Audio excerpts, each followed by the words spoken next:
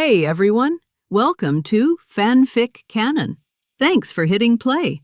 I'm thrilled to bring this fan-made story to life for you. If you enjoy the ride and want more narrated fanfics, smash, subscribe, and tap the bell so you never miss an episode. And if you want audiobook of a novel of your choice, join my Patreon. Request any title that's freely available online, and I'll produce a full narration just for you. Now, let's dive into today's adventure. Melissa stood under the full moon, letting the pressure in her chest rise until it finally broke through. Her eyes glowed gold, her claws slid out, and her fangs sharpened. She flexed her fingers, staring at them like she was seeing a stranger in the mirror.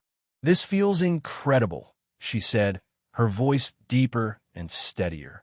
She looked at Scott with wide, bright eyes. "But it feels like something else is sitting right under the surface." Scott smiled. "Don't fight it. Lean into it. Let happen." She took a breath and stopped resisting. Her bones shifted. Her muscles rippled. Her body stretched larger and stronger. Fur sprouted, but she didn't rise on two legs. She dropped to all fours as her whole form reshaped into a massive wolf, easily the size of a tiger. Her fur was pale gray and caught the moonlight like silver. Scott stared at her, stunned and proud. Something inside him clicked. A new pull. A bond. As if the change unlocked a connection between them he'd never felt before. Melissa's voice echoed from her wolf form, deep and smooth. "Scott, I feel you. It's like we're linked." "I feel it too." He ran a hand through her fur while she nudged him with her head. "And you look amazing." She let out a wolfish laugh. "Take a picture. I want to see." Scott snapped one. When he showed her, her grin widened. "Okay, yes. I look gorgeous. Now let's run. I want to see what this body can do." "Say no more." Scott stepped behind the car, shifted, and came back as a huge black wolf with burning red eyes. "Let's go." They shot into the forest, moving like shadows. Trees blurred. Streams were nothing more than steps. Their speed made the world fall behind them. Melissa kept laughing through their mental link, drunk on the feeling of power. By the time they circled back to the car, Scott threw his head back and released a long, echoing howl. His voice rolled through Beacon Hills like a warning. Melissa joined him, their howls blending in perfect harmony. At Derek's loft, the sound cut Peter off mid-sentence. He stiffened. "That's the kid." "But who's with him?" Derek smirked. "Scott's staking his claim." "You're an alpha too, Peter. Going to answer back." Peter crossed his arms. "Absolutely not. Last time I glanced at his girlfriend, he tried to kill me. I'm not doing this." Elsewhere, a woman with jet black hair listened to the howls with a quiet smile before vanishing into the dark. At the hospital, Dr. Eric Muller sat alone, chewing on his nerves. Melissa hadn't shown up for a shift. His stomach twisted. "What if someone found out?" he muttered. "No. Impossible. I covered everything." The howls outside made him pause. He clenched his jaw. Stupid mutts. "I'll deal with Melissa tonight." He left the hospital and headed home. The roads were empty, too quiet. Near the forest, something huge moved in the trees. A massive gray wolf stared him down, and Eric's grip tightened on the wheel. A werewolf, but bigger than normal. He sped up, but another monster stepped into the road. A black beast with glowing red eyes and a grin full of teeth. Eric stomped on the gas, but the creature dodged and slammed into his car, flipping it into the woods like a toy. As the car skidded to a stop, Scott spoke through their link. "Mom, go wait at my car. I'll handle him." Melissa blinked. "Scott, how can I hear you?" "Telepathy. Part of what we are. Go. Let me take care of this." "But it's dangerous." "I've got it. You just transformed today. I'm not letting you fight a vampire." Reluctant, she ran. Eric crawled out of the wreck, healed but furious. "Why attack me, mutt?" Scott chuckled, low and dangerous. "You hurt someone you shouldn't have, bloodsucker." Eric wasn't panicked yet. He smirked. "You'll have to be specific. I've killed plenty. Women too. Which one are you crying over?" His eyes lit with recognition. "Oh, the nurse from yesterday? Jennifer? Thought I hit her well." "No, wait." His grin sharpened. "It's Melissa, isn't it? Should have killed her at the blood bank." Scott's face stayed calm, which was somehow worse. "You just signed your own death."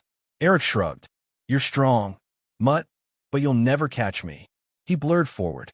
Scott blurred with him. Eric didn't even get a full second of distance. You were saying? Scott growled before hitting him so hard he split a tree.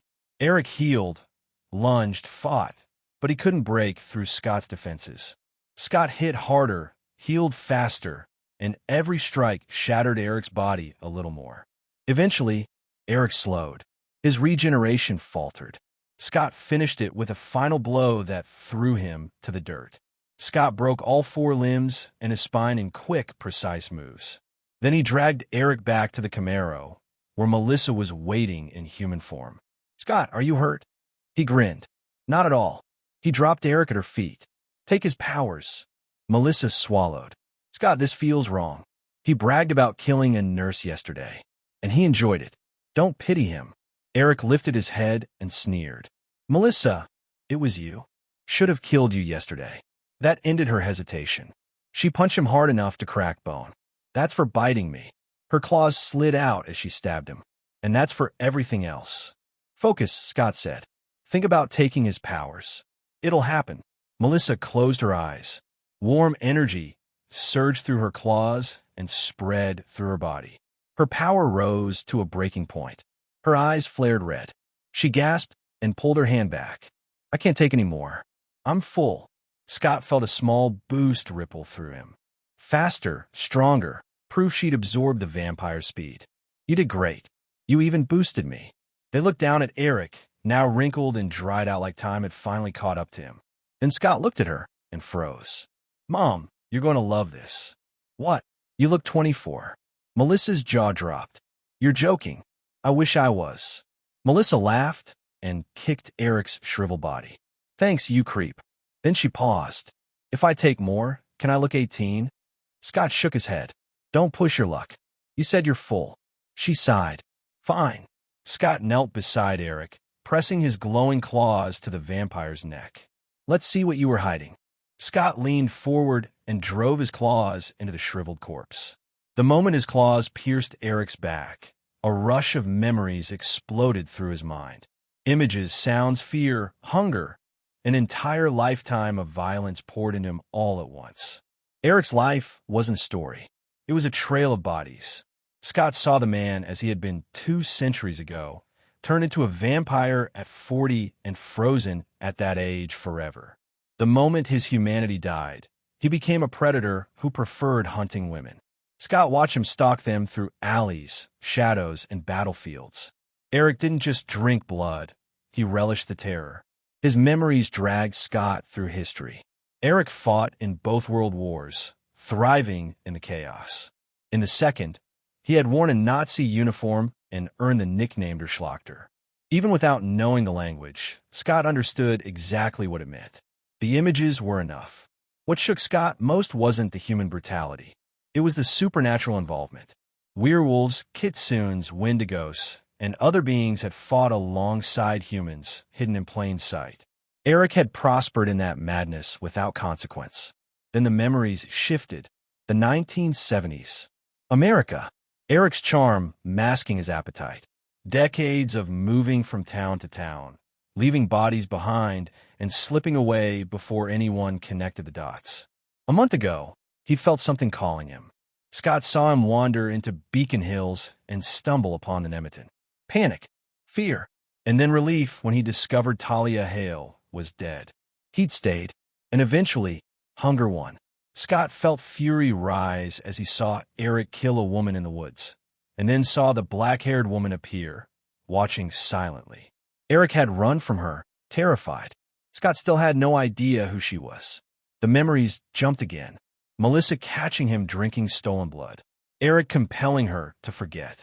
Murdering Jennifer and stuffing her into the morgue like trash. The memories snapped at the moment they'd confronted him tonight. Scott pulled his claws free. His eyes narrowed as the last of Eric's life settled in his mind. This thing should have died a century ago. One detail pulled him out of his anger. A hidden bank account. A false identity. Over $100 million. Scott smirked. Not bad for a butcher. Melissa stepped closer. What did you see? You need to see it too, Scott said quietly. You're part of this world now. You need to know what monsters look like. She hesitated, then knelt. Her claws slid into Eric's neck, and the flood hit her instantly. When she pulled back, her eyes were burning red. "You vile, disgusting bastard," she snapped, kicking his limp body. Scott pulled her into a steadying hug before she spiraled any further. "It's okay. He's not getting another night on this earth." She breathed out slowly, letting his voice pull her back to calm. When she stepped away, Scott leaned over Eric again and drained the last scraps of power from him. The corpse shriveled even more, skin clinging tight to bone until it barely looked human. Melissa watched closely. "So how do we kill a vampire for good?" Scott shrugged. "Let's try the classic." He picked up a dry branch, snapped it into a stake, and drove it through Eric's heart. The vampire let out one final whispering breath before collapsing into a pile of dust. Melissa stared at the remains. This world really is magical. Scott brushed his hands clean. "I'm heading to Eric's place. He had books on supernatural creatures. I want them." Melissa frowned. "Scott, if someone sees you there, I'll cover my tracks. I won't stay long." She sighed but smiled. "Fine. I'm going to run a bit more in my wolf form. I'll meet you at home." "Trust your instincts," Scott said. "If something feels wrong, run. And you can always talk to me through the link." She nodded, warmth in her eyes. She started to shift, but instead of her wolf, her full werewolf form exploded outward. Fur swept across her skin. Her eyes burned red. Her frame stretched taller and stronger, muscles thickening beneath her clothes. Her head reshaped into a wolf's muzzle, teeth flashing as she adjusted to the new form. Even her clothes stretched with her, tight but intact. A long tail unfurled behind her. Melissa stared at herself. "What was that?" Scott laughed. "Looks like being an alpha unlocked your full form." She studied her clawed hands. "How do I look?" Scott scratched his head, grinning. "Acute." She shot him a glare and nipped his arm. Not hard, but enough. "Ow, Mom, I'm not a dog," she growled. "No head pats." "Noted," Scott said quickly, backing away. With a sharp sigh, she stepped behind the car and undressed before shifting again. Her body flowed back into her massive wolf form, bigger than before. When she stepped out, she towered over him, her fur thick and shining. "Wow," she said through the link. "I think I grew." Scott stepped back, wide-eyed. "You look majestic." Melissa dipped her head. "I'll see you at home. Be careful." "You too." She vanished into the woods, her huge form melting into the night. Scott got into his Camaro and headed toward Styles' place. He called him on the way. Styles picked up immediately. "Yo, what's up?" "Throw on a black hoodie and some gloves," Scott said. "We got a mission." "A mission?" Styles sounded thrilled. "Where to?" "I'll explain when I get there." Styles laughed. "Say less. I'm ready." Scott hung up, his mind still replaying centuries of buried supernatural history. Eric's memories had opened a door he couldn't close now. Beacon Hills was his territory, and he would protect it, no matter what was coming next. After dealing with the vampire Eric, Scott wasted no time putting his plan into motion. He arrived at Styles' house late in the evening, parking his Camaro just outside. Styles was already waiting on the porch, dressed in a black hoodie and holding a pair of gloves. As Scott rolled down the window, he called out, "Let's go." "Hop in." Styles jogged over and slid into the passenger's seat, his curiosity written all over his face.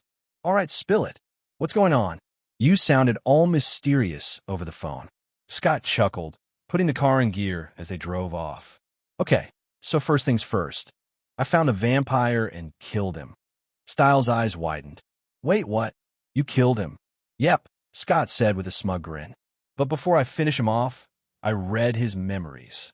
"You did what?" Styles asked, leaning closer like Scott just dropped the juiciest gossip of the year. Scott smirked. "Yeah, I dug through all 200 years of his twisted life. Trust me, it was disgusting, but totally worth it." "What did you see?" Styles asked. Scott recounted everything he had learned from Eric's memories, the chaos, the bloodshed, and the vampiric carnage spanning centuries.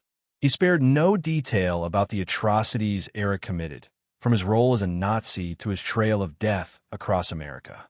By the time Scott finished, Styles was staring at him, mouth slightly agape. "That's insane. I mean, a Nazi vampire? Really?" Scott smirked. Oh, I'm not done yet. I haven't told you the best part. Styles leaned forward eagerly. Then what are you waiting for? Scott laughed, enjoying the moment. All right, so here's the kicker. Eric was loaded. The guy has a bank account under a fake name with $100 million in it. And now it's mine. Styles froze, his jaw dropping. Did I hear you right? $100 million. Scott nodded. Styles blinked a few times before shouting. Are you serious? Completely serious, Scott replied. What are you going to do with it? Styles asked, still processing the information. Scott leaned back in his seat, tapping the steering wheel. First, I need to figure out how to make it legally mine. Maybe Deaton can help with that. After that, we're getting a pack house, a place for everyone to gather. I'll help my mom if she wants to quit her job and start a business. And then, whatever we want. You can take some of it too, of course. Styles grinned, his excitement bubbling over. Man, I don't even know what to say. Thanks. Scott chuckled. You don't have to say anything. Just don't blow it all on comic books. Styles laughed. Fair enough. By the way, how did you even find this guy? Scott's face darkened slightly. That bastard bit my mom yesterday. He compelled her to forget, but I saw the bite when she got home. And I read her memories, so I figured out what happened. Wait, Styles said, his brows furrowed. Why didn't you tell me at school today? Scott glanced at him with a raised eyebrow. Because I knew you'd want to come with me. And let's be real, Styles, a vampire could snap your neck before you even blink. I wasn't going to take you with me and risk getting your weak ass killed. Styles gasped, clutching his chest dramatically. Dude, I mean, you're not wrong, but still, that hurts. Scott smirked. Hey, I offered you the bite, remember? But you said, wait until summer break. Okay, fair point, Styles muttered, crossing his arms. Scott pulled the car to a stop at the edge of the forest. All right, we're here. Eric's house is close, but we're going on foot from here. They stepped out, both putting on gloves and pulling their hoodies tighter as they trudged through the woods. Scott led the way to Eric's house. Within minutes, they arrived at a large, ominous-looking home surrounded by thick trees. Scott pulled a key from his pocket. Got this off Eric before I dusted him. Let's go. The door creaked open as they stepped inside, their faces covered to avoid leaving any evidence. This place gives me the creeps, Styles whispered, looking around. Scott gestured for him to follow. Come on, the library's this way. They reached a spacious room lined with dark wooden shelves. Scott's eyes lit up as he spotted a large wooden chest tucked into the corner. This is it, he said, pointing to the chest. Eric kept all his supernatural-related stuff in here. Styles knelt beside him as Scott opened the chest. Inside, they found several ancient-looking books, jars filled with mysterious herbs, silver daggers, and bottles containing strange liquids. Whoa, Styles said, picking up one of the jars. What even is this stuff? No idea, Scott admitted, but we're taking all of it. Then Scott's gaze fell on a painting hanging on the wall. He moved it aside to reveal a safe. What do you think is in there? Styles asked, peering over his shoulder. Bottles of blood. Scott laughed. No. He entered the combination, which he knew from Eric's memories, and the safe clicked open. Inside, they found a stack of cash, a bank card, and documents related to Eric's hidden fortune. Scott grabbed the bank card and papers, handing the cash to Styles. Count it. How much is there? Styles counted the cash quickly. 30 grand. Not bad, Scott said with a grin. All right, let's get out of here. Scott lifted the wooden chest with ease, carrying it out of the house as they made their way back to the car. When they reached the Camaro, they realized the chest wouldn't fit in the trunk. Scott handed the car keys to Styles. Drive my car back home. I'll carry this thing myself. You sure? Styles asked, eyeing the heavy chest. Scott smirked. Please, this is nothing. With that, Scott shifted into his werewolf form, his muscles rippling as he hoisted the chest onto his shoulder. Styles hopped into the car and drove off, leaving Scott to sprint through the woods with the chest. Scott reached home first, the wooden chest balanced easily on his shoulder. He placed it down near the living room and stretched, his muscles relaxing after the run. Just as he was about to grab a drink, the sound of something large approaching caught his attention. Turning to the door, he grinned. Melissa, still in her wolf form, entered gracefully. Her silver gray fur glistened under the soft light, and her glowing red eyes scanned the room. "Welcome back, Mom," Scott said, holding the door open for her. Melissa huffed in acknowledgement and walked inside, her size making the furniture around her seem almost miniature. A few moments later, Stiles arrived, parking Scott's Camaro in the driveway. He stepped out, looking around nervously. "Man, this neighborhood is way too quiet at night. Feels like something's about to jump out at me." Scott opened the door for him, smirking. "Relax, Stiles. You're safe. Come on in." Stiles walked inside, pulling off his gloves. "Okay, but first, I need water. I'm parched after all that running around." Scott waved him toward the kitchen. "Help yourself." Moments later, a loud scream echoed from the kitchen. "Yeah, Scott, help." Ah. Scott immediately knew what had happened. His lips curled into a mischievous grin as he walked toward the kitchen. Stiles stumbled out, tripping over his own feet and falling onto the floor. Scott crossed his arms, barely suppressing a laugh. "What's wrong, Stiles? You look like you've seen a ghost." "A ghost? No, it's worse. There's a freaking beast in your house." Stiles yelled, scrambling to his feet and hiding behind Scott. "There's a huge wolf in your kitchen. I think it's an alpha. It has glowing red eyes." At that moment, Melissa stepped out of the kitchen in her full wolf form. Her red eyes glowed softly, and her voice, deep yet elegant, resonated through the room. "Hello, Stiles. I didn't mean to scare you." Stiles' jaw dropped as he peeked from behind Scott. "Who are you, and what are you doing here? And how do you know my name?" Before Scott could respond, Stiles gasped dramatically and turned to him. "Scott, are you cheating on Allison with a werewolf?" Scott smacked the back of Stiles' head, causing him to yelp. "Gross. That's my mom, you idiot." Stiles froze, his eyes darting between Scott and the massive wolf. "Your mom? You mean Melissa?" "Of course it's Melissa," Scott said, rolling his eyes. "Who else would it be? My long-lost wolf mother." Melissa snorted, her wolfish laugh sounding surprisingly natural. She turned and headed upstairs, her large paws thudding softly on the steps. Once she was out of sight, Stiles whispered, "When did you turn her into a werewolf?" Scott leaned against the wall, casually. Yesterday." "Yesterday? Then why is she an alpha? Is she a true alpha like you? And isn't tonight a full moon? Why isn't she losing control?" Scott raised a hand to calm Stiles' barrage of questions. "She's not a true alpha. She became an alpha after absorbing that vampire's powers. And she inherited my control ability. That's why she's fine." Stiles' eyes widened. "Wait, does that mean all werewolves can absorb powers from other creatures?" Scott shrugged. "No idea about other werewolves, but me and my mom can. Probably anyone I turn will have the same ability." Stiles looked thoughtful for a moment. "So, you're telling me every werewolf you turn will have this power and full control over themselves?" "Exactly," Scott replied with a confident nod. Stiles punched Scott lightly on the arm. "Why didn't you tell me this sooner?" "Okay, I've changed my mind. You're giving me the bite after the winter formal in a few days." "Whenever you're ready, man," Scott said with a grin. Just then, Melissa returned, now in her human form. Her skin glowed with vitality, and her features looked younger and sharper than before. She smiled warmly at the two boys. Stiles gasped, pointing dramatically.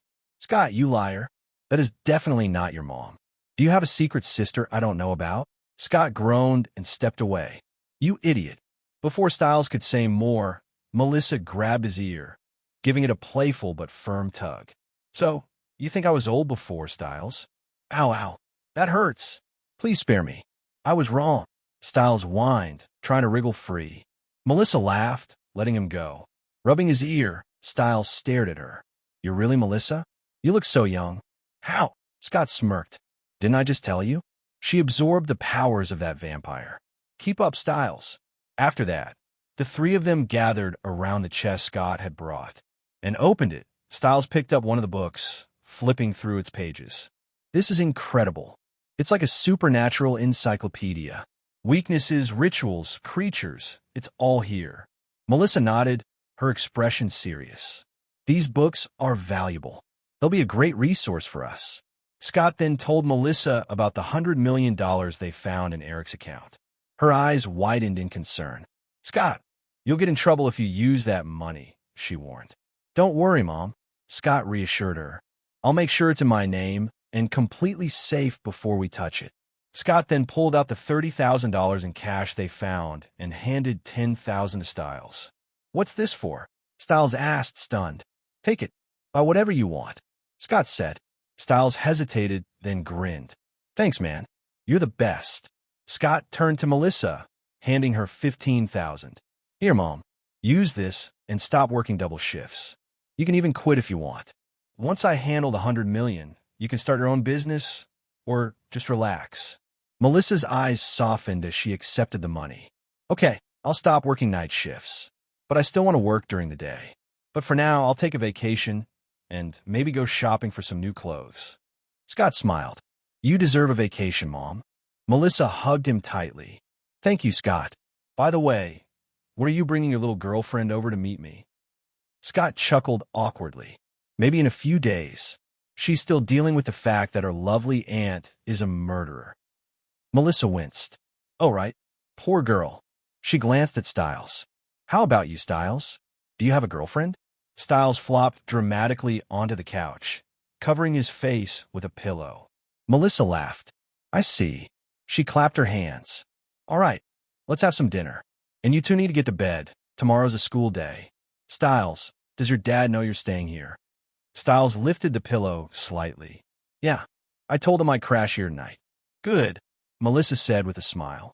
As the night wound down, the three of them shared a meal, with their laughter echoing through the house. The sun peeked over the horizon as Scott enjoyed his breakfast, savoring the quiet moments of the morning.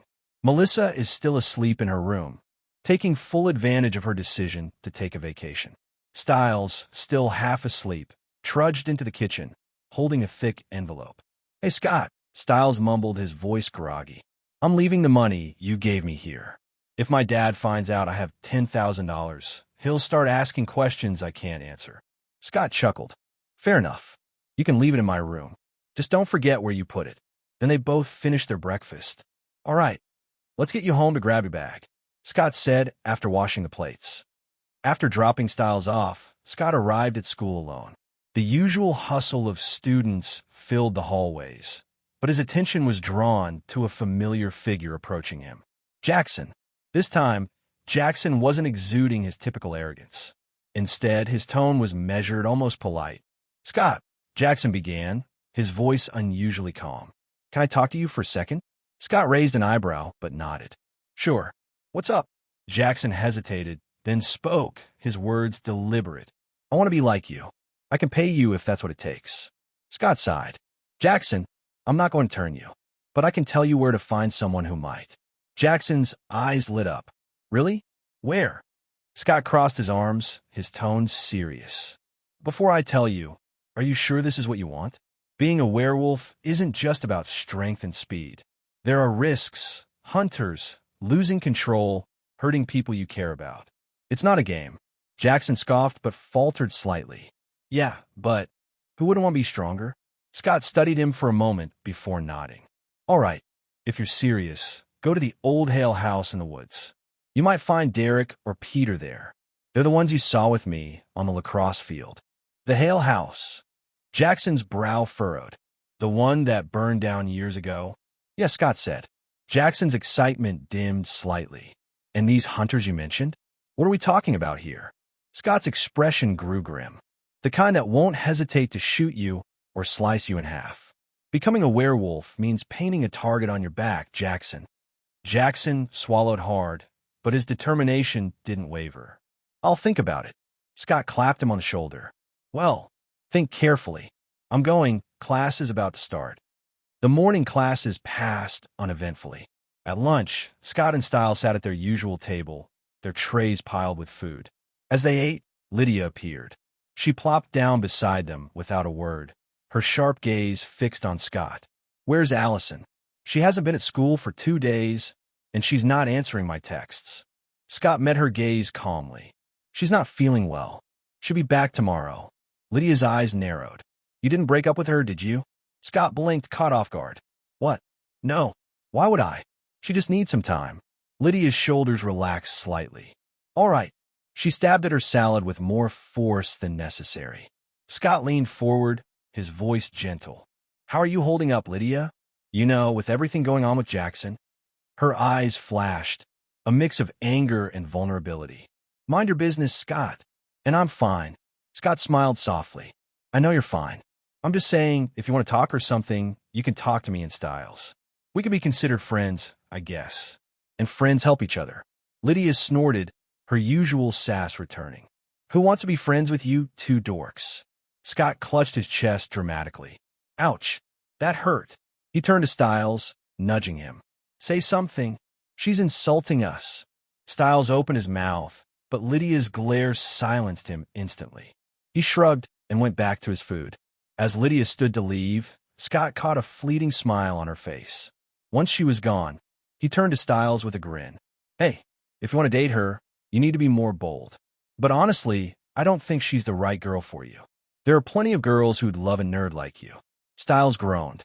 I can't tell if you're trying to cheer me up or insult me. Scott laughed. Let's go. Class is about to start. After school, Scott headed to the animal clinic for his shift. As the clinic emptied out, leaving only him and Deaton, Scott decided it was time to tell Deaton about the vampire and see if he can help with the matter that had been weighing on his mind. Scott approached Deaton, his expression serious. Deaton, I need to tell you something. Deaton looked up from his work, his calm demeanor encouraging Scott to continue. I found a vampire, Scott began. He was working in the hospital. I fought him and I killed him. Deaton paused, setting aside the tools he'd been cleaning. The vampire you told me about? Scott nodded. Yeah, but that's not all. In his memories, I found something huge. He had a bank account, under a fake name, with over $100 million in it. Deaton raised an eyebrow. That's quite a discovery, Scott. But I assume there's a catch. Scott nodded. Yeah, the account's under a different identity, so I can't just walk in and claim it. It'll look suspicious, and I'd rather not have federal agents breathing down my neck. Deaton hummed thoughtfully. You're wise to be cautious. Taking money like that isn't as simple as transferring funds. It needs to be done carefully and legally, or at least convincingly legal. Scott leaned forward. That's where you come in. You always have some kind of solution. Do you know anyone who can help? A small smile tugged at Deaton's lips. As a matter of fact, I do. There's someone who specializes in delicate financial matters. A siren named Melina. She has the ability to manipulate minds. She can ensure that this transfer looks legitimate. Scott raised an eyebrow. A siren? And she's trustworthy. As trustworthy as someone in her line of work can be, Deaton said with a shrug. She has a reputation for being professional. Of course, her services come at a price. How much? She takes 10% of whatever you're claiming. Scott winced. 10 million? That's a lot. Deaton tilted his head. Would you rather have $90 million safely and legally, or risk getting nothing, or worse, ending up in prison? Scott sighed. Fair point. What do I need to do? First, Deaton said, you'll need to give me the details of Eric's account. The name it's under, the bank, and the access information, like the card and any codes you have. I'll contact Melina and explain the situation. She'll handle the rest. Scott hesitated for a moment. Trusting a stranger with this much money was nerve-wracking, but he trusted Deaton. All right, here's the card and the account documents. He handed them over, his hand steady but his heart racing. Deaton took them. I'll speak to Melina tonight. It'll take about a month for her to weave everything into place and ensuring the bank recognizes you as the rightful owner. Scott nodded. Thanks, Deaton. I owe you one. Deaton smiled. Just make sure you use this money wisely, Scott. Power and wealth come with responsibility. Don't worry, document. I'll use it wisely, Scott said. After leaving the animal clinic, Scott pulled out his phone and called Allison. The phone rang twice before she picked up. Hey, babe. How are you doing? Scott asked, his tone soft and caring. Hey, Scott, Allison replied, her voice carrying a hint of nervousness. I'm fine, thank you, but I feel a bit nervous right now. Scott frowned slightly. Why? I'm about to confront my family at dinner, Allison admitted, a deep sigh escaping her. Oh, I see, Scott said, his tone understanding. Allison quickly changed the subject. How about you? Did you find any of the monsters responsible for killing the people Styles showed us? Scott nodded, even though she couldn't see him. Yes, I found one of them, a vampire. But don't worry, he's dead. Allison gasped audibly. Really? Wait, how did you kill him? Is it like in the movies? Scott chuckled. Yeah, something like that. I stabbed him in the heart with a wooden stake. Then he turned into dust. Wow. Allison breathed, her amazement clear. That's both amazing and scary at the same time. Scott's voice softened. By the way, my mom wants to meet you. Allison's tone shifted, a mixture of excitement and nerves. What? Meeting your mom? That's... Scott laughed. Don't worry too much. My mom's easy to get along with. Honestly, I think she'll love you more than me. She's always wanted a daughter. Allison's laughter was light and genuine. Then I can't wait to meet her. Scott grinned. All right, babe. I'll pick you up for school tomorrow. Love you. Love you, Allison replied, her tone warm. I have to go deal with my crazy family now. Wish me luck. Good luck with that, babe. Bye. Bye. See you tomorrow, she said, hanging up. After ending the call, Allison took a deep breath, steeling herself before heading downstairs to face her family. The clinking of cutlery and soft murmur of voices at the Argent dinner table fell silent as Allison descended the stairs. For the first time in 3 days, she joined her family for dinner. Chris Argent's sharp eyes immediately locked onto her. Allison, are you feeling better now? Can you tell me what's wrong? Is it Scott? Did he upset you? Allison rolled her eyes and sighed. Let's talk after dinner, Dad. I'm starving. I haven't eaten properly in 3 days. Chris opened his mouth to push further, but Victoria's stern glare stopped him. Let her eat first, she said firmly. She said she'll talk after dinner. The tension was palpable as they continued their meal, the silence broken only by the clinking of utensils. Moments later, Kate walked into the dining room, her usual smirk plastered on her face. Look who finally decided to grace us with her presence, Kate teased. Princess Allison has come down from her tower. She moved toward Allison, arms open for a hug, but Allison snapped, her voice sharp and loud, "Don't touch me." The sudden outburst startled everyone. Chris, Victoria, and even Kate looked at her in shock. Allison, Victoria exclaimed, alarmed. What's gotten into you? Allison pushed her chair back, her hands trembling slightly as she stood. Fine. You want to know what's wrong with me? I'll tell you. Chris leaned forward, his brows furrowing. Allison, if this is about... Allison cut him off, her voice rising.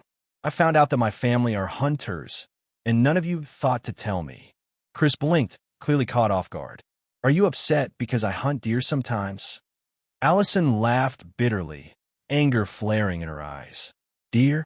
Really? Even now you're lying to me, Dad? Victoria's voice turned cold and commanding. Allison, that's enough. Allison looked at her mother. You're right, Mom. It is enough. Enough of your lies. Then Allison turned her fiery gaze toward her father. No, Dad, I'm not upset because you hunt deer. I'm upset because you've been hunting humans with supernatural powers for God knows how long. Yes, I know about werewolves. Not that any of you care to tell me. Even when one came right up to my window, you said nothing. Chris, Victoria, and Kate froze, unprepared for the confrontation. Kate, however, broke the silence with a laugh. I told you, Chris. I told you to tell her sooner. Chris's voice faltered as he looked at his daughter. Allison, Don't. Allison cut him off, her voice trembling with a mix of anger and heartbreak. Don't try to lie to me. Tell me the truth. Chris sighed heavily and sat down, his shoulders slumping. I'm sorry, honey.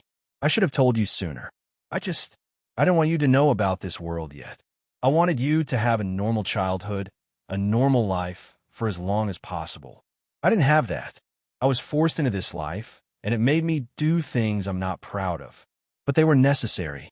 Allison's glare sharpened. Oh, necessary? Like what? Killing innocent people because they were different? Because they had powers? Did you even bother to make sure they were evil? Or did you just decide they were monsters because they were werewolves?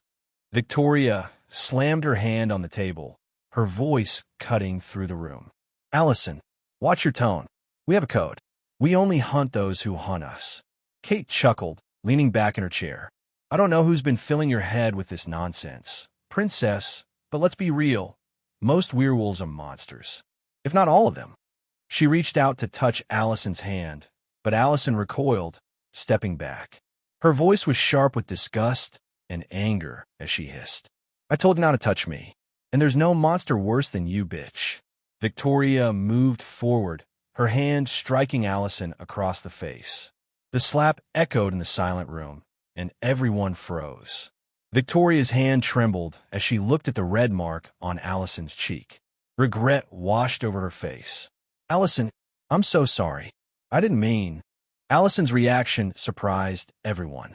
She smiled, a chilling, almost lifeless smile. Don't worry about it, Mom.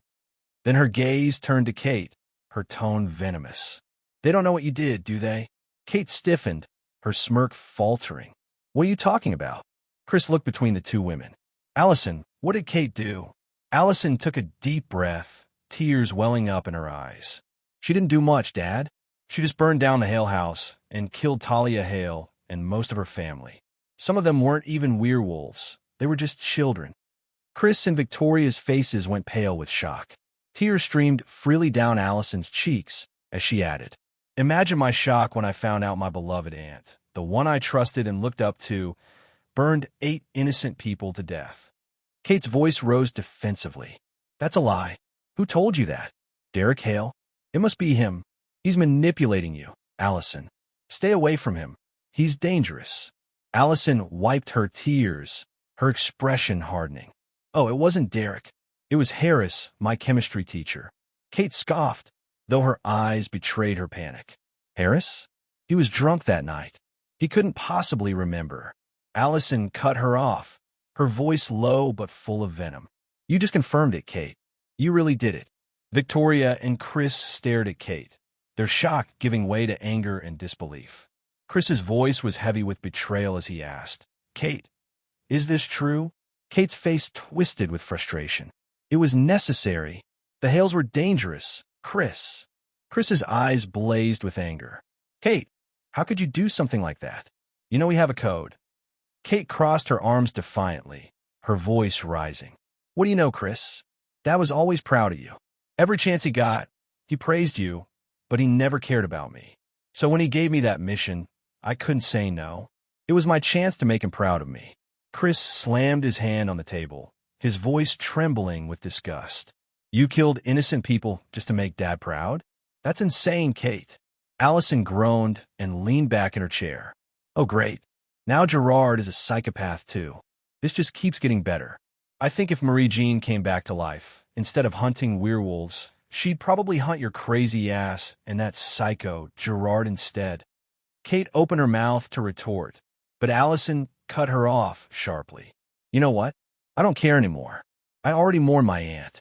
You are dead to me. Without another glance at Kate, Allison turned back to the table, grabbing her fork. I'm hungry. I'm going to eat. Chris shot a withering glare at Kate before saying in a low, controlled tone, We'll talk more about what you did later. Kate tried again, her voice softer. Allison, listen. But Allison didn't let her finish. She held up a hand, her tone cold and dismissive. Don't talk to me. You're ruining my appetite. And by the way, if I were you, I'd pack my things and leave Beacon Hills immediately. Chris frowned, his confusion evident. Allison, why would you say that? Allison swallowed a bite of food and said casually, Because he's coming for her. The Alpha, I mean. You know, the one from outside my window. Victoria's voice tightened with concern. Who told you he's coming after her, Allison? Allison stabbed a piece of steak with her fork, her tone almost bored as she answered. I was there when he was interrogating Harris. He knows Kate is the one behind the fire that killed his family. Oh, and by the way, his name is Peter Hale. Chris's face paled. Isn't he in a coma at the hospital? Wait, Allison, did he hurt you? Allison smiled sweetly, thinking of Scott. It's too late to worry about that now, Dad. But don't stress. Even if I met him alone in the woods, he wouldn't dare touch a single hair on my head. Let's just say, I'm protected.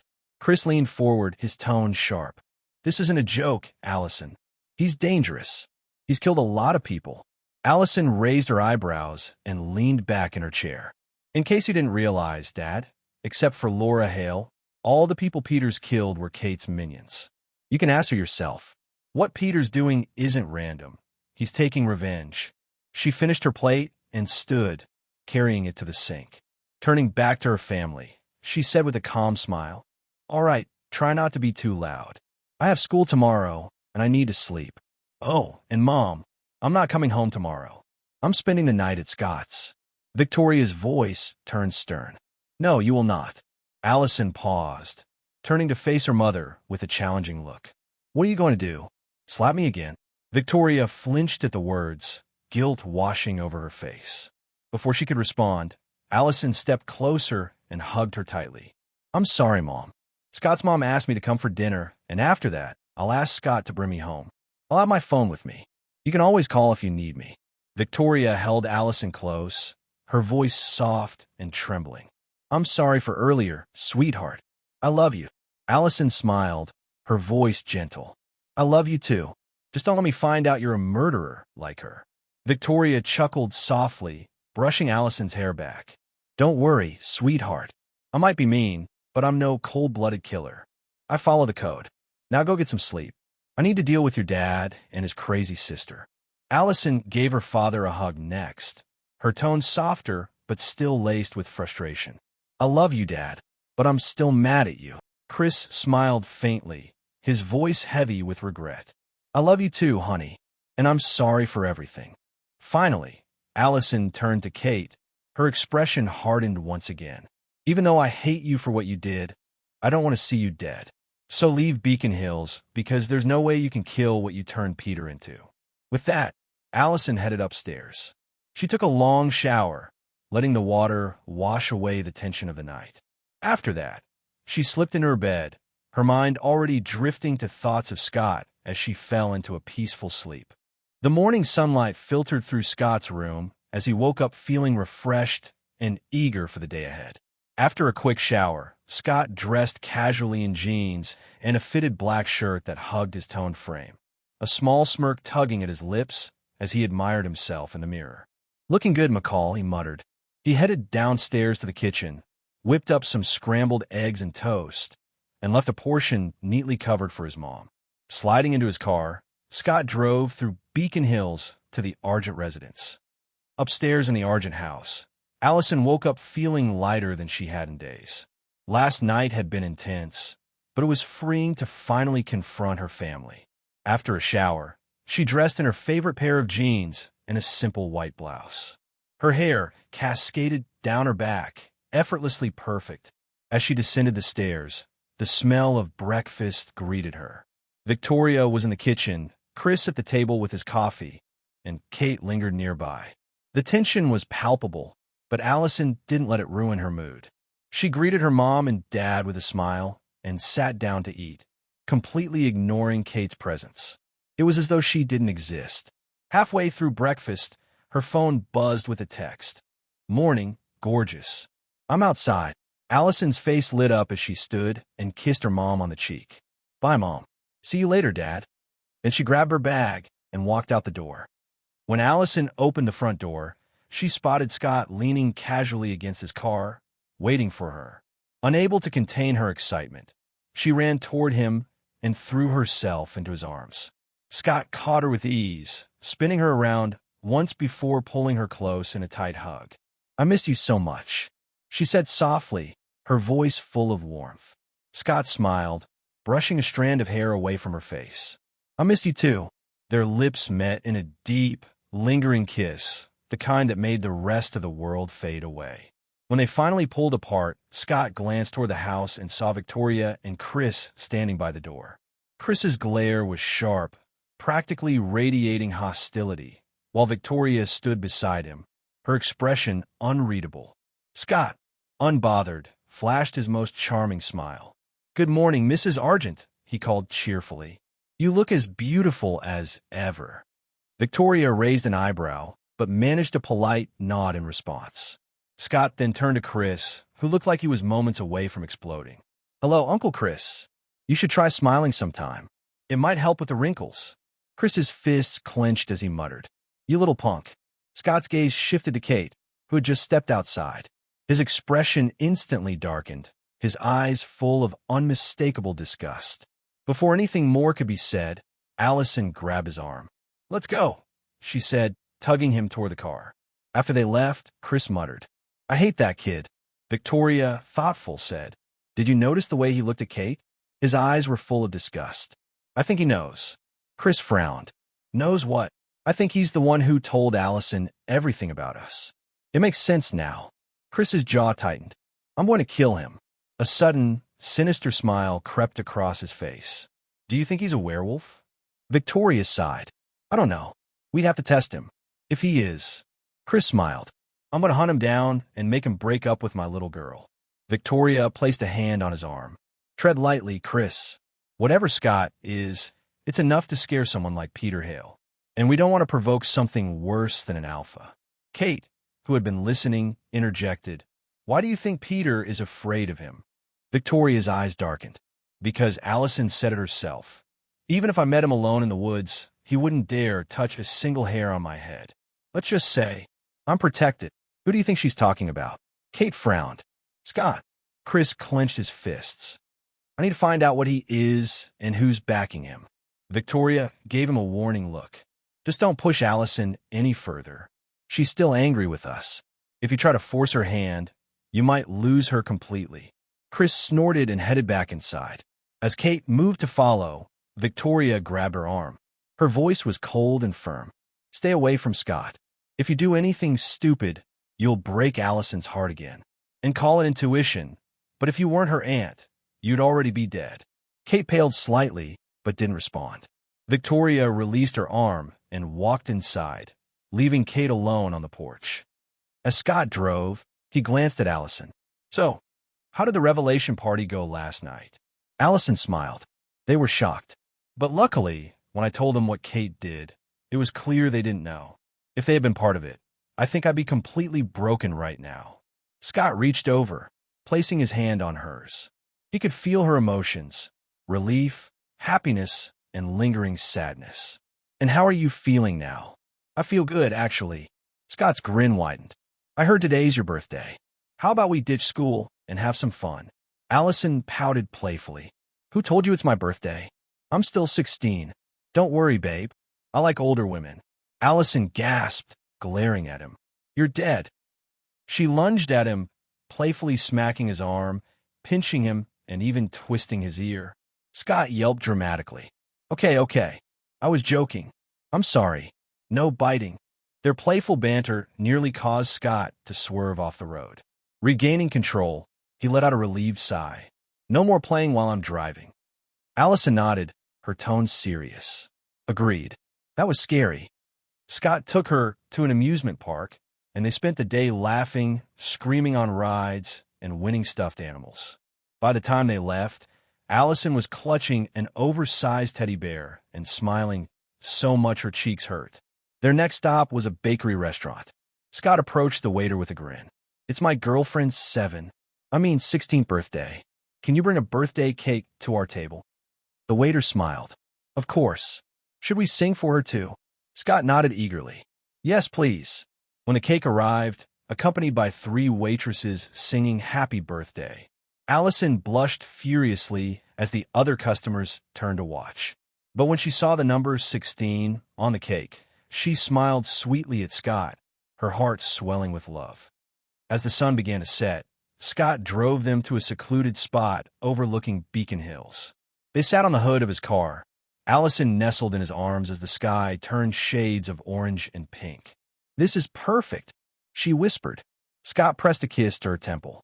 "You're perfect." For a moment, they sat in comfortable silence, the world around them fading away.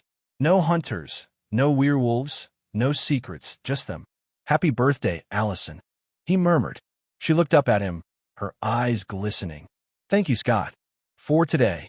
Scott held her close, running his fingers gently through her hair. "You're not sincere enough, babe," he teased, his lips curling into a mischievous grin. Allison smiled, turning around to face him fully. She leaned in and gave him a deep, passionate kiss that left them both breathless. Pulling back slightly, she whispered against his lips, "Is that sincere enough for you?" Scott chuckled. No. Before they knew it, their lips met again, and the intensity between them grew. The world around them melted away as they gave in to the fiery passion that had been building for weeks. Their kisses grew more fervent, and their hands explored each other with newfound boldness. After a while, Allison broke free, her cheeks flushed and her breathing heavy. She looked into Scott's eyes and said softly, "Let's get into the car, Scott." Scott hesitated for a moment, his voice full of care. "Are you sure about this, Allison?" She nodded. Yes. Scott wasn't one to say no to her, especially not when her desire mirrored his own. What followed was a moment of pure connection as they took their relationship to a level that transcended words. The night air was cool, and the car was quiet except for the sound of their breathing. Allison lay on Scott's chest, tracing lazy patterns on his skin with her fingers.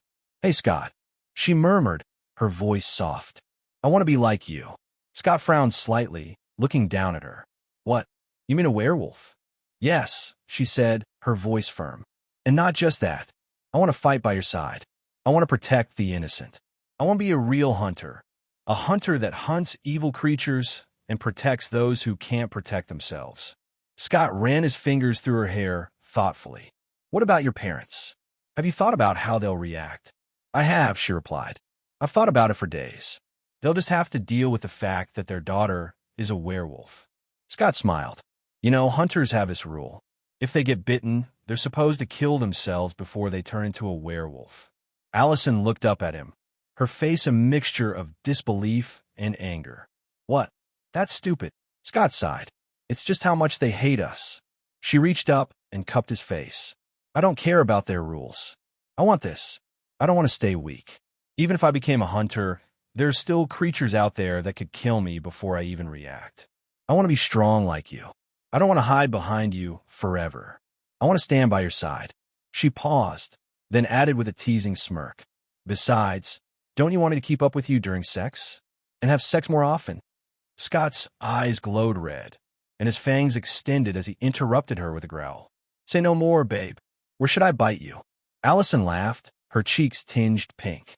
"Wait a moment, you pervert. Shouldn't you tell me what will happen first?" Scott's eyes returned to normal as he grinned. "Nothing much. The first night, you'll sweat a lot as your body changes. After that, you'll get stronger and faster, but your transformation won't be complete until you experience your first full moon." "Is there any risk?" Allison asked, her tone serious. Scott nodded slightly. "Some people don't survive the bite. But don't worry, you'll be fine. I'm sure of it. You're strong, Allison. And besides, I'm a bit special, so I'm 100% confident you'll become a werewolf." She gave him her arm, smiling. "Then bite me." Scott smirked playfully. "Your arm?" "Babe, there's not much meat on it. How about I bite your sweet ass instead?" Allison blushed furiously, pinching him hard. "You're such a pervert." Scott yelped in mock pain. "Ouch. Have mercy, Allison. I was just joking." They laughed together before Scott's eyes turned red again, and his fangs elongated. He leaned down and bit her arm gently but firmly. Allison winced, a sharp gasp escaping her lips. "Sorry, that's the worst part," Scott said. "Let's go home and have dinner with my mom. But first, we need to take a shower." Allison raised an eyebrow. "Let's sneak into your house and shower there." Scott laughed. "We can't do that. Mom will hear us. And believe me, you don't want to meet her like this." "Why not?" Allison asked, her curiosity piqued. Scott's grin turned sheepish. "Because she's a werewolf too. Just one sniff, and she'll know what we did. Trust me, that's not the first impression you want to make." Allison's eyes widened. "What? Then what should we do? Cancel dinner? This is all your fault." "Wait a minute. It wasn't me who—" He stopped when he saw the look on her face and quickly corrected himself. "You're right. It's all my fault, and I'm going to fix it." Allison smirked. "And how do you plan to do that?" Scott grinned. "Let's go to the animal clinic. Deaton's out of town, so it's empty. I still need to feed the animals anyway, and we can shower there. Plus, I'll bandage your arm while we're at it." "Fine," Allison said, rolling her eyes but smiling. "Let's go." At the clinic, Scott and Allison took care of the animals before going into the bathroom. The shower was quick but filled with playful teasing and laughter. Afterward, Scott gently cleaned and bandaged Allison's arm. They got dressed and headed back to Scott's car. The drive to his house was peaceful, the quiet filled with a sense of anticipation. As they parked in the driveway, Scott turned to Allison. "Ready to meet my mom?" Allison nodded, her heart racing. "Yes, I'm ready." With that, they stepped out of the car and walked toward the door hand in hand. Scott and Allison stepped into the McCall home. The scent of something faintly floral, likely Melissa's candle of the day, filled the air. The living room was warm and inviting, with the soft glow of the television illuminating Melissa, who was sprawled on the couch watching a sitcom. Hearing the door, Melissa turned, her expression brightening instantly. She rose from the couch and approached with a smile, her hands reaching out to Allison. "You must be Allison," Melissa said, taking Allison's hand warmly. "How did a dork like Scott trick a beautiful girl like you into being with him?" Allison laughed, her cheeks tinged pink. "Well, he did trick me, didn't he? You must be Scott's sister, right? You're so beautiful." Melissa's laughter echoed in the room. Before she could respond, Allison turned to Scott with mock indignation. "Scott, why didn't you tell me you had a sister? And why didn't you introduce us earlier? The only friend I have in town is Lydia, and let's be honest, she could be a bit much sometimes." Melissa gave Scott an approving look. "Scott, I like your girlfriend very much." Scott smiled, but said nothing, letting the exchange play out. Allison looked back at Melissa, her curiosity evident. "What's your name?" "Melissa," she said with a warm smile. Allison returned the smile. "Well, Melissa, I like you too. I think we're going to be good friends." As Allison glanced around the cozy living room, a hint of nervousness crept into her expression. She turned back to Melissa, her voice slightly shaky. "By the way, Melissa, where's your mom?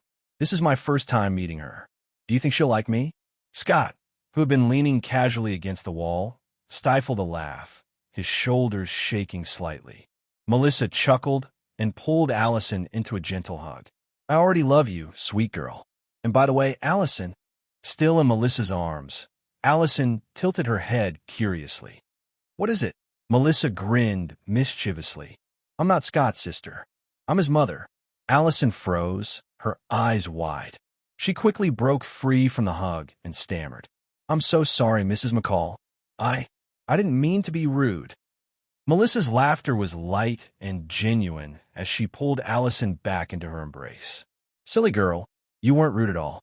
Treat me like a friend, okay? And don't call me Mrs. McCall. Just Melissa." Allison relaxed, her smile returning. "Okay, Melissa, but I have to say, you're so young, you could easily pass as a high school student." Melissa beamed. "Thank you, Allison." Then, turning to Scott with mock disgust, she added, "The only thing making me look old is my stupid son. Maybe you should start calling me sister." Scott crossed his arms, feigning offense. "What's with the look, Mom? In no way am I calling you sister." "That's just weird," Melissa snorted. "Oomph. Fine. Now get your butt in the kitchen and make us something to eat." Scott's eyes widened in mock shock. "Wait, you didn't make dinner?" Melissa folded her arms. "And whose fault is that? You didn't tell me Allison was coming." Scott smirked. "Mom, I know you're on vacation, but you're getting way too lazy. Sleeping till noon, spending the day watching TV. You're going to get fat." Melissa's expression darkened as she stormed over, grabbed Scott by the ear, and twisted it. "Esto me va a doler más a mí que a ti. This will hurt me more than it'll hurt you." Scott yelped. "Oh God, no. Mexican Melissa is out." "Mom, I was just joking." "Mom, are you still in there?" "Mom, please, we have company." Melissa let go with a huff. "I'll spare you this time, for Allison's sake. Now go cook something."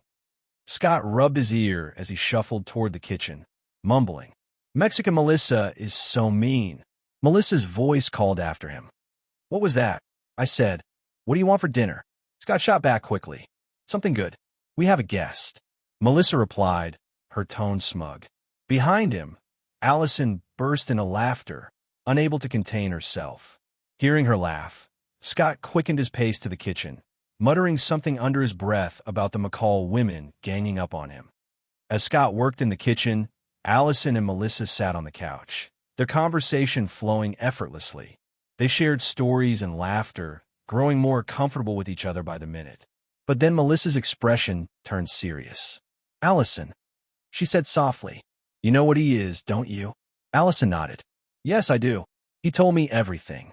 Melissa reached over, placing a hand on Allison's. "I like you very much, Allison. The only thing that worries me is your family. Will you hurt him?" Allison's smile was reassuring as she rolled up her sleeve, revealing the fresh bite mark on her arm. Melissa's eyes widened slightly. "I see. But what about your family?" Allison sighed. "My parents aren't as extreme as others. Even if they found out Scott's a werewolf, they wouldn't hurt him. Well, at least my mom wouldn't. My dad, he's a little different." "Why do you say that?" Melissa asked, tilting her head. Allison chuckled softly. "It's not because Scott's a werewolf. My dad just hates him because he thinks Scott stole his little girl. And Scott doesn't help his case. He kisses me in front of my dad and teases him every time they meet." Melissa smiled, shaking her head. "I see. But don't worry," Allison continued firmly. "Even if my parents try to hurt Scott, he's not the one we should worry about. And I won't let them. As for my aunt and my grandfather, if they're stupid enough to attack him, I will not show them any mercy." Melissa studied her for a moment, then smiled. "Well, let's not dwell on that.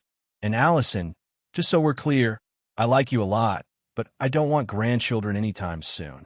Allison's face turned crimson, and she quickly changed the subject. "Can you show me what you look like when you shift?" Melissa chuckled, standing up. "Sure." Meanwhile, in the kitchen, Scott was fully focused on cooking spaghetti bolognese, one of his favorite dishes from his previous life. He moved with precision and ease, his hands a blur as he chopped, stirred, and tasted. He also prepared a fresh chicken salad, balancing the meal perfectly with a refreshing drink. Every so often, Scott used his enhanced hearing to check on the conversation between Melissa and Allison, pleased to hear their laughter. Satisfied that they were getting along, he decided to give them their space. When Scott finished cooking, he wiped his hands, plated the food, and stepped into the living room. He stopped short, smiling at the sight before him. Melissa, still in her wolf form, had her massive head resting in Allison's lap while Allison brushed her fur. Scott chuckled. "Ladies, I hate to break up whatever this is, but dinner's ready." Allison smiled warmly, and Melissa growled playfully. "Finally, I'm starving." Melissa shifted back into her human form and joined them at the table, where they enjoyed a lively dinner filled with laughter and shared stories. After dinner, Scott and Allison prepared to leave, but Melissa stopped them at the door. She hugged Allison warmly. "If he ever bullies you or anything, just tell me. I'll beat his ass for you." Allison giggled, while Scott groaned. "Mom, seriously? I'm your son." Melissa turned to Scott, her tone firm. "I don't want any other girl as my daughter-in-law, so don't screw this up." Scott saluted with mock seriousness. "Yes, ma'am." Melissa smiled at Allison. "You're welcome here anytime. Don't be a stranger, okay?" Allison returned the smile. "Thank you, Melissa. I will." On the drive back to Allison's house, she looked at Scott with a big grin. "Your mom is amazing. She's so much fun." Scott chuckled. "Yeah, she's one of a kind. What are you two talking about, anyway?" Allison smirked. "Girls talk. Not telling." She stuck her tongue out at him teasingly. Scott laughed, shaking his head. Allison's smile softened as she gazed out the window. "You and your mom are so close. I envy that. You know how my mom is, and Kate, who I used to be close to, turned out to be a murderer." Scott's voice was calm. "It was always just me and my mom. That's why we're close. And your mom's not that bad. She's just a bit tense. Try getting closer to her. Maybe invite her shopping or to do girly stuff together." "Yeah, I should try that." When they arrived at Allison's house, Scott handed her the large white teddy bear she'd left in his car and walked her to the door. Allison hugged the bear tightly and smiled up at him. "Thank you for today, Scott. It was perfect." Scott leaned in, pressing a soft kiss to her forehead. "Anything for you, love." Scott had just said goodbye to Allison and was about to leave when the door opened abruptly.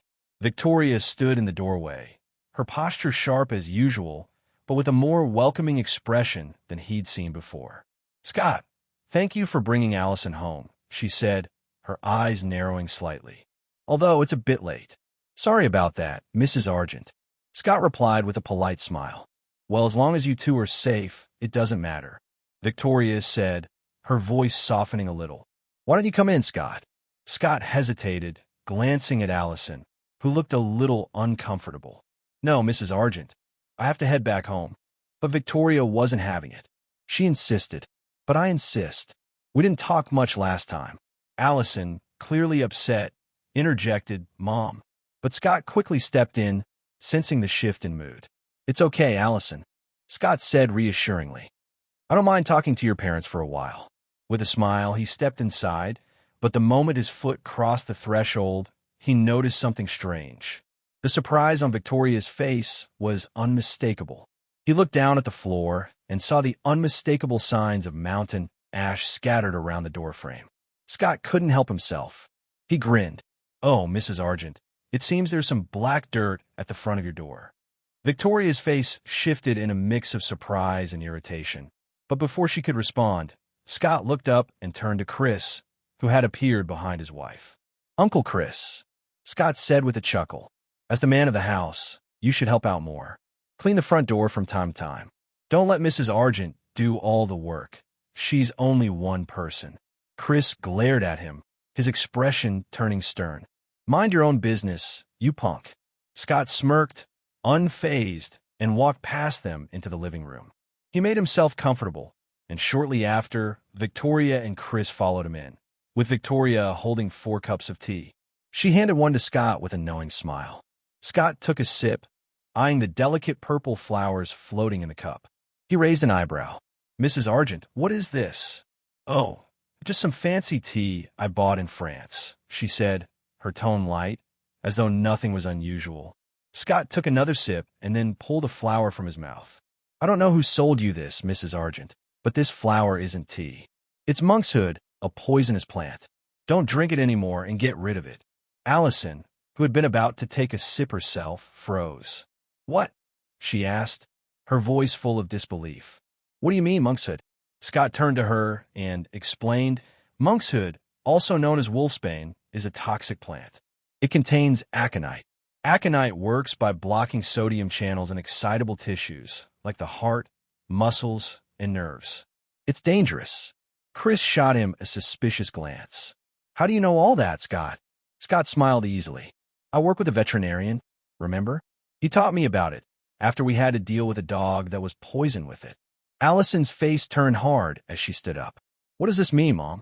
Victoria's tone shifted, and she tried to remain calm. Sweetheart. Allison's anger flared. Don't sweetheart me, Mom. You know exactly what wolfsbane is, and you know what it does. So, tell me what's going on here. Chris stood up abruptly, his hand reaching for the gun holstered at his side. We just want to make sure you're safe, Allison. That's what parents do. But Allison wasn't buying it. You want to make sure I'm safe? Or do you just want to control me?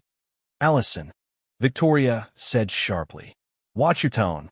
But the words didn't hold back Allison's frustration. You know what, Mom? She snapped. Even if Scott is a werewolf, I will still date him. I won't break up with him. Victoria's face hardened. I will not allow that, Allison. We are hunters. Allison's voice grew colder, her eyes flashing with anger. And what are you going to do about it?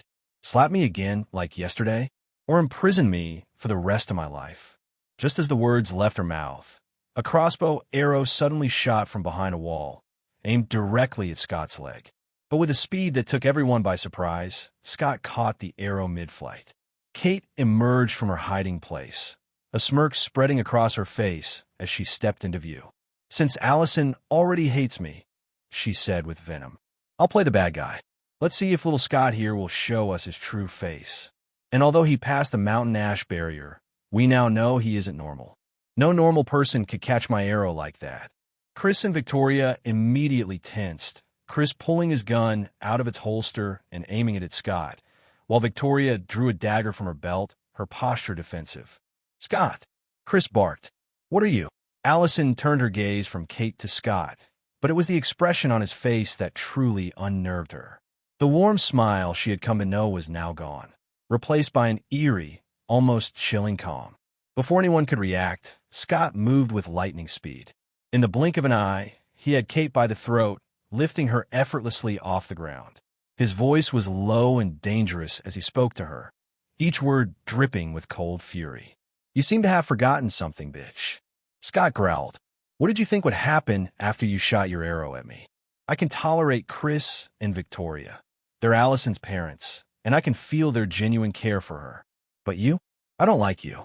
In fact, I hate you for what you did to the Hale family. And if you weren't Allison's aunt, I would have killed you for shooting at me." Chris and Victoria stood frozen in shock, their guns and weapons lowered in disbelief at Scott's speed and strength. They hadn't even been able to react before he had Kate in his grasp. Victoria's voice trembled as she processed what Scott had just said. "So you're related to the Hale pack?" Scott let out a harsh laugh. "No, Victoria, I'm not." Chris took a step forward, his eyes narrowing. "Then why are you angry because Kate killed them?" Scott held Kate up with one hand like she weighed nothing, his grip tightening. "Let's not talk about the fact that Kate here killed innocent people, including children, when she set that fire. But do you know who Talia Hale was, Chris?" Kate, struggling to breathe, managed to choke out a response. Talia Hale was an alpha werewolf. She was dangerous. She deserved to die. Scott's eyes flashed with fury, and before anyone could stop him, he slapped Kate hard across the face. "Shut up, bitch," he spat. "No one asked you to talk." Allison couldn't bear to look at Kate like that any longer. She rushed to Scott's side. "Scott, release her, please," she said. "And I promise you, if she tries to attack you again, I won't interfere. You can do whatever you want with her." Scott looked down at Allison, his expression softening slightly. "Fine," he said with a resigned sigh. He dropped Kate to the floor, letting her crumple to the ground in a heap. Allison, still shaken, turned to her father, who still had his gun pointed at Scott. "Dad, put the gun down. If he wants to hurt you, your stupid gun isn't going to stop him," she said, her voice firm. Chris hesitated for a moment before reluctantly lowering the weapon. Allison then walked over to Scott and sat beside him, her hand resting on his arm. Scott stared at Chris and Victoria, his sharp gaze unwavering as the tension in the room grew thick. "I'm sure you know who Talia Hale was, don't you?" he asked, his tone edged with meaning. "She wasn't just an alpha. She was a guardian, a protector of Beacon Hills. Her teachings were clear. We are predators, but we don't have to be monsters. She kept this town safe for years, up until your crazy sister killed her because she wanted her daddy's attention." Kate sneered from the corner, her voice dripping with disdain. "What do you know, you stupid brat?" Scott gave her a cold smile, his voice sharp. "I know enough, Kate. I know that a monster like Gerard will never love you, no matter what you do. If it benefits him, he'd throw you, Chris, Victoria, or even Allison under the bus without a second thought." Chris's jaw tightened, his knuckles whitening as he clenched his fists. "Watch your mouth, kid. That's my father you're talking about." Scott snorted. "And you, of all people, know what kind of man he is. Don't you, Chris?" Victoria, who had been silent until now, spoke up. "Enough about Gerard, Scott. Tell me, what are you?" Scott looked at her. "Don't worry about what I am, Victoria. All you need to know is that I love Allison, and I mean your family no harm, as long as you don't attack me. And by the way, while Kate's a psychopath, even she wouldn't harm Allison. Gerard, on the other hand, is a different story. If he tries to hurt her or separate me from her, he'll regret it." Victoria's eyes narrowed. "Call me Mrs. Argent, kid, and I'm not going to allow a monster like you to date my daughter anymore." Scott's expression darkened. "Sorry, Victoria, but you lost my respect when you tried to poison me. So, I'll call you by your name from now on. As for making me break up with Allison, that's not happening." He turned to Allison, a warm smile breaking through his sharp demeanor. "What do you think, Allison?" Allison matched his smile, her voice firm as she faced her mother. "I won't break up with Scott, Mom. So don't push me to do something drastic." Chris frowned, his voice skeptical. "Like what?" Allison's grin turned mischievous. "Like running away from home and moving in with Scott." Victoria's face paled. "You dare?" "Yes, I dare," Allison replied, unflinching. "Besides, why do you hate Scott so much? He's a top student, kind, and honestly, he's better at your job as hunters than you are." Chris's brow furrowed. "What do you mean?" Allison folded her arms, her smile triumphant. He killed the ghoul. And remember that boar you couldn't kill? He's the one who killed it. Chris's eyes darted to Scott, his voice filled with disbelief. You killed that boar? You said it was something else. Scott chuckled. What can I say? I'm modest. Allison interjected, her voice playful, added. By the way, do you know there's a vampire killing people in town? Victoria's face hardened. Yes, we know. And Allison, stay away from it. Vampires are extremely dangerous. Allison raised an eyebrow, her tone laced with curiosity. As hunters, what are you doing about it? Chris answered stiffly. We're doing our best to track it down. We found a second victim in the morgue yesterday, and we think the vampire is either working in a hospital or stealing blood from the blood bank. Allison smirked. That's it. Well, then you can stop looking. Scott already killed him. Kate scoffed, her voice dripping with skepticism. What? Stop joking, Allison. I don't know what your boyfriend is, but it's impossible for him to kill a vampire. Even a fledgling vampire is too fast. And stop talking. Allison snapped, cutting her off sharply. I don't want to hear your voice. Chris's eyes locked onto Scott, his voice steady but edged with doubt. Did you really kill the vampire? When? Scott shrugged casually. 2 nights ago. His name was Eric. He was over 200 years old and very strong. The room fell silent. Chris and Victoria exchanged a glance. They knew how powerful a 200-year-old vampire could be. Chris finally broke the silence. How did you kill him? Scott leaned back, his tone calm and matter-of-fact. I stabbed him with a wooden stake, and he turned to dust. Before anyone could ask more questions, Melissa's voice echoed in Scott's mind. Scott, where are you? It's late. Come back home. He responded telepathically. I'm at Allison's house, talking with her parents. I'll head home right now. Scott stood, brushing off his jeans. Sorry, I have to go. My mom's probably worried. Allison stood with him, her voice firm. I'm coming with you. I don't feel like sleeping here tonight. Chris's voice rose in protest. Allison. No, Dad. Allison cut him off. You just tried to poison him, and your crazy sister shot at him with a crossbow. I don't want to see any of you right now. I'll be back in 2 days after the winter formal dance. Chris sighed heavily. Fine. Scott, give me your mother's number. Scott eyed Chris with caution, his tone sharp.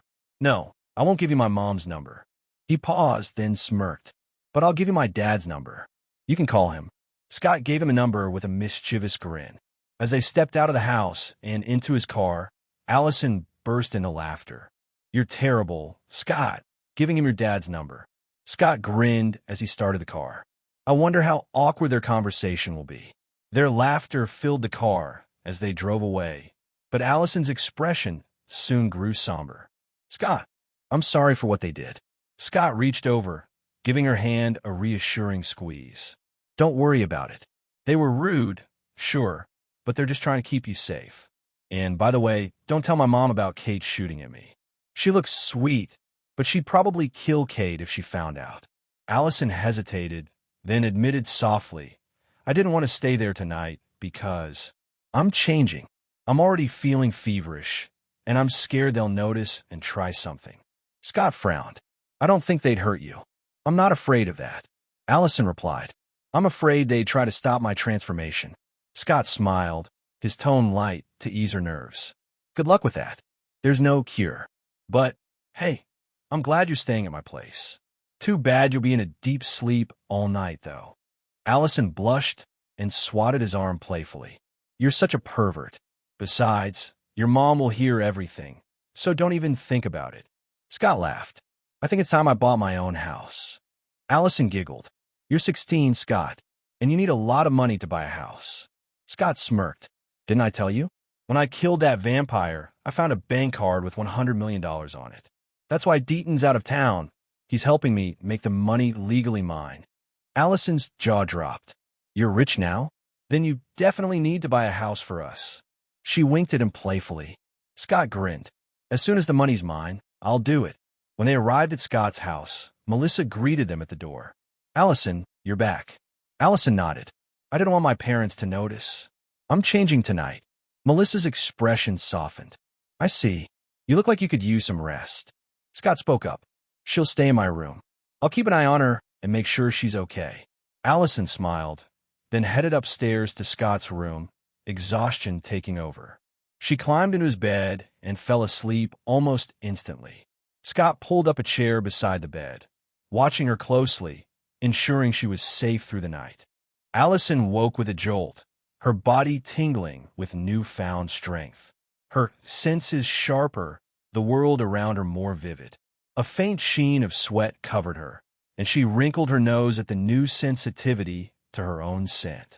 Without a second thought, she slipped out of bed and headed to the bathroom. Scott stirred in the chair where he had spent the night watching over her. When he noticed Allison heading to the bathroom, he stretched and followed her, leaning casually against the doorframe. "Morning," he said with a teasing grin. "How about I join you? And don't worry, my mom won't hear us. She's still asleep." Allison turned, raising an eyebrow at him. "Really? But what if SH?" Scott stepped forward and kissed her, cutting her off with a smirk. "Relax. She won't be waking up anytime soon." Later, when they finally made their way downstairs, Melissa was waiting in the kitchen with a cup of coffee in hand and a knowing smile on her face. "Well, good morning," she greeted, her eyes flicking between the two of them. "You look okay, Allison. I was a bit worried, but it seems I was worried for nothing." Allison's face turned bright red as she shot Scott a glare, pinching his arm hard. "You said she was still sleeping," she hissed. Scott winced, rubbing the spot. "Ouch. Allison, you have super strength now, remember?" "I remember," Allison said with a smirk. "I just don't care." Melissa chuckled, shaking her head as she placed breakfast on the table. The three of them sat down to eat, the mood light and relaxed. At school, the morning passed quickly. Before lunch, Scott leaned over to Allison and whispered, "How about we help Styles ask Lydia to the formal tomorrow?" Allison's face lit up. "That's a great idea. I'll talk to Lydia and convince her to give him a chance. You handle Styles." With the plan set, Scott found Styles later and gave him a pep talk. "Come on, dude. Just ask her. What's the worst that could happen?" Styles groaned. "You mean besides her laughing in my face?" Scott patted his shoulder. "She won't. Trust me." Meanwhile, Allison approached Lydia, who was sitting alone with her books. "Hey, Lydia," Allison began, her tone casual. "You know, Styles really likes you. Maybe you should give him a chance. He's a great guy, even if he's a little..." "Styles." Lydia hesitated, twirling a strand of her hair. "I don't know, Allison. I mean, he's nice, but just one dance." Allison encouraged with a smile. "You might surprise yourself." By lunchtime, Styles worked up the courage. Marching straight up to Lydia in the cafeteria, he asked, "Lydia, will you go to the formal with me tomorrow?" After a long pause, Lydia sighed and nodded. "Fine," she said, her tone reluctant but not unkind. Styles froze for a moment before pumping his fist in the air and shouting, "Yes." The entire cafeteria turned to stare, and he quickly ducked his head, sitting back down. "Please don't regret it," he added sheepishly, and Lydia just rolled her eyes at him. After school, Scott suggested, "How about we all go shopping for the formal?" Styles agreed. "But we need to swing by your house first to grab some money, though." The group headed to Scott's house. When they arrived, Melissa was by the door. She pulled Allison into a warm hug. "Allison, how was school?" Allison giggled. "Hi, Melissa. School was great." Scott crossed his arms, feigning offense. "Mom, I'm your son." Melissa glanced at him with a playful smirk. "Oh, hey, Scott. I didn't see you there." Her attention shifted to Lydia, and she raised an eyebrow. "And who's this?" "Styles' girlfriend." Lydia blinked, startled. "What? No, like I date a dork like him. I'm just his date for the formal," she said arrogantly. Melissa's smile vanished. "Well, I've known Styles since he was a kid, and let me tell you, he's a good kid. Honestly, I think he deserves someone better than you. And another thing, young lady, when you're in someone's house, show some respect. The world doesn't owe you anything. Remember that." Lydia's cheeks flushed. Scott and Styles exchanged a look, and Scott gave Allison a wink.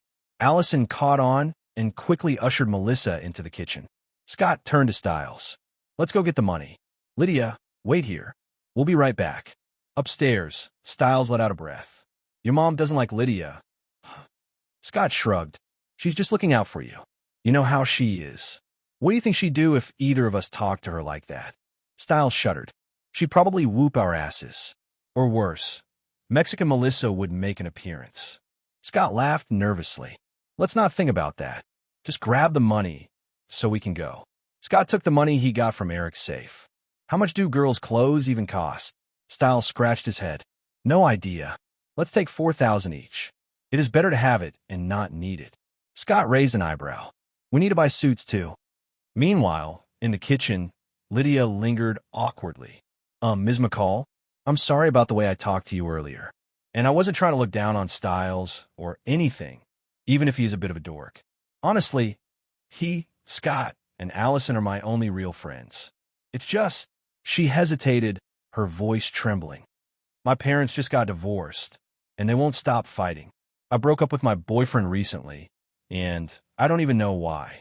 The worst part is, I think I still love him. Her voice broke, and tears began streaming down her face.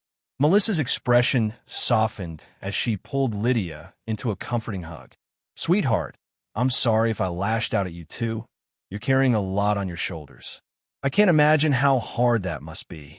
But for what it's worth, you've got friends here who care about you. And if you ever need someone to talk to, my door is always open. Allison joined the embrace, and for a moment, the three women stood there, united in a quiet moment of understanding. Melissa said gently, How about this? We'll have a girls' day out. No boys, no drama, just shopping and fun. Allison smiled. It'll be good for you. Lydia nodded. Yeah, that sounds nice. When Scott and Styles came downstairs, they found Melissa and Allison hugging a crying Lydia. Both boys froze, their faces full of confusion. Styles pointed awkwardly. What's going on here? Melissa pulled back from Lydia and turned to them. Change of plans, boys. I'm taking Allison and Lydia shopping. Scott blinked. What? Melissa raised an eyebrow. Because I said so. Is there a problem? Both Scott and Styles instantly shook their heads. No, ma'am, they said in unison. As Melissa and the girls prepared to leave, Melissa walked up to Scott and Styles, holding out her hand expectantly. Scott blinked. What? Money, you idiot, Melissa said, rolling her eyes. Styles opened his mouth. Didn't you say you were tack? But he stopped mid-sentence at the sharp look Melissa shot him. He coughed awkwardly. How much do you need again? Melissa smiled sweetly. Give me 1,000, no, 2,000 each. You still have the money from Eric, right? Mom, this is extortion. Scott complained. Melissa's smile grew wider. Did I say 2,000? I meant 3. Both boys groaned in defeat, handing her $2,000 each. Good boys, Melissa said, tapping their cheeks lightly before tossing the money into her bag. She stepped into the garage and drove out in a sleek black Dodge Charger. Styles gawked. What did she buy a new car? Scott shrugged. I don't know. She said she'd get one after I told her about the money in that bank card. Styles whistled. Your mom's going wild, man. Scott smirked. Tell me about it. Yesterday, she told me to start calling her sister. Styles laughed. What? Scott grinned. As long as she's happy, she can do whatever she wants. But no dating, though. Styles chuckled. Good luck with that. She looks 20 now. If she wasn't your mom, even-eyed. Before Styles could finish, he felt a shiver run down his spine. Scott's eyes glowed red, fangs and fur appearing around his jawline. Scott growled. I dare you to finish that sentence, Styles. By tomorrow, there'd be one less person on this planet due to an animal attack. Styles held up his hands. Hey, calm down, buddy. I was just joking. You know, I think of your mom like a mother. She practically raised me. Why are you still growling? Are you losing control? Scott grinned wickedly. Maybe. Shit, Styles muttered under his breath. I always knew my jokes would get me killed one day. Without another word, he bolted back into the house. Scott snorted, reverting to his normal form, and headed to the kitchen to make himself a sandwich. After a while, Styles peeked into the kitchen. Hey, what are we eating? Scott didn't look up, passing Styles a sandwich. Thanks, Styles muttered, taking a bite. Then he hesitated. Hey, Scott, can you give me the bite now? Scott grinned, his eyes gleaming mischievously. My pleasure. I'm going to enjoy this. Styles frowned. Wait, is there a catch or anything? Scott's grin widened. Nah, just pain. Reluctantly, Styles extended his arm. Fine, let's get it over with. But seeing Scott's wolfish smile, Styles yanked his arm back. You know what? Never mind. He turned to run, but Scott pounced, his eyes glowing red as his fangs sank into Styles' arm. Ah, that hurt! Styles screamed. Satisfied, Scott walked back to the kitchen, rinsed his mouth, and calmly finished his sandwich, leaving Styles groaning on the floor. After a moment, Styles stumbled into the kitchen, holding his arm. You could have been gentle, man. Scott snorted. Even when I bit my mom and Allison, they didn't act like you. Keep this up, and you'll turn into a husky instead. Hey, it really hurt. Styles protested. Then his eyes narrowed. Wait, you turn Allison? What about her family? They're hunters. They won't hurt her. Scott said. Sure. Styles replied. But what about you? They'll take their anger out on you for turning her. Scott smirked, his eyes flashing briefly. They could try. All right, Styles said, shaking his head. Let's just go get some suits for tomorrow. Bandage that arm first. Scott glanced at Styles' arm. And we need to stop by the clinic to feed the animals. The mall was buzzing with life as Melissa, Allison, and Lydia moved through the stores, arms loaded with shopping bags. Melissa led the way. Allison and Lydia laughed and chatted as they followed her. After hours of shopping, Melissa checked her watch and suggested they catch a movie. The girls quickly agreed, eager to wind down. As they sat in the dimly lit theater, snacking on popcorn and sipping sodas, Melissa glanced at Lydia. She noticed how the young woman seemed more relaxed. The movie ended, and the trio strolled back to the parking lot. As they approached Melissa's car, she suddenly froze. A chill ran down her spine. Her instinct screamed at her, danger was near. Turning slowly, she spotted a tall, beautiful woman with long dark hair and piercing green eyes walking toward them. Melissa's stomach clenched. There was something unnatural about the woman, something that made her heart race and her instincts flare. She took a deep breath, steadying herself. Allison, Lydia, get behind me, she said firmly, her voice low but commanding. The girls obeyed without question. The woman stopped a few feet away, her lips curving into a slow, predatory smile. Can I help you with something, miss? Melissa asked, keeping her tone steady despite the tension radiating through her body. The woman tilted her head, her smile widening. No, I just thought I'd have you three for dinner. Melissa narrowed her eyes, refusing to flinch. No thanks. We've already had dinner, and none of us is into women. Goodbye. Turning to Allison, Melissa said sharply, Get Lydia in the car. Now. Lydia opened her mouth to protest, but Allison grabbed her arm and began pulling her toward the car. Let's go, Allison said, her tone urgent. Lydia frowned, confused, but didn't resist. What she didn't know, and Allison did, was that Melissa's entire body was tense, coiled like a spring, ready to fight. Allison's heightened senses were buzzing. She could feel the danger rolling off the mysterious woman like waves. As she and Lydia climbed into the car, Allison kept her eyes on the woman. Melissa climbed into the driver's seat and started the engine. Glancing in the rearview mirror, her suspicions were confirmed. The woman was getting onto a sleek black motorcycle and following them. She's still following us, Allison said, her voice tight. Lydia glanced behind them, puzzled. What is going on? Why is she following us? And why are you two acting like we're in an action movie? That woman is dangerous, Lydia. That's all you need to know for now, Allison said sharply. Melissa kept her focus on the road, her grip on the steering wheel tight. What are we going to do, Melissa? Should we call Scott? Allison asked. Melissa nodded her head. Yes. Something tells me she's going to make her move once we're on the road near the woods. Then I'll call him and tell him to wait for us, Allison offered, pulling out her phone. Melissa shook her head. Don't bother. I'll tell him myself. Allison's eyes widened in realization. Oh, right. I forgot you can do that. Lydia frowned. Do what? How can she call Scott without a phone? And shouldn't we be calling the sheriff instead? Allison turned to Lydia, exasperated.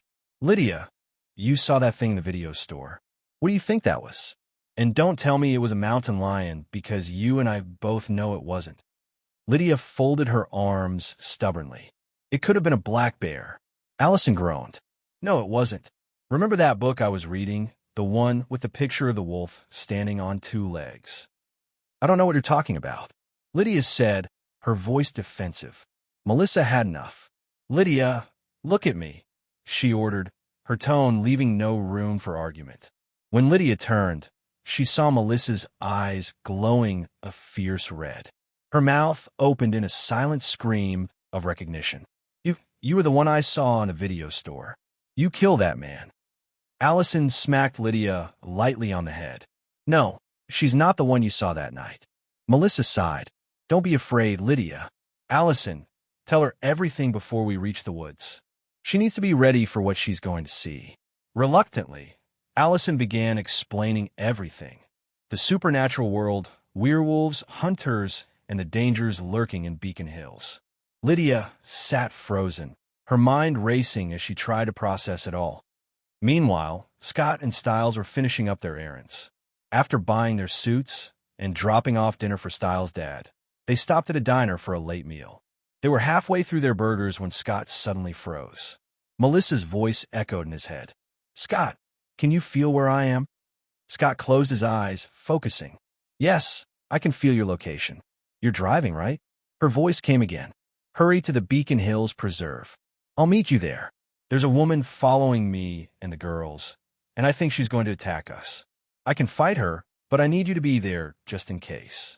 Scott's eyes snapped open, glowing faintly red for a moment. All right, I'm heading there now, he replied. Stiles noticed the change in Scott immediately. What's wrong? He asked, putting down his fries.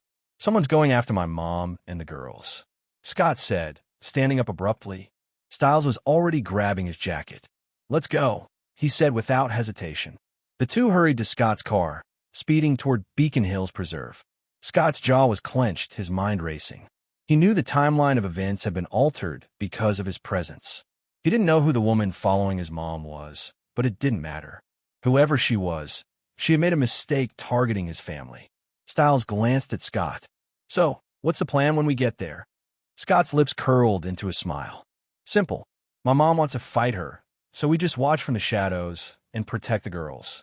And if my mom couldn't beat her, I will take care of her myself. Back in Melissa's car, Lydia was processing the shocking revelations. Supernatural creatures are real? This is insane, she said, shaking her head. Allison smiled softly. Honestly, you're handling it better than I expected. Lydia sighed, her voice softening. I'm just relieved I'm not crazy. Thank you for telling me the truth. Since that night in the video store, I've been trying to convince myself it was just a mountain lion. But every time I close my eyes, I see that Mons, werewolf, or the guy he killed. I haven't slept properly in days. Sleep aids are the only way I've managed. Melissa glanced at her in the rearview mirror. What about your parents? Did you tell them anything? Lydia let out a bitter laugh. My parents? They just got divorced and are still tearing into each other. If I told my mom, she'd think I'm acting out or, worse, send me to a mental hospital. Melissa winced. That bad, huh? I'm sorry about that, Lydia. Allison chuckled dryly. Not like we're competing or anything, but my parents hunt people with powers, although they say they only hunt the evil ones, and my aunt is, well, a murderer. Melissa couldn't help but laugh. Thank God for me and Scott. We're just your average, happy family. What kind of mother sends her kid to a mental hospital for being scared? And Allison, let's not even start with your family issues. Allison grinned. Stop gloating, Melissa. Lydia and I are bonding over our misery back here. Melissa and Allison burst into laughter, and even Lydia managed a small smile before cutting in. You two do remember there's a psycho chasing us right now? She said she wanted to have us for dinner, and I'm pretty sure she wasn't joking. Allison waved her off playfully. Don't worry, you just have to enjoy the show later. Lydia frowned, clearly still uneasy. Why aren't you even a little worried? Melissa smirked, her eyes flicking to the rearview mirror again. Because I'm strong and dangerous. And even if I couldn't defeat her, Scott will handle it. Here's the thing. Scott doesn't like it when people mess with his mom. And this woman? She's trying to hurt not just me, but Allison too. If I don't finish her, Scott definitely will. And when he does, You might want to look away. Lydia's jaw dropped. Are we talking about the same Scott? He seems so harmless. Melissa chuckled. That's what I thought too, until a vampire attacked me a few days ago. Scott wouldn't let me watch what he did to him, but when he was done, the guy was unrecognizable. Lydia stared at her. What did he do? Melissa kept her eyes on the road. Nothing much. He just beat the vampire until he couldn't heal anymore, then broke his spine and all 4 of his limbs. Lydia paled. That's awful. Allison smiled slyly. I've seen that side of him too.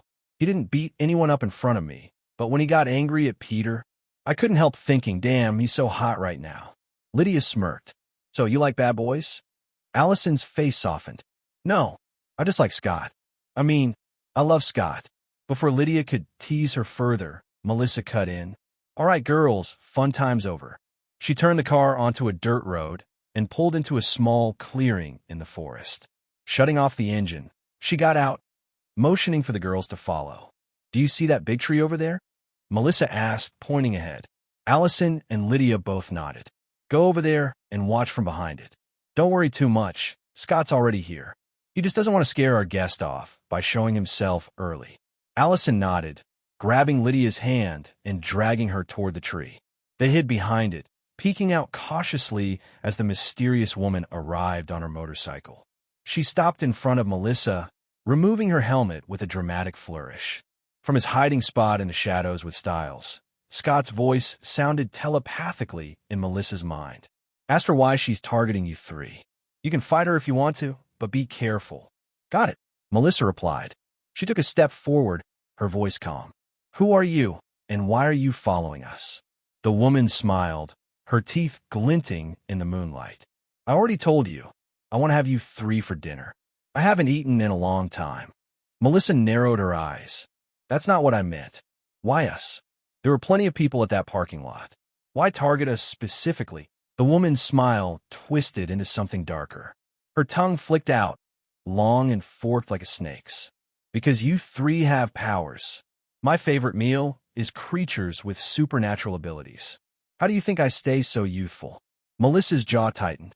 I see. Just then, the woman moved fast. Too fast. She darted toward Allison and Lydia like a blur. But before she could reach them, a powerful kick slammed into her side. The impact sent her flying, tumbling through the air until she crashed into a tree, shattering it with the force. The woman groaned, staggering to her feet. Her shoulder hung at an unnatural angle, but with a sickening crunch, she popped it back into place. Her body healed almost instantly, and she smirked at Melissa. I thought you were strong, but I didn't expect this. Melissa smirked back, her eyes glowing crimson. No, bitch. You didn't think at all when you decided to attack us. The air in the forest crackled with tension as Melissa faced the snake-like woman who had been relentlessly pursuing her and the girls. The snake woman smirked, her voice dripping with mockery. I love it when my prey fights back. Yet, deep inside, her confidence wavered. Damn it, it seems I bit off more than I can chew this time, she thought, masking her doubt with arrogance. The woman shifted her stance, readying to attack, but Melissa was faster. Before the serpent could react, Melissa surged forward with blinding speed, her fist colliding with the woman's stomach. The force of the punch sent her skidding backward, her boots tearing into the dirt until she came to a stop. She clutched her stomach, coughing up greenish bile that sizzled as it hit the ground. You're going to regret that, the woman hissed, wiping her mouth with the back of her hand. Her gaze locked onto Melissa, hatred burning in her snake-like eyes. I'm going to enjoy devouring you, bitch. The woman's form began to shift. Dark brown scales erupted across her skin, glinting like armor under the moonlight. Her face contorted, elongating into a grotesque, snake-like visage with slit pupils and sharp fangs. Her legs fused together, forming a powerful, coiled tail that struck the ground with a heavy thud. The snake woman hissed and darted toward Melissa with unnatural speed. As she closed the distance, she spat a cloud of venomous mist aimed directly at Melissa's face. But Melissa, an alpha with the speed of a vampire, easily dodged, moving like a blur. The woman snarled in frustration, her forked tongue flicking out as she turned her sights on Lydia and Allison. Without hesitation, she sped toward them, her massive tail tearing through the underbrush. Not so fast. Melissa growled. She lunged, grabbing the snake woman by the neck and yanking her backward. The serpent only laughed, her grip tightening around Melissa's arm. "Caught you," she sneered. "Now you're dead." Before Melissa could react, another cloud of poisonous mist enveloped her face. From their hiding spot behind a tree, Styles watched in horror. "Oh no, Scott, your mom's poisoned. You need to save her." Scott didn't flinch. "Relax, Styles. We are immune to poison." Lydia clutched Allison's arm, her voice trembling. "She's in trouble." Allison, however, remained calm. "Don't worry. If Scott hasn't moved, it means Melissa's fine. Trust him." The snake woman cackled, convinced she had won. But her laughter faltered as she noticed Melissa's glowing red eyes piercing through the mist. "Surprise." Melissa growled, her voice low and menacing. She released the woman's neck, rearing back and delivering a crushing punch to her face. The serpent staggered, stunned, as Melissa's body began to transform. Her stature grew taller, her muscles more defined. Gray fur sprouted across her body, a majestic tail unfurled from her back. Her face shifted into a wolf-like form, fierce yet majestic. Standing fully transformed, Melissa radiated a commanding presence that was both beautiful and terrifying. Lydia's jaw dropped. She looks incredible." Allison nodded, her lips curving into a small smile. "I can't wait to be like her." Melissa wasted no time. Grabbing the woman by her tail, she leapt high into the air, nearly 6 meters, before slamming her adversary into the ground with earth-shaking force. The snake woman cried out, her body embedding into the soil, bones cracking audibly. She coughed up blood, her healing abilities already working to mend her injuries. Yet Melissa didn't let her guard down, standing ready for the next attack. With a hiss, the snake woman began to shift once more. Her body expanded, growing into a monstrous 15-meter-long snake. Coiling herself, she hissed, her massive form towering over Melissa. With lightning speed, the snake lunged, her mouth wide open trying to swallow Melissa. Melissa barely dodged, countering with a powerful kick to the snake's head. The impact sent the serpent rolling, writhing in pain. And Melissa just watched with a triumphant smile. From the shadows, Scott's voice echoed in Melissa's mind. "What are you doing, Mom? Keep hitting her until she stops moving. And remember, snakes like to play dead, so be careful." Melissa coughed awkwardly. "Got it." Refocusing, she dashed toward the serpent, her claws gleaming.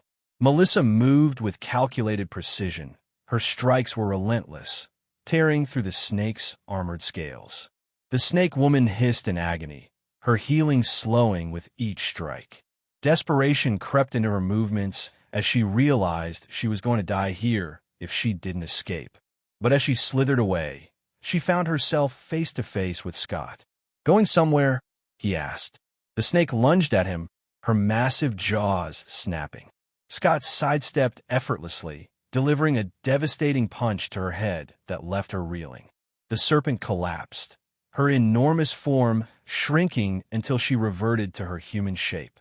Naked and battered, she lay on the ground, panting heavily. Yet even in defeat, she didn't give up.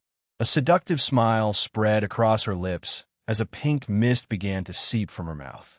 The mist swirled around Scott, carrying a sweet, intoxicating scent. The snake woman's voice was a sultry purr. "No man can resist my charm. You're mine now." Scott inhaled the mist without hesitation, his expression unchanging. The woman's confidence faltered as she realized something was wrong. Scott chuckled, unimpressed. "Nice try."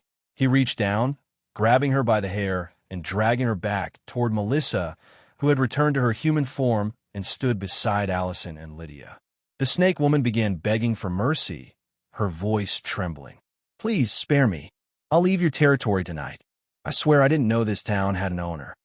Scott didn't let her go, his voice cold. "What are you?" The woman stammered, her snake-like eyes wide with fear. "I am Alamia, From behind Melissa, Styles peeked out. Wait, a lamia? You mean the monster who loves to eat children? That lamia? The lamia shook her head frantically. No, I've never eaten children before. Allison's sharp tone cut through her lie like a blade. She's lying. Her heartbeat just spiked. I heard it. The lamia flinched. Okay. I only ate a few, and they were all infants. I swallowed them whole. I didn't feel any pain. Allison's face twisted in disgust. Vile, disgusting bitch. Kill her, Scott. The lamia whimpered, her tone desperate. Please, don't kill me, and I'll leave Beacon Hills tonight. Please. Styles crossed his arms. So, how many people have you eaten since you got here? Only 3. The lamia whispered, her voice barely audible. Styles smirked sarcastically. Oh, only 3? Well, that changes everything. Scott, let her go. The lamia's face lit up with hope. Really? Styles' expression turned cold as he spat. No, bitch. You deserve to die. How many people and children have you eaten in your life? Scott's smile was grim as he crouched beside her. Let's find out. He drove his claws into the back of her neck, diving into her memories.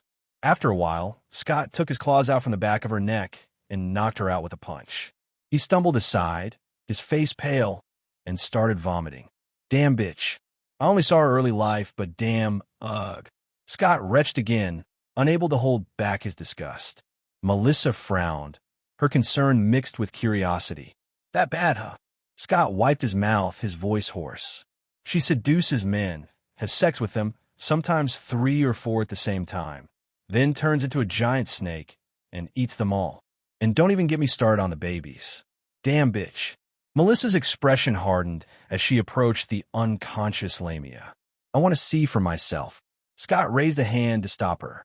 Mom, don't. You'll regret it. Trust me. Melissa ignored him, her curiosity overriding his warning. She inserted her claws into the back of the lamia's neck, her face quickly twisting in horror. Moments later, she ripped her claws out and stumbled back, vomiting. Damn bitch. Melissa muttered, kicking the lamia's limp body in anger. Scott sighed, shaking his head. I told you not to do it, Mom. Anyway, you should absorb her powers. Melissa hesitated, her face a mixture of disgust and doubt. No, I don't want to turn into a snake, or worse, become a pervert like her. Scott shook his head. You won't. You'll only absorb her abilities and her strength. Her poison ability could be really useful in a fight. Melissa glanced at Allison. Why don't you absorb her powers, or let Allison do it? Scott explained. I'm already way stronger than her, so it wouldn't do much for me, except maybe her poison ability. And Allison hasn't gone through her first moon yet. She can't absorb powers. Melissa sighed in resignation. Fine, I'll do it. She knelt beside the lamia and drove her claws into the woman's chest. The lamia woke, thrashing and screaming, but Melissa pinned her down with a knee to her stomach and her free hand gripping the lamia's wrists. As Melissa absorbed her powers, the lamia's body began to wither. Her skin shriveled, clinging to her bones until she resembled a dried-up husk. When there was nothing left to take, Melissa stood, pulling her claws free. She inspected her hands, feeling a faint, tingling sensation at her fingertips. I can feel it. My claws can be poisonous if I want them to be. Scott smiled approvingly. That's great, Mom.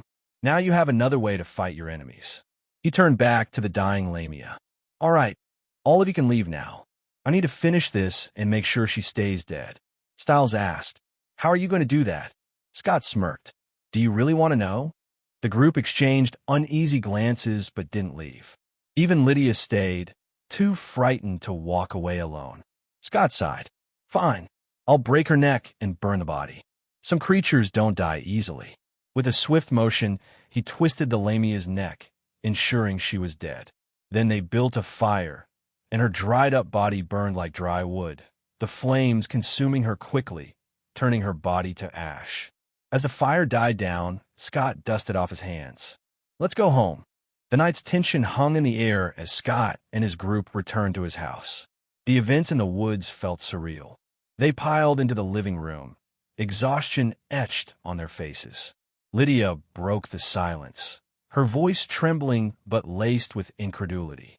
"We did just kill a woman and burned her in the woods, right?" Scott, sprawled on the couch, shook his head. "No, Lydia. We killed a monster that was feeding on humans." "Big difference." Melissa, sitting beside Allison, added grimly. "Don't forget she was feeding on babies. Poor, sweet, innocent babies." Scott groaned, running a hand down his face. "Can we not talk about her anymore? Seriously, after going through her memories, I feel like I need a shower. Actually, scratch that. I feel like I need to pull my brain out and wash it with bleach." Melissa glared at him. "Me too. Why didn't you stop me from reading her memories, Scott?" "I tried, Mom, but you wouldn't listen." Melissa folded her arms. "You should have tried harder." Scott sighed, his tone laced with playful sarcasm. "You know what? You're absolutely right, Mother. I should have tried harder. My deepest apologies for my failure as your son." He gave her a theatrical bow, earning a half-hearted smirk from Melissa. Then Scott stood, brushing his jeans off. "Okay, I need a shower. I feel disgusting. Allison, care to join me and scrub my back?" Allison rolled her eyes, tossing a pillow at him. "Go away, you pervert. I still haven't forgiven you for what you did this morning." Styles, leaning back in his chair, piped up. "I can scrub your back if you want, Scott." Scott gagged, clutching his stomach. "Gross, Styles. What is wrong with you?" Styles grinned. "Hey, I was just trying to help." The room erupted into laughter at Styles' ridiculous comment, the tension easing just a bit. Still chuckling, Scott waved them off and headed to the bathroom. Melissa said she needed a shower too, muttering something about needing to scrub the lamia's filth off her soul. Styles, Allison, and Lydia remained in the living room.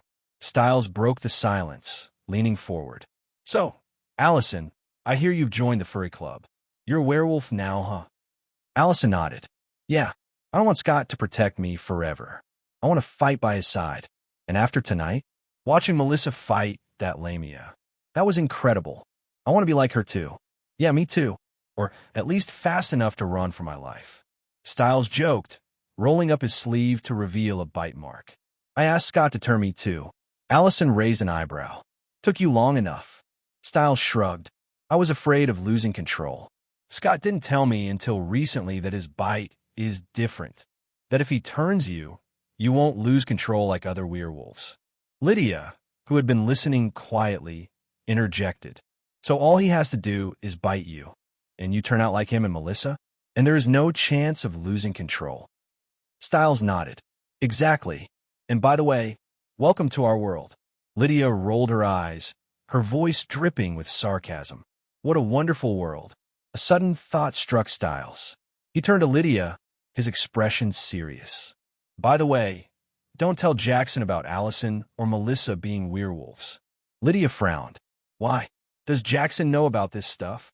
"Yeah, he knows Scott's a werewolf, and he's been pestering him to turn him. But Scott won't do it. If Jackson finds out about Allison, he might tell her parents, and that'll get her in trouble. And Scott will not like that at all, although he wouldn't kill Jackson, but let's just say Jackson might spend the rest of his life in the hospital." Lydia looked unconvinced. "Scott would never do that." I hope." Styles smirked. "Scott's a nice guy, unless you mess with Allison or Melissa.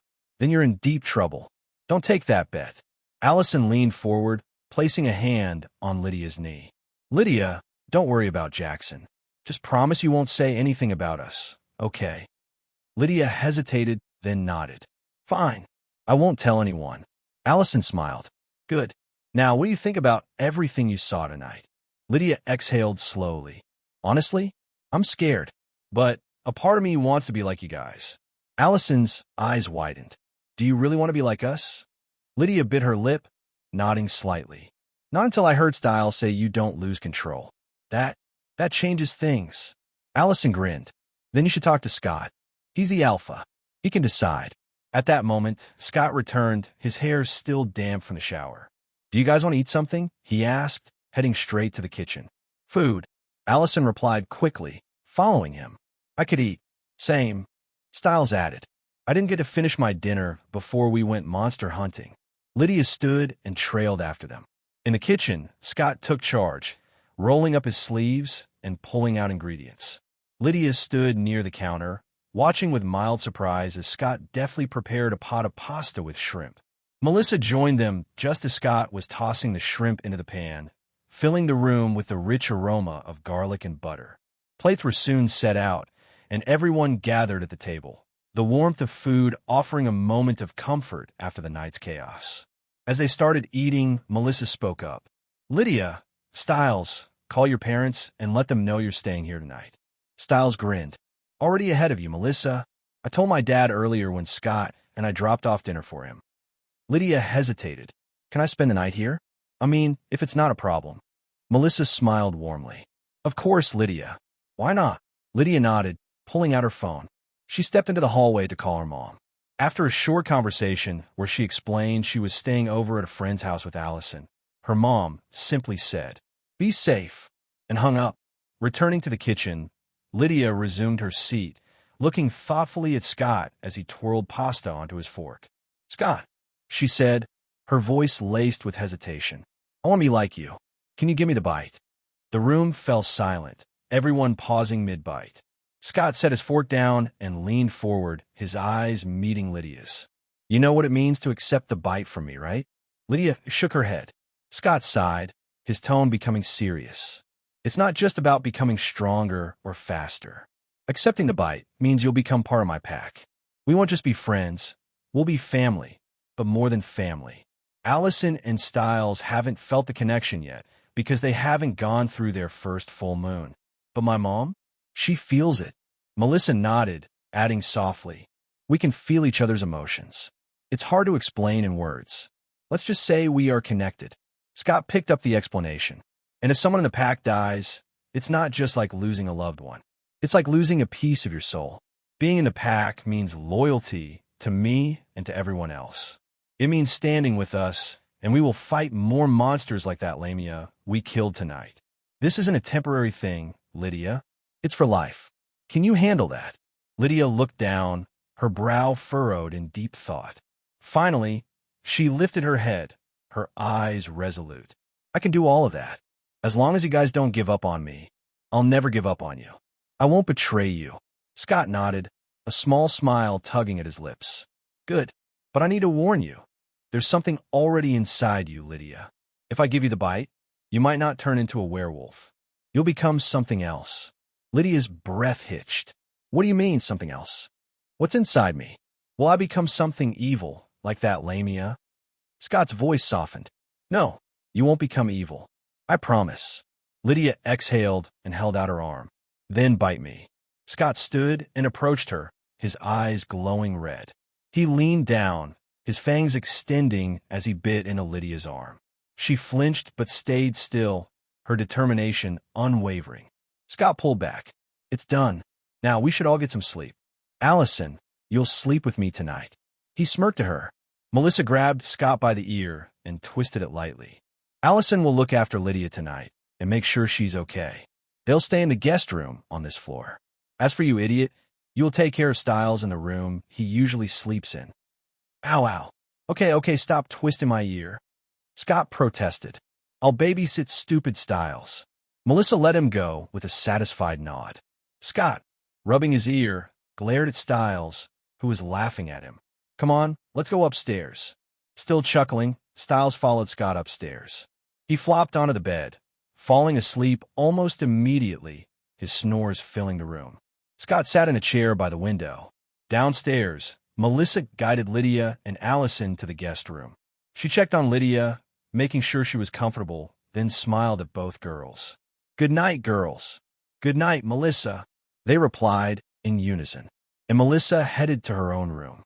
The next morning, Stiles woke up with a jolt. He blinked a few times, taking in the brightness of the room, and then noticed the changes in his body. His senses were sharper than ever. He could hear the faint chirping of birds outside, see the smallest details on the ceiling, and even smell the faint scent of Melissa's coffee brewing downstairs. An excited grin spread across his face as he bolted out of bed. "This is amazing," he whispered to himself before running to Scott's room. He didn't bother knocking. Instead, he burst through the door, practically bouncing on his feet. "Scott, wake up." Stiles shook his friend vigorously. "Dude, I can feel it. I'm super strong." I can see better. I can smell everything. Scott groaned, his face buried in his pillow. After keeping an eye on Styles all night, he just went back to his room to take a nap. Styles, why are you so loud this early in the morning? And if you can smell everything, why can't you smell your own scent? You stink, buddy. Styles paused and sniffed his shirt. His face scrunched up. Oh, that smell is coming from me? Well, still, this is incredible. I feel so powerful. I want to go on a morning run in the woods. Scott turned his head slightly, one eye cracked open. Styles, if you don't go take a shower, believe it or not, I'll throw your ass out the window. Fine, I'm going. Styles grumbled, but paused before leaving. He leaned closer to Scott with a sly grin. But I wonder how Lydia... Scott shot upright, glaring at him. Styles, get away from me. Disgusting. Styles laughed as he headed out the door. You're really not a morning person, are you? Meanwhile, Lydia woke up in the guest room. Her body felt different, alive with new sensations. But the sweat clinging to her skin made her grimace. Without hesitation, she ran to the bathroom to shower. Afterward, she borrowed some clothes from Melissa. The kitchen was bustling with activity. Scott was finishing up some pancakes when Styles joined, freshly showered and still buzzing with energy. Lydia followed shortly, her hair still damp, and Melissa poured everyone a cup of juice. As they ate, Scott noticed something peculiar about Lydia. The bite on her arm had healed completely, and her presence felt different. Lydia, Scott said, eyeing her closely. Your senses, they're heightened, right? Lydia nodded. Especially my sight. It's like I'm seeing everything in high definition. And I think I've got super strength too. Scott's brows furrowed. This doesn't add up. He thought. In the original Teen Wolf timeline, Peter's bite didn't heal on Lydia, and she definitely didn't gain strength. Something's different now. She's more than just a banshee. Show me your claws, Scott said suddenly. Lydia blinked. My nails. Scott chuckled. No, your claws. Like this. He showed her his sharp black claws. Lydia's eyes widened. All right, I forgot I can do that now. But how do I make them appear? And does it hurt? Allison stepped in, her voice soft but encouraging. It's easy. Just will them to come out, and they will. And no, it doesn't hurt. She demonstrated, her own claws extending gracefully. They were white. Styles, not want to be left out, concentrated hard. A moment later, his claws appeared. Oh, I did it, and it didn't hurt at all. Finally, Lydia tried. After a few moments of focus, sleek black claws extended from her fingers. Oh, it's easy, she said, admiring them. But her smile faded as she frowned. Why are my claws black? This is not pretty. Scott grabbed her hand, examining her claws closely. His expression grew serious. Lydia, these aren't claws. These are talons. Allison leaned over, taking Lydia's other hand and comparing her claws to her own. Scott's right. Yours are different from ours. Lydia stared at her hands, her voice trembling slightly. Talons? Like a bird's claws. Scott nodded. Yes, you're not a werewolf. You're something else. We'll have to wait until the full moon to find out for sure. Panic flashed in Lydia's eyes. Am I going to turn into something evil? Scott gave her a reassuring smile. Relax. You're not. If you were, I'd feel it.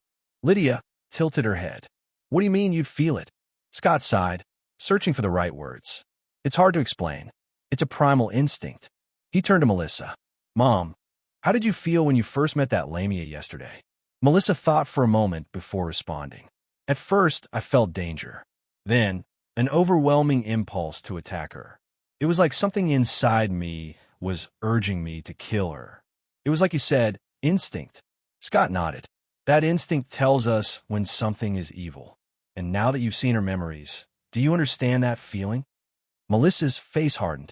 Yes, if I ever feel that again, I'll know for sure the creature is evil. Scott turned back to Lydia. I don't feel anything like that from you. So, you're safe. Maybe you're something cute, like a were chicken. Styles burst out laughing, imagining Lydia as a red chicken. Lydia shot him a glare. Styles, do you want to go to the dance alone? Sorry, I'll shut up, Styles said quickly, his laughter dying down. Lydia smirked. I think someone as awesome as me could only be an eagle. Scott chuckled. We'll find out what you are during the next full moon.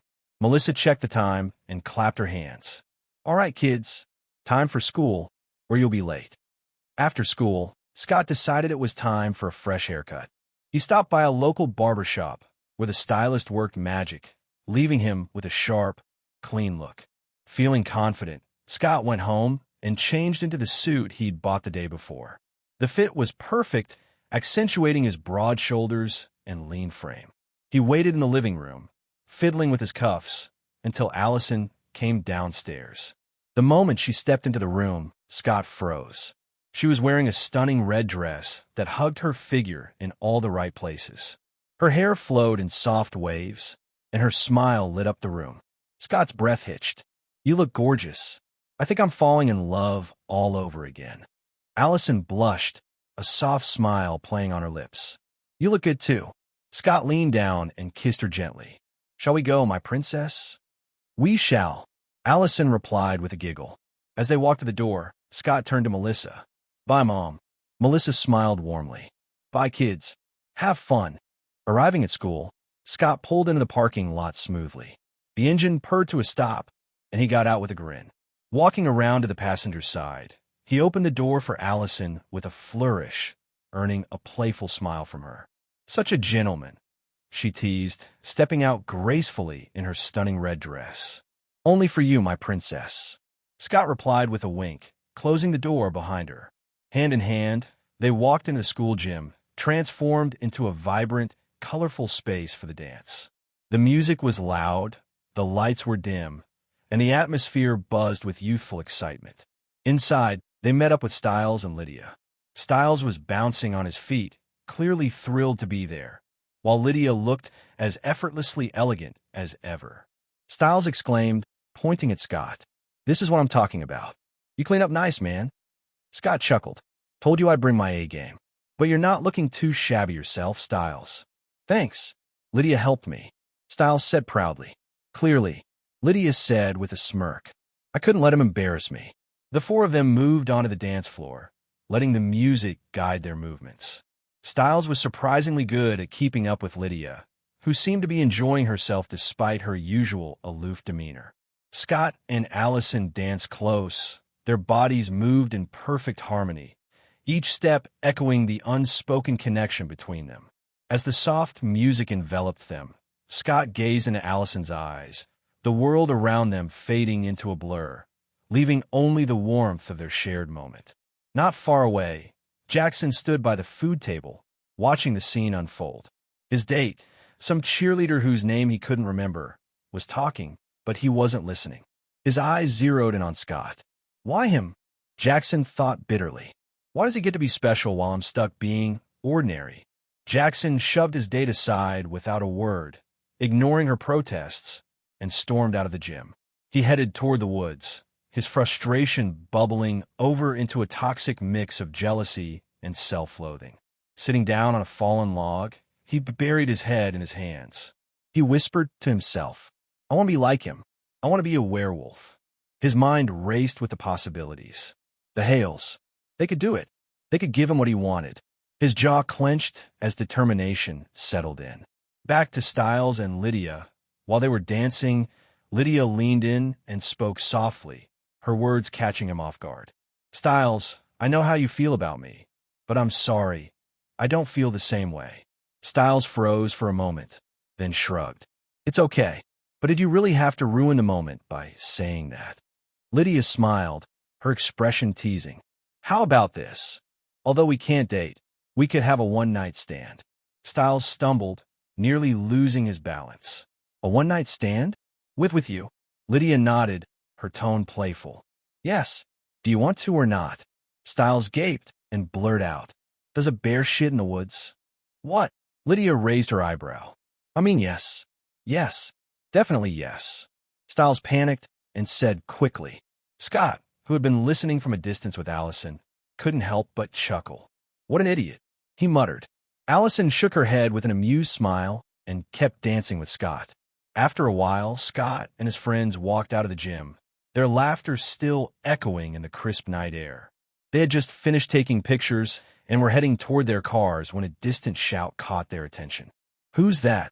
Allison asked, her brow furrowing as she glanced toward the woods. Lydia recognized the frantic voice.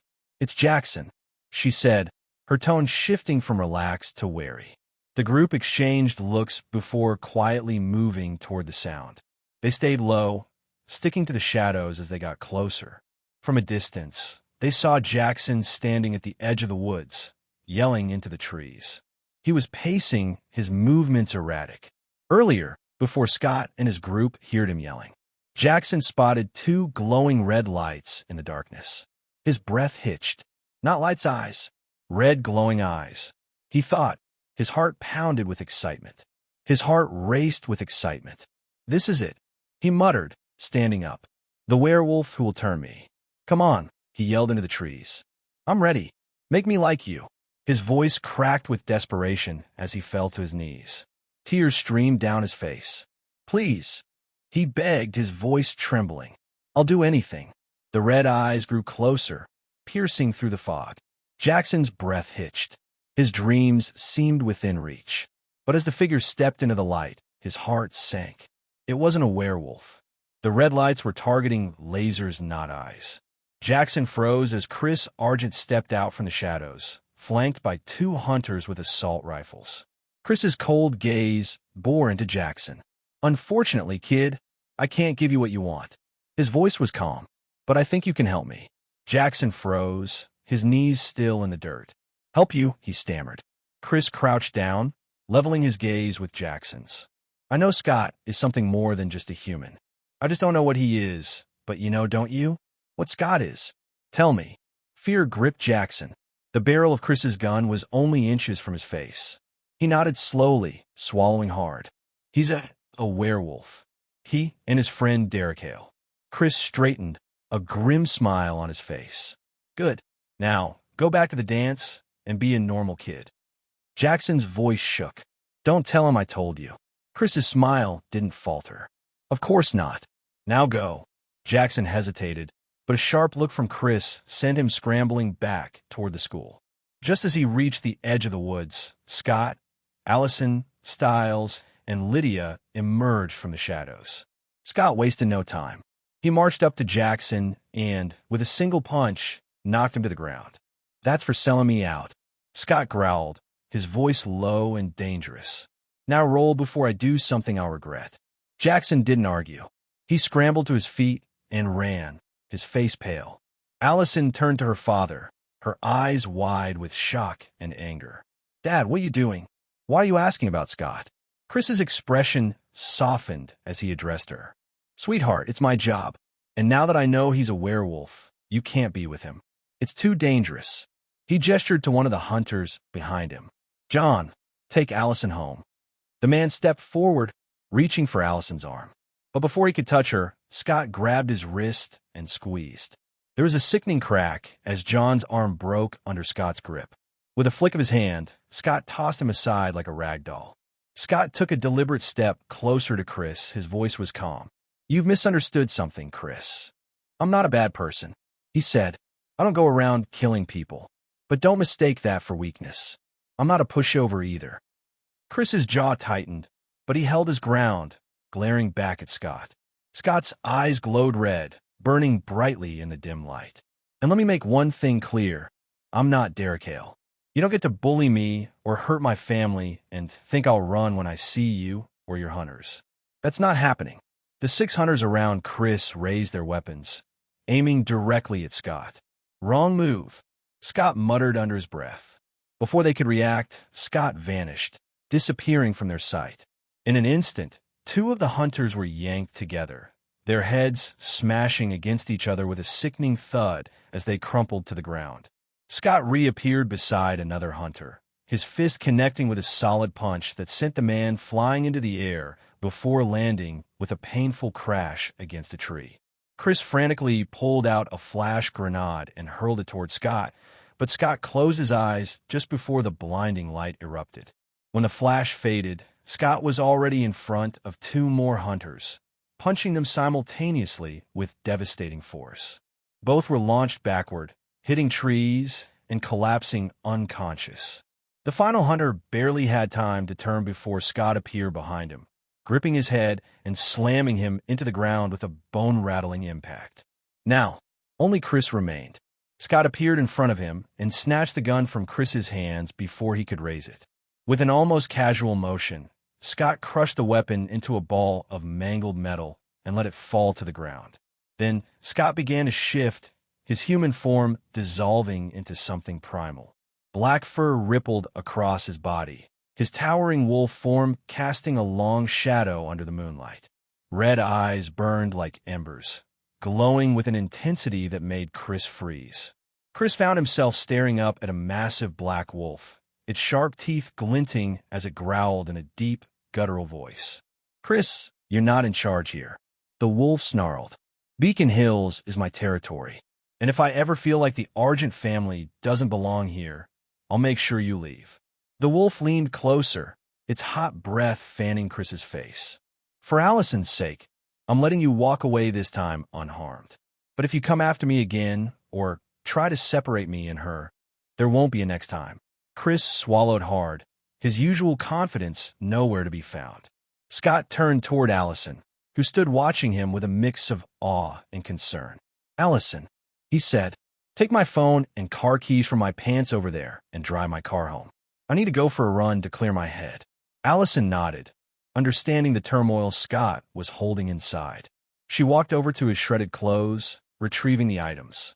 With that, Scott bolted into the woods, his massive wolf form vanishing into the shadows. Chris called out, desperation creeping into his voice. "Allison, let's go home. You saw what he turned into. That's not a boy. That's a monster." Allison turned to her father, her expression cold and defiant. "No, Dad, he's not a monster. And I'm not going home with you." She paused, her voice rising as she continued. "By the way, Scott, the so-called monster, killed a lamia yesterday. A lamia that could shift into a 15-meter snake and was feeding on people in this town. What did you do, Hunter?" Chris's face twisted in frustration, but he had no response. Allison turned on her heel and walked toward Scott's car. "Let's go, Lydia." "Styles." Styles glanced at Chris, and the unconscious hunters scattered around him. "Mr. Argent, you might want to get these guys to a hospital. They don't look too good." He waved casually. "Goodbye." Styles jogged after Allison and Lydia, leaving Chris standing there speechless. As they walked, Lydia glanced at Allison. "Are you okay?" Allison gave her a small smile. "I'm fine. A little upset, sure, but I know my dad is just trying to protect me. And I don't think he's stupid enough to go after Scott again after tonight." "Yeah," Lydia agreed. That wolf Scott turned into was terrifying, but also beautiful. Allison smiled softly. "Melissa has a wolf form like that too. She's gorgeous, though not as big as Scott." Styles shuddered. "She's big enough. The first time I saw her, I thought I was dead. I almost peed my pants." Allison laughed.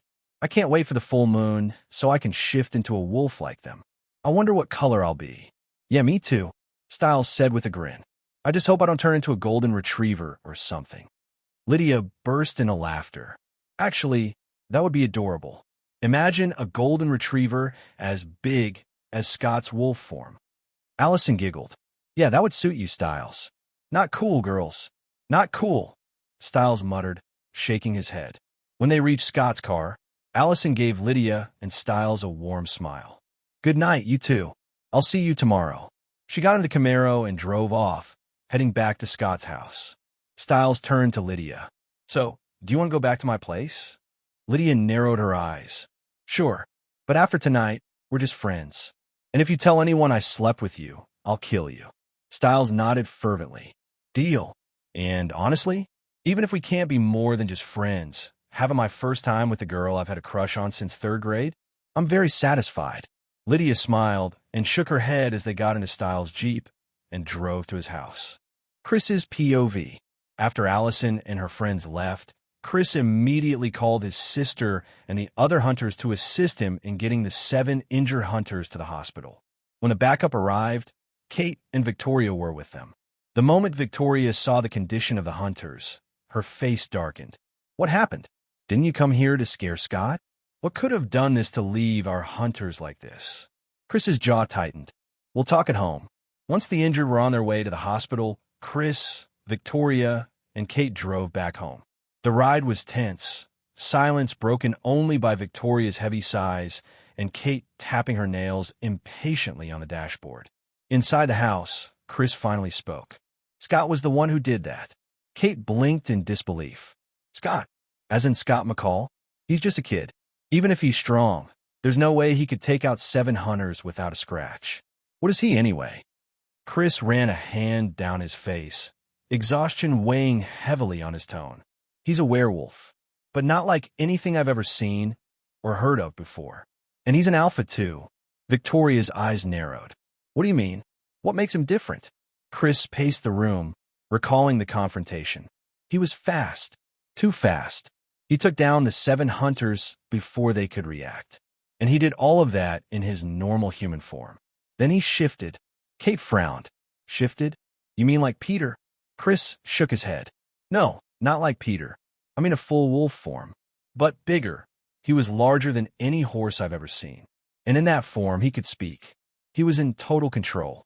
Victoria's voice dropped, almost hesitant. What did he say to you? Chris stopped pacing and locked eyes with his wife and sister. He told me that Beacon Hills is his territory, and if we piss him off, he'll drive the Argent family out of it. Kate scoffed, her temper flaring. How dare he? He's just a brat, and a stupid werewolf at that. All we need is a strong dose of wolfsbane, and he'll be done for. Chris's voice rose, sharper now. Have you forgotten? He walked through a barrier of mountain ash like it wasn't even there. Then he drank the tea Victoria gave him, laced with wolfsbane, and didn't feel a thing. Kate's defiance wavered for a moment before she crossed her arms. So what are you saying? That we just let him do whatever he wants? Chris exhaled slowly, trying to stay calm. Yes, we let him do whatever he wants. We have to.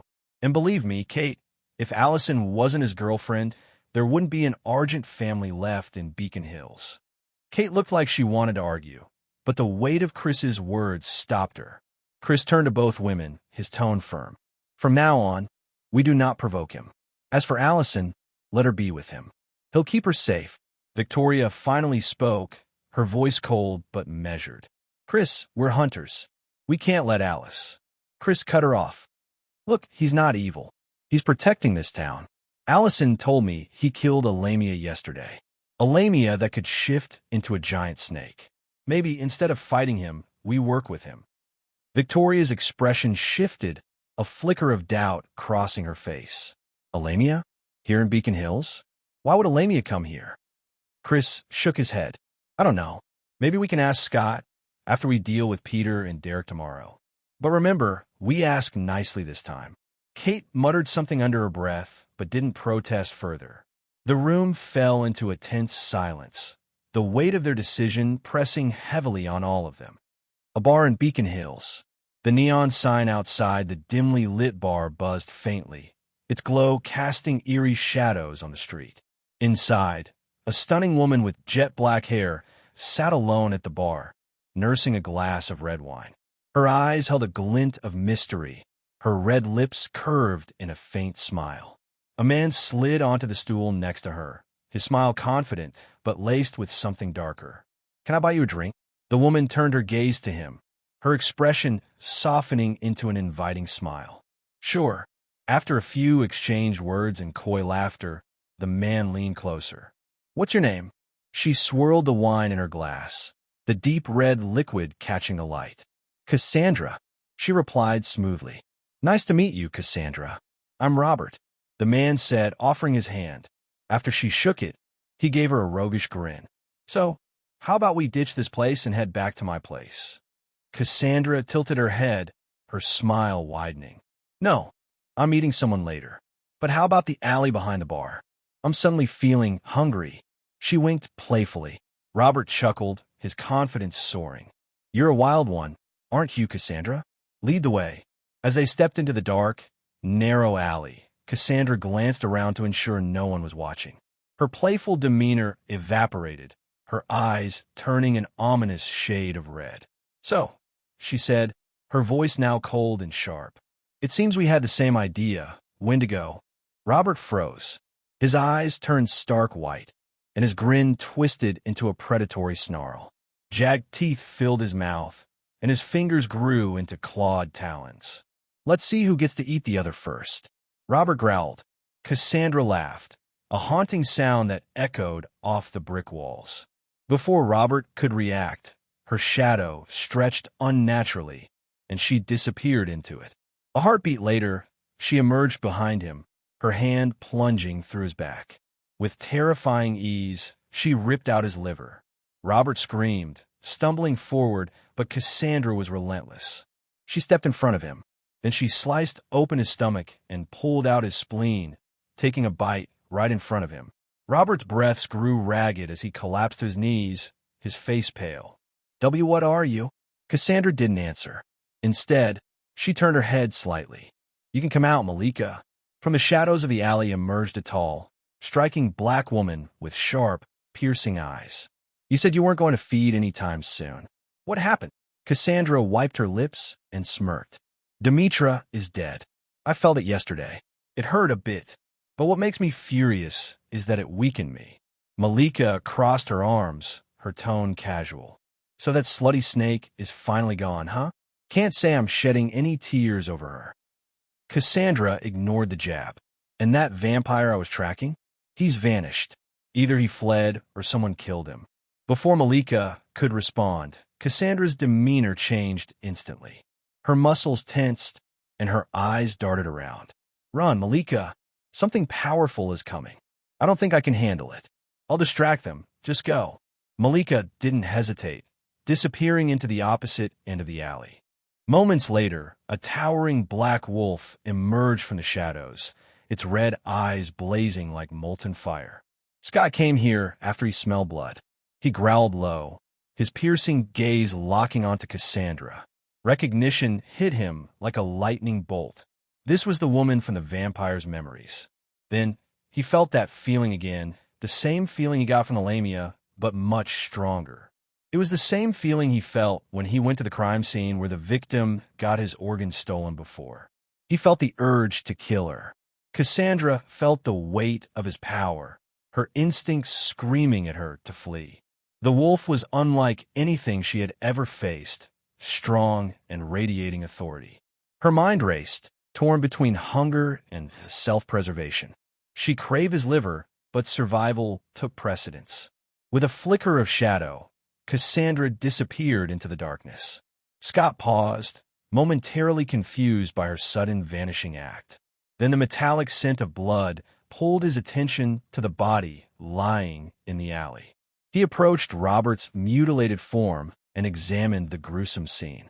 His gut twisted in anger and disgust, and he knew that the woman he just saw was the one who was killing people and stealing their organs. He could feel that she was strong, stronger than anything he had encountered before. Yet, as Scott stared into the darkness, a spark of excitement flared within him. She was dangerous, yes, but after defeating her, he could get the ability to move through the shadows like her. He growled softly, his breath misting in the cool night air. Then, without another glance at Robert's corpse, he turned and disappeared into the night, heading home. Far from the bar, Cassandra regrouped with Malika in a secluded part of town. "What happened back there?" Malika asked. Cassandra licked her lips, her eyes gleaming with hunger. "A werewolf. A very strong one. I've never felt anything like him before. I want to eat him, but—" She trailed off, her voice tinged with frustration. "He's stronger than me.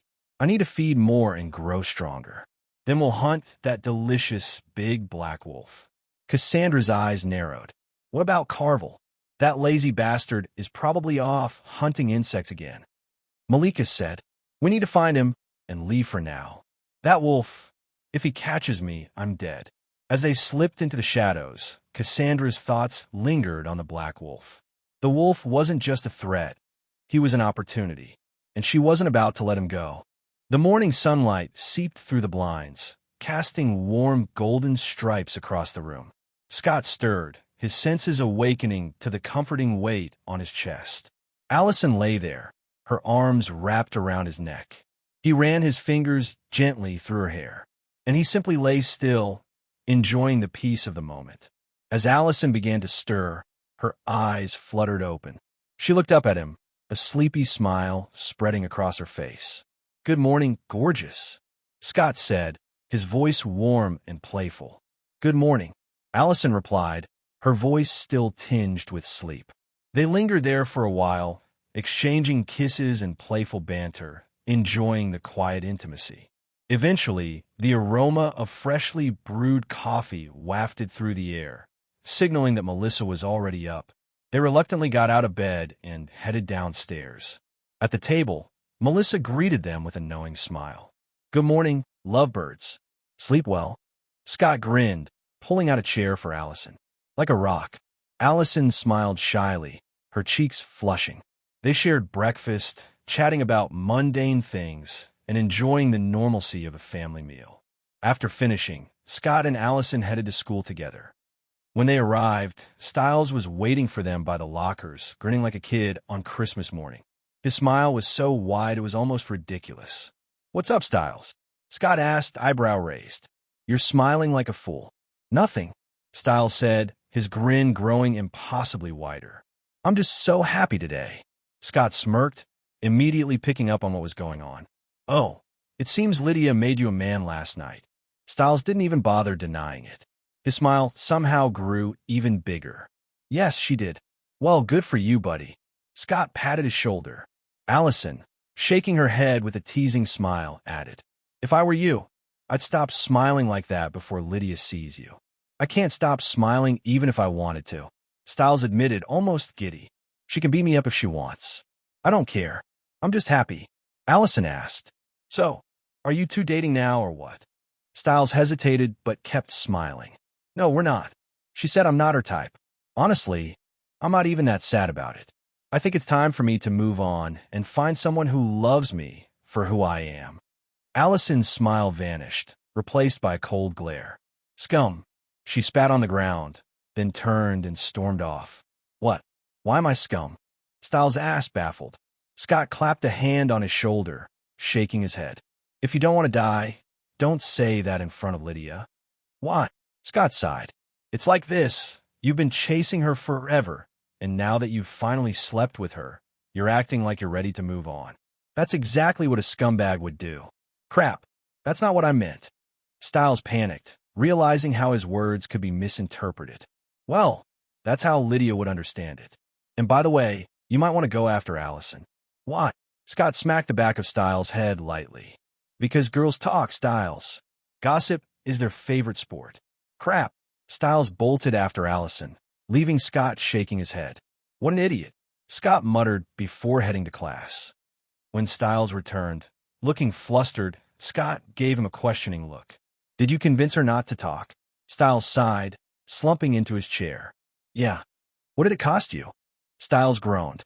$1,000 for her and Lydia to go shopping. Scott chuckled. "You got off easy, honestly." Styles glared. "Your girlfriend is so mean." Scott's smile widened as he subtly gestured with his eyes.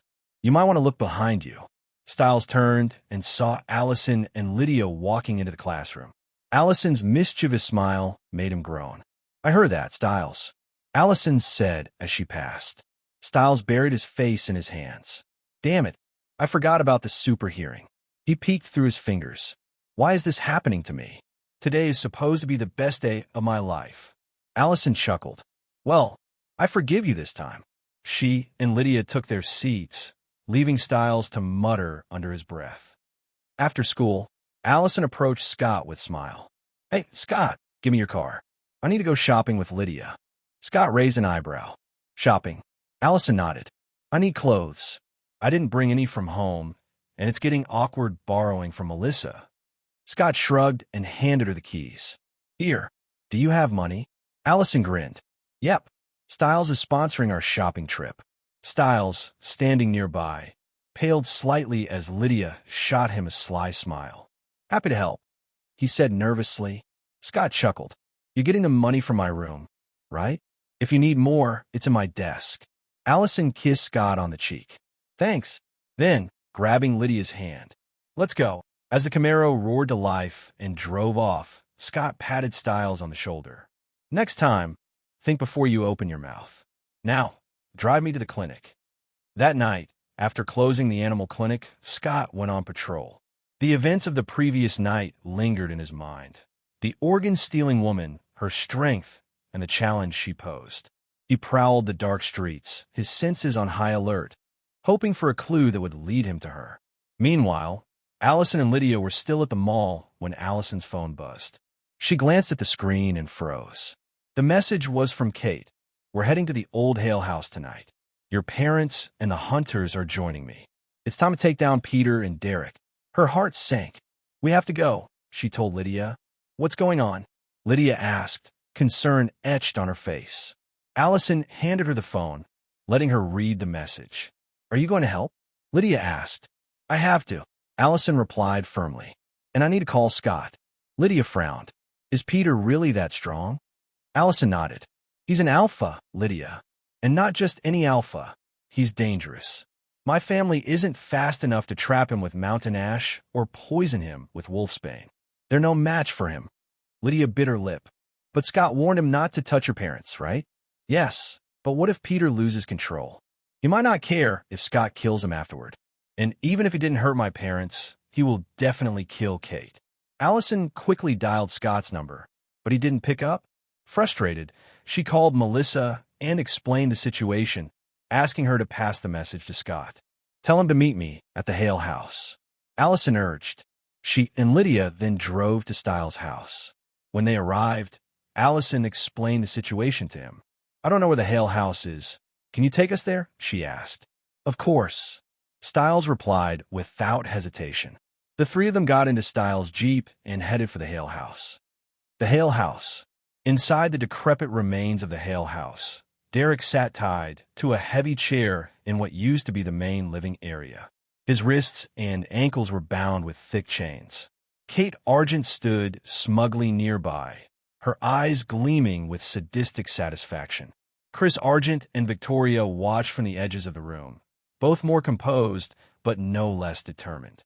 "This is your last chance, Derek," Kate said, crouching in front of him with a mocking smile. "Tell me where is Peter, or I'll make this a lot less pleasant for you."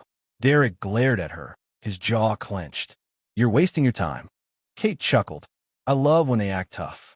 It makes breaking them so much more satisfying." Meanwhile, outside the house, Peter prowled the edges of the property. He had followed Derek's scent here, but the moment he approached the perimeter, a faint shimmer surrounded the house. A barrier stopped him in his tracks. "Clever," Peter muttered, stepping back as his hand, which had brushed the invisible barrier, tingled with an electric-like sting. From the house, a hunter spotted him and shouted, "He's here! The Alpha's outside!" Shots rang out as bullets pierced the night. Peter leapt back, dodging into the cover of the forest. He growled under his breath, his glowing red eyes narrowing as he assessed his next move. They came prepared. He murmured, his sharp mind already calculating. But barriers can be broken. As he circled the house, he heard soft footsteps approaching. His predatory instincts took over, and in a blur, he grabbed the intruder, a young man, and pinned him against a tree. "Who are you?" Peter growled, his voice low and menacing.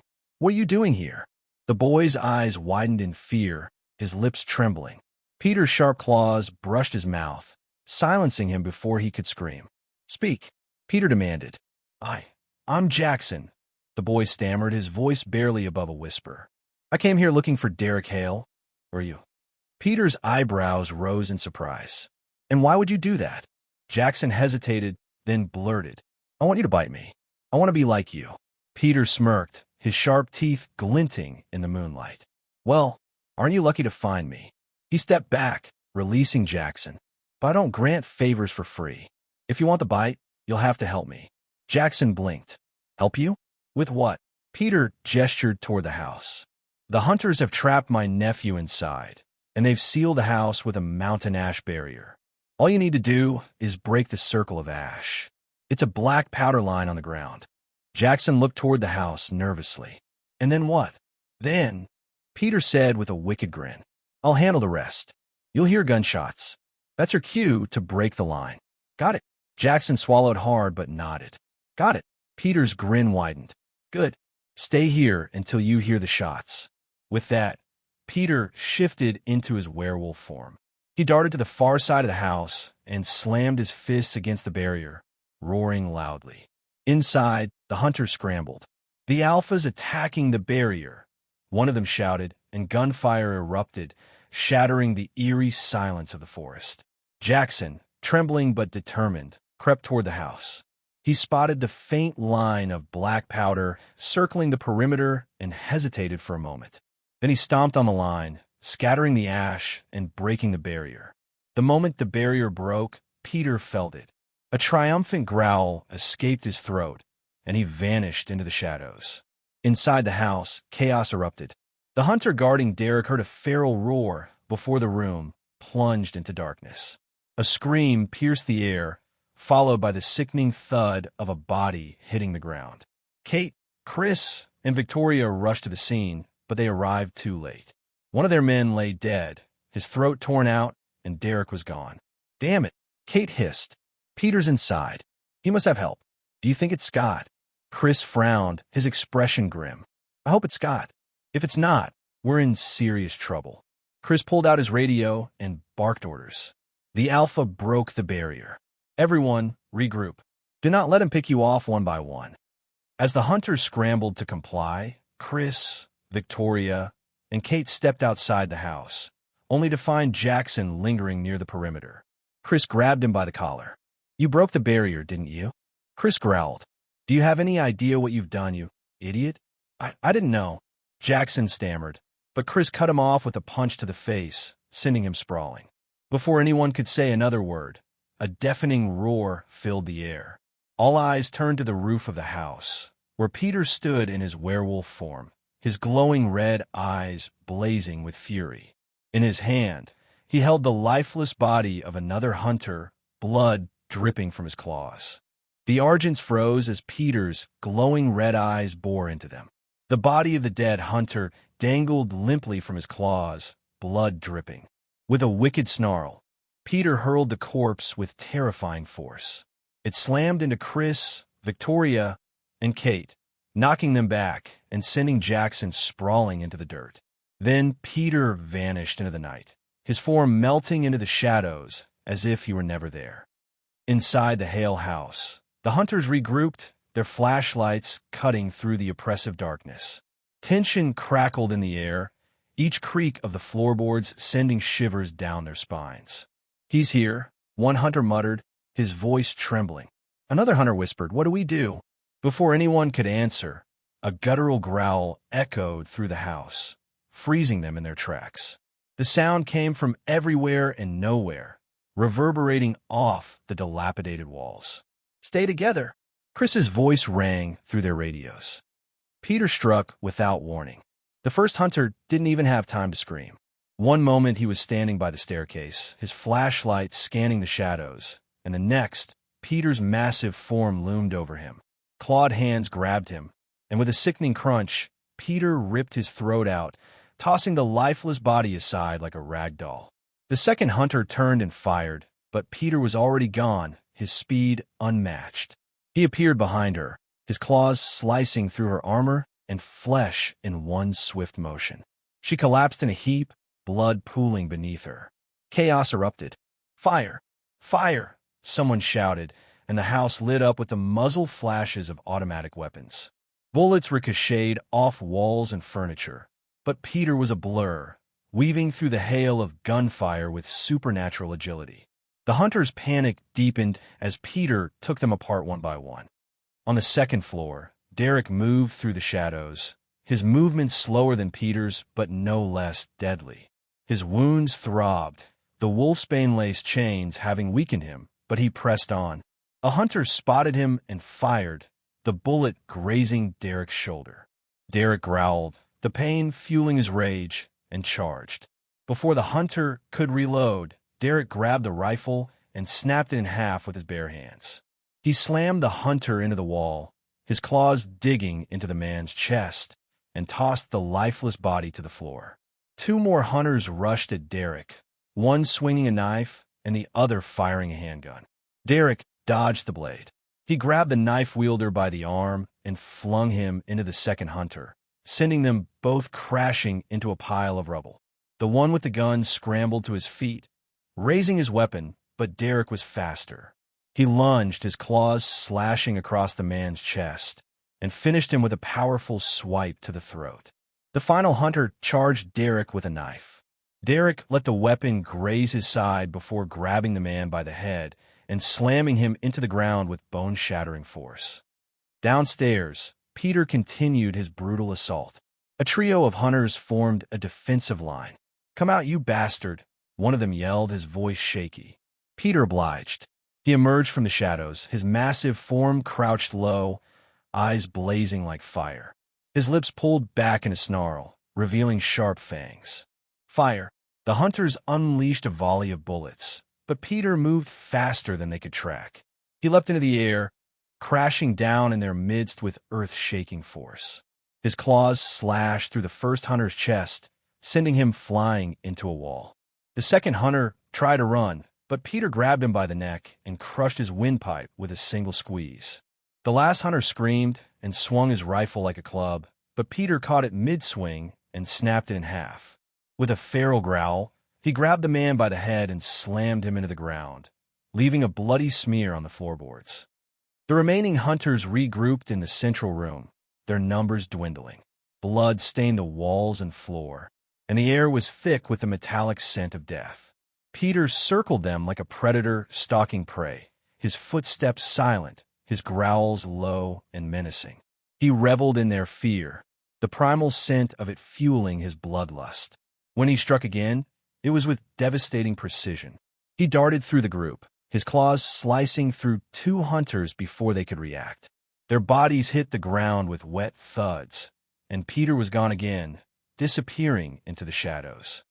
Derek joined Peter in the central room, his chest heaving as he eyed the remaining hunters. "You're enjoying this too much," he muttered. Peter smirked, his voice deep and guttural. "And you're not." Derek didn't answer, instead charging at a hunter who raised his weapon. Derek grabbed the man and slammed him into the ground, breaking his spine with a sickening crack. Peter took down the last 2 hunters with ease. The first tried to flee, but Peter caught him, slamming him into a wall, and finished the man with a single swipe of his claws. The final hunter dropped his weapon and raised his hands, trembling. "Please don't." Peter tilted his head, his glowing eyes cold and unfeeling. Then he slashed his claws across the man's neck, ending him. The fight inside the Hale house was over, the walls and floors soaked in the blood of the hunters. The silence that followed was deafening, broken only by the creak of floorboards and the faint sounds of the forest outside.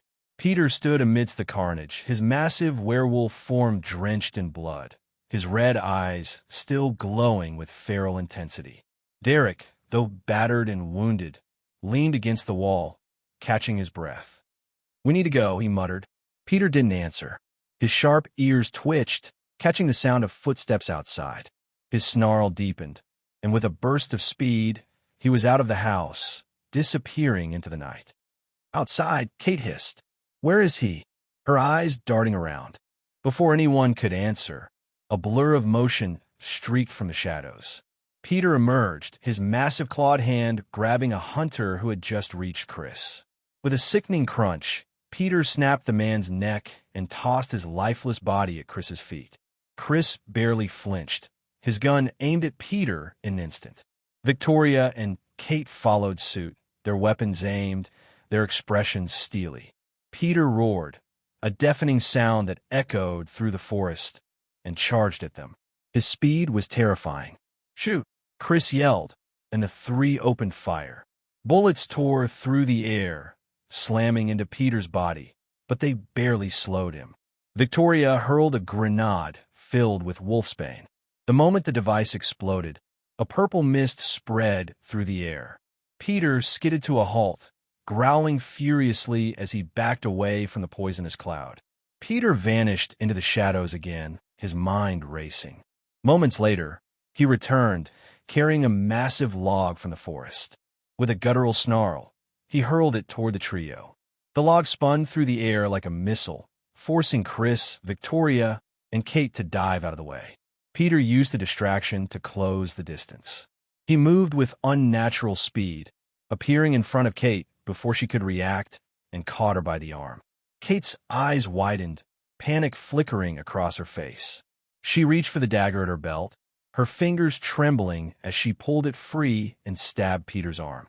The blade, coated in wolfsbane, burned into his flesh, eliciting a roar of pain and fury. Peter's retaliation was swift and brutal. His jaws clamped down on her shoulder, his sharp teeth piercing through skin and muscle. Kate screamed as Peter flung her to the ground, her body hitting the dirt with a thud. Pulling the dagger from his arm, Peter dropped it to the ground and stalked toward her, his red eyes burning with rage. Just then, the roar of an engine cut through the tension, and Styles' familiar beat-up Jeep skidded to a halt near the house. The door flung open, and Allison jumped out. "Peter, stop!" she shouted, her voice firm and unwavering as she stepped between him and Kate. Peter froze, his claws mid-swing, his eyes narrowing at the audacity of the young girl. "Move!" Peter growled, his voice guttural and inhuman. Allison didn't flinch. She stood her ground, meeting his gaze. "If you don't want to die, I suggest you leave now." Peter's lips pulled back in a snarl, but he hesitated. He knew that attacking Allison would bring Scott's wrath down upon him, a wrath he wasn't prepared to face. Behind Allison, Kate struggled to her knees, clutching her bleeding shoulder. She smirked, her voice laced with mockery. "What's wrong, Peter? Scared of a teenager? Some alpha you are." "Kate, shut up." Allison snapped, her voice sharp. But Kate's words had already done their damage. Peter's anger boiled over, and his rationality slipped. With a deafening roar, he raised his clawed hand, his massive frame towering over Allison. "Allison, move!" Chris shouted, panic lacing his tone as he raised his weapon. Victoria's voice trembled. "Allison, get out of the way!" Just as Peter's claws were about to strike, a massive gray wolf leapt from the shadows, landing gracefully in front of Allison. Its fur gleamed in the moonlight, and its red eyes burned with an intensity that matched Peter's. The wolf snarled, baring its teeth, and Peter froze. A chill ran down Peter's spine as he sensed another presence.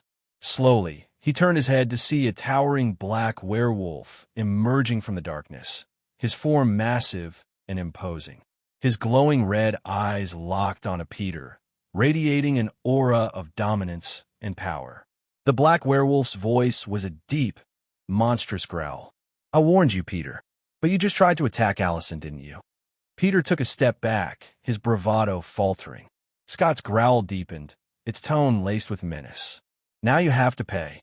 Scott, in his full werewolf form, loomed over Peter like a predator over its cornered prey. His massive clawed hand gripped Peter's head, and his sharp teeth gleamed in a twisted smile that sent shivers down Peter's spine. Peter whimpered, his once fearsome demeanor crumbling. His red eyes dimmed with terror as his body began to tremble uncontrollably. "Scott, please," he stammered, his voice trembling. I lost control." Scott's grin widened, his voice low and menacing. "SHHHH, don't worry, Peter. I won't kill you. But after I'm done with you." Scott leaned closer, his glowing red eyes piercing Peter's soul. "You'll wish I had." Scott addressed the others without looking at them. "Guys," he growled in a deep voice, "I'll be right back. What I'm about to do to him isn't pretty to look at." Dragging Peter by his head like a rag doll, Scott turned and disappeared into the dark forest. Peter struggled against the iron grip, clawing and thrashing, but Scott's hand didn't budge. Back near the house, Allison approached the massive gray wolf standing protectively nearby. Her eyes softened, and a small smile broke across her face. She threw her arms around the wolf's enormous head in a warm embrace. "Hi, gorgeous," she whispered. "Thank you for coming." Melissa spoke in a deep yet soothing voice. "Anytime, sweetheart. Your family." Lydia stepped out of the car, her expression one of awe and curiosity.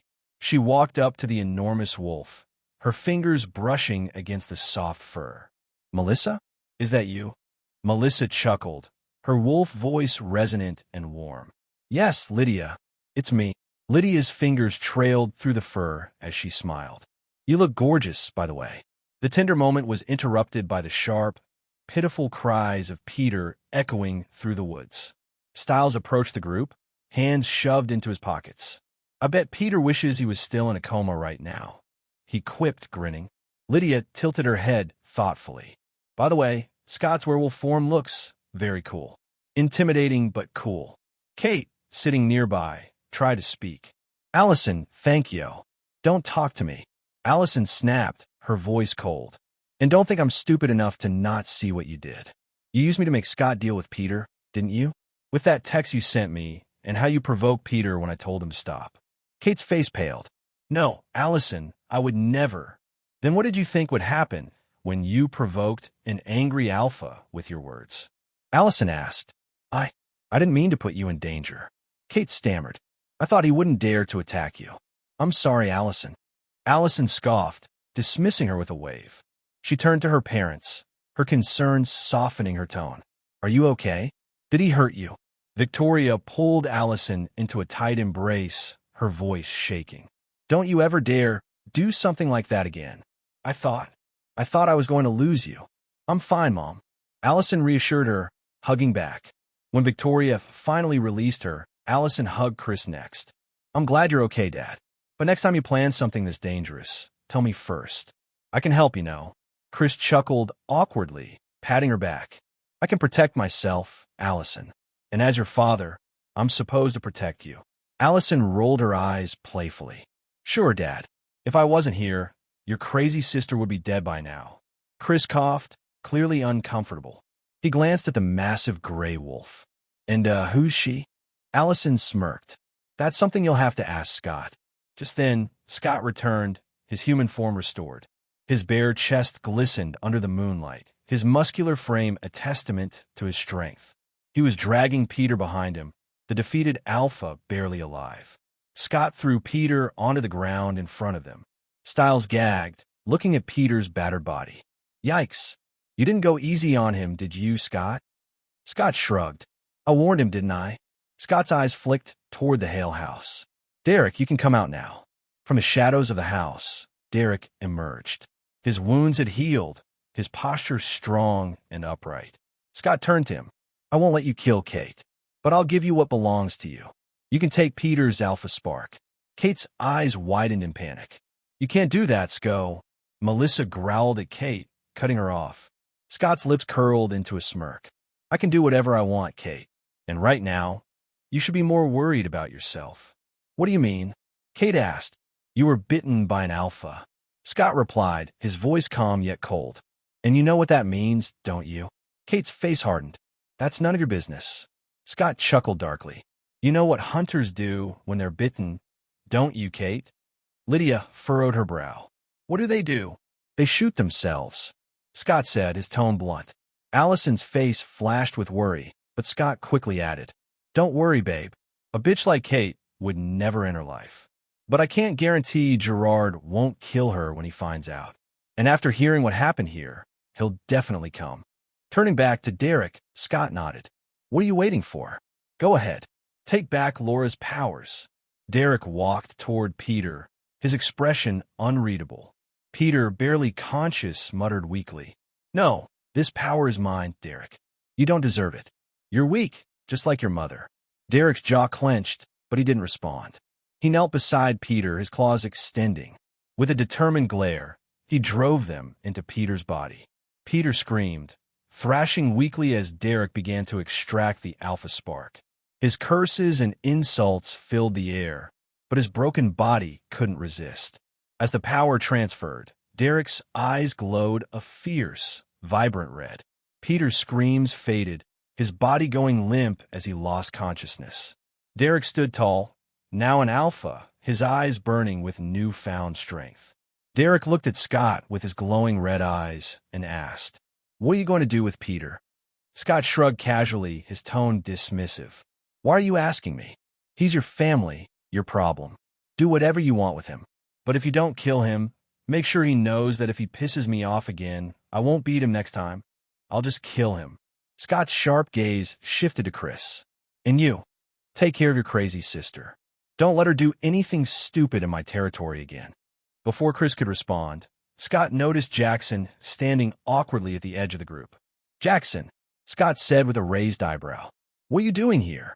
Everyone turned to look at Jackson, and Chris's expression darkened as he strode toward the boy. I'm going to kill you, kid. Jackson panicked. Seeing Scott standing with Allison, he decided against running to him. Instead, he darted behind Derek, grabbing at his arm. I help you escape. You have to protect me. Lydia's gaze narrowed on Jackson as she crossed her arms. Jackson, what did you do? Why is Mr. Argent so angry at you? Jackson clamped his mouth shut, looking terrified, but Chris answered for him, his voice cold and sharp. He caused the death of 15 of my men today. He broke the mountain ash barrier and let Peter in. Peter slaughtered all of them. Derek's red eyes flicked to Chris, and he snorted. Don't play the victim. You caught me, tortured me, and used me as bait to get to Peter. Those 15 hunters came here to kill me, and Peter, they should have been prepared to die. Scott raised a hand, his voice cutting through the tension. All right, enough. Derek, take your uncle and your little bitch, Jackson, and leave. Chris, clean up this mess. And don't let the sheriff find the bodies. He's got enough on his plate already. Derek gave Chris a scornful look, then turned back to Scott. Thank you, Scott, for sparing Peter's life. I'll see you around. Derek grabbed Peter and looked at Jackson. Let's go. Scott turned to his friends, his tone softening. Go to my house. We'll catch up with you later. Allison walked over to her family, placing a comforting hand on Victoria's arm. Mom, I'm going back to Scott's house. You can call me anytime. Once you're done dealing with this mess and arranging the funerals for your men, let me know, and I'll come home. Victoria brushed Allison's hair tenderly. Okay, sweetheart. Just be safe, all right? I'll let you know when I'm done. I love you. Now go. We need to leave before the sheriff shows up. Love you too, Allison said before hugging her mom. She then turned to Lydia and Stiles. Let's go. As the trio got into the car and drove off, Scott watched them disappear down the road. His glowing red eyes turned to Kate, and he crossed the distance between them in an instant. His hand shot out, gripping her throat tightly. Kate gasped, her voice strangled. Scott, let go. Scott's tone was ice cold, his red eyes glaring into hers. You almost got Allison hurt earlier by provoking Peter. This is your last warning. You used me to survive today, and I didn't mind, for Allison's sake. But piss me off again, and I'll kill you myself. Kate managed to choke out. Allison will never forgive you if you kill me. Scott's lips twisted into a dark smile. Then I just have to make sure she's not around when I kill you, don't I? He released her suddenly, and Kate fell to the ground at Chris's feet, coughing and gasping for air. Scott addressed Chris. You heard me. Keep her in check. Turning to leave with Melissa, Scott paused and glanced back at Chris with a mischievous smirk. Oh, and by the way, don't worry about Allison. To make sure she's extra safe, I sleep in the same bed with her. No need to thank me, Uncle Chris. Chris's face turned crimson with fury, and he roared. Damn it, Scott. I'm going to kill you, you punk. Melissa chuckled and nudged Scott with her paw. Let's go. Scott grinned as they disappeared into the woods, leaving Chris standing there, fuming and cursing under his breath. The morning sunlight streamed into the McCall house as the smell of Melissa's hearty breakfast wafted through the air. It was a day without school, and Lydia and Stiles had stayed over at Scott's house. After finishing their breakfast, the group gathered in the living room. Lydia seemed unusually quiet, her eyes darting around the room as if searching for the right words. I have to tell you guys something, Lydia finally said. What is it? Stiles asked, leaning forward, his curiosity piqued. Lydia hesitated, biting her lip before speaking. Yesterday, during class, I drew a picture. What kind of picture? Allison asked, tilting her head in confusion. It was a picture of the Hale house, and all the dead hunters. She swallowed hard, her voice dropping to a whisper. And remember, this was before they died. Stiles's jaw dropped. Wait. Are you saying you can see the future? Lydia nodded slowly, her expression pained. Yes, but it's not exactly the future. It's more like, I can see death. Silence fell over the room. Everyone except Scott exchanged uneasy glances before Lydia's trembling voice broke the quiet. I'm turning into something evil, aren't I? Scott smiled, his tone calm and reassuring. Relax, Lydia. You're not evil. I know exactly what you are. Lydia looked at him with wide eyes. What am I? You're a banshee, Scott said. Or as some call it, the wailing woman. Allison furrowed her brow. What does that mean? Scott leaned back in his seat. A banshee is a harbinger of death. They can sense when someone's about to die and hear the details of their death. It's not evil. It's just what they do.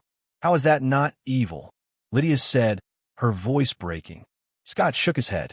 Lydia, just because you can predict death doesn't mean you're evil. In fact, do you have any idea how lucky we are to have you in our pack?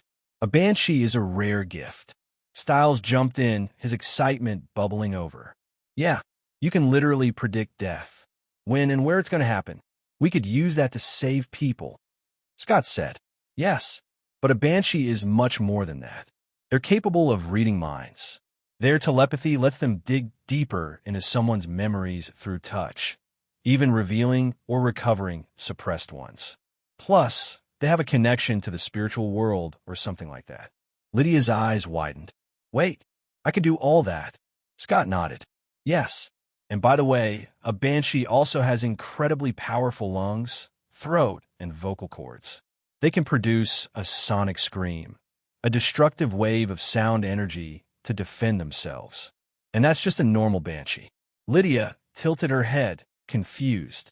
What do you mean, just a normal banshee? Are you saying I'm not? Scott shook his head with a knowing smile. No, you're not. You're also a shapeshifter, remember? Normal banshees can't shift. A small smile tugged at Lydia's lips, her fear beginning to fade. I was so scared yesterday. I couldn't sleep. I thought I was turning into a monster, but this sounds kind of cool. Scott smirked. It is cool. And for the record, banshees are always women. It's a trait passed down through the female line of the family. Lydia's expression turned thoughtful. You know, my grandmother Lorraine was admitted to Aiken House because she claimed she predicted her own death. And the night you bit me, I dreamed of her. She was terrified, and she told me, they're coming, Lydia. They're coming for all of us. There was blood on her head. I thought it was just a nightmare, but now I think it was a memory. Melissa, sitting nearby, spoke. Your grandmother might have been a banshee too, Lydia. But no one understood it back then, so they locked her away. Lydia sighed, relief washing over her face. I'm just glad I found you guys. At least I know what I am. She looked at Scott with curiosity. How do you even know all this about banshees? Scott chuckled, leaning forward with a smug grin. Oh, killed a vampire, raided his house with Styles, found a chest full of supernatural books. Nothing special. Lydia's eyes lit up. You have books on the supernatural? Scott stood and brought over the chest of books, dropping it with a loud thud. We all need to read these. Oh, and while we're at it, I need you guys to help me find something about a werewolf that feeds on human livers. Styles looked up, alarmed.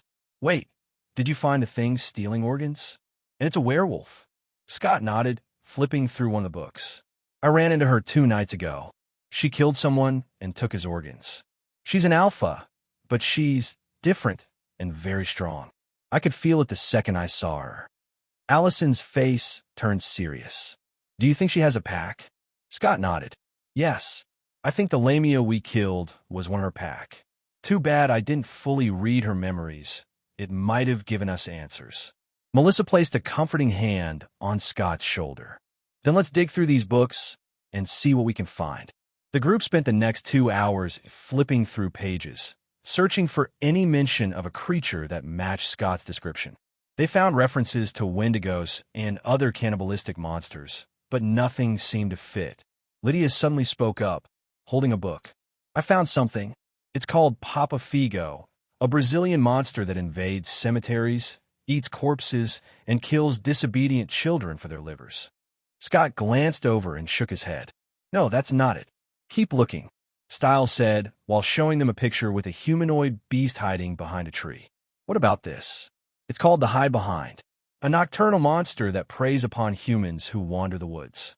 Melissa took the book from him, her face scrunching as she read. It says it doesn't like to be seen and lives in the woods. Allison leaned over, flipping a few pages. What about this one? It's called Pishtacos, a cannibal creature from South America.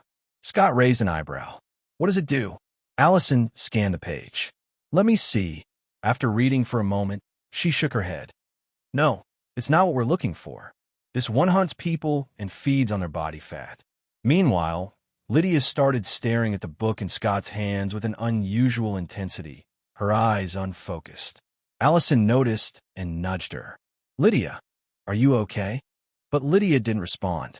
Scott, noticing her fixation, closed the book and waved it slightly. Lydia's gaze followed it. Interesting. Scott handed the book to her, curiosity evident on his face.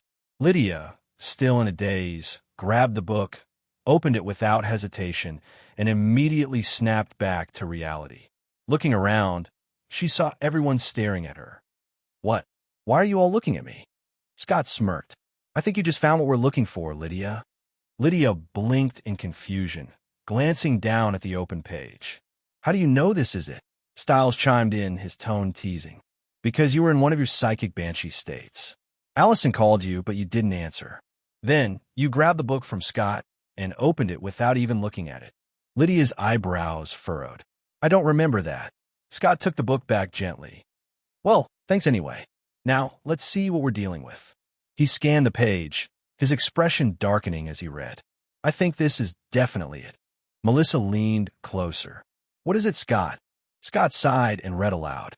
It's called the Vrikalakas, a type of werewolf with vampire-like traits.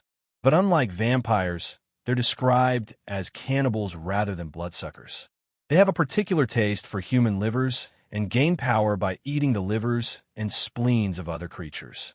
If left alone, they grow stronger and stronger. Legends say they must be killed quickly before they become too powerful. Melissa said, so this creature is kind of like us. It can absorb other creatures' powers and get stronger. Scott nodded. Yes. Allison furrowed her brows. Are you sure this is what we're dealing with? Scott exhaled deeply. Yes. I saw the way she was looking at me. There was no fear. She was looking at me like I was the most delicious food she'd ever seen.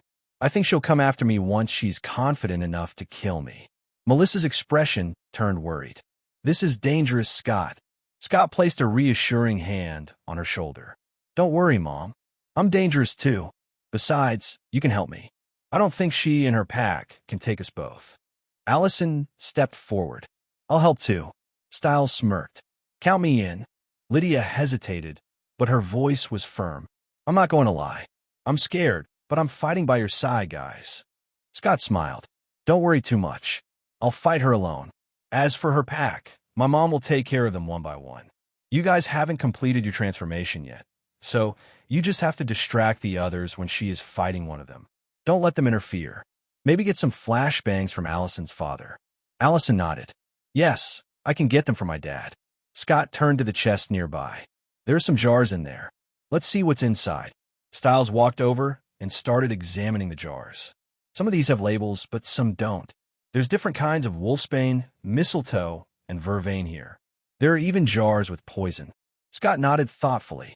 We'll let Deaton check those later. Allison, you should bring some guns from your dad and make bullets with wolfsbane, vervain, and mistletoe. Make enough for yourself, Lydia, and Styles. Allison frowned. I don't think my dad will give me guns.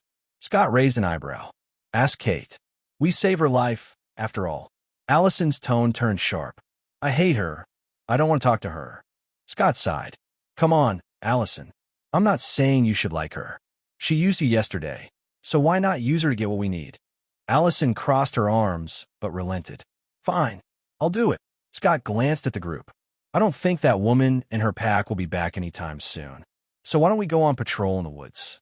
Maybe, if we're lucky, we'll find something like that huge boar again. Styles perked up. Yes, let's go. Hey, Scott, do you think I could beat something like that ghoul we found in the woods? Scott smirked. Probably. It wasn't that strong. Lydia, still catching up, asked, can someone tell me what boar and ghoul you're talking about? Styles grinned and launched into the story of the Nemeton and the creatures they'd encountered in the woods. With their plans set, Scott and his pack headed into the woods. After Melissa decided to stay home, determined to read more of the books in the chest, Scott, Styles, Allison, and Lydia set out for the Beacon Hills Preserve. The morning sun filtered through the thick canopy above as Styles' trusty Jeep rattled to a stop near the edge of the woods. The group got out, energized and curious, their chatter filling the quiet forest. "All right, should we split up?" Styles asked. "No splitting up, Styles. This isn't a Scooby-Doo episode," Scott said with a smirk. "Stick together. It's safer." They walked deeper into the woods, the forest alive with bird song and the occasional rustle of leaves. Allison got close to Lydia. "Hey, Lydia," she began, her tone light. "Are you still thinking about getting back with Jackson?" Lydia hesitated before shaking her head. "No, I'm done with him. I won't lie. I was heartbroken when he dumped me. For a while, I thought I wanted him back. But that was before." She glanced at the group. "Before all of you and Melissa. I'm in a better place now. I just want to be me and enjoy life with my real friends." Allison smiled warmly. "That's good to hear. Honestly, Jackson doesn't deserve you anyway." Scott, walking ahead, chimed in. "I think Jackson's already gotten a bite from Derek. I'm just curious what he'll turn into. Or a donkey, maybe," Styles quipped, sending everyone into laughter.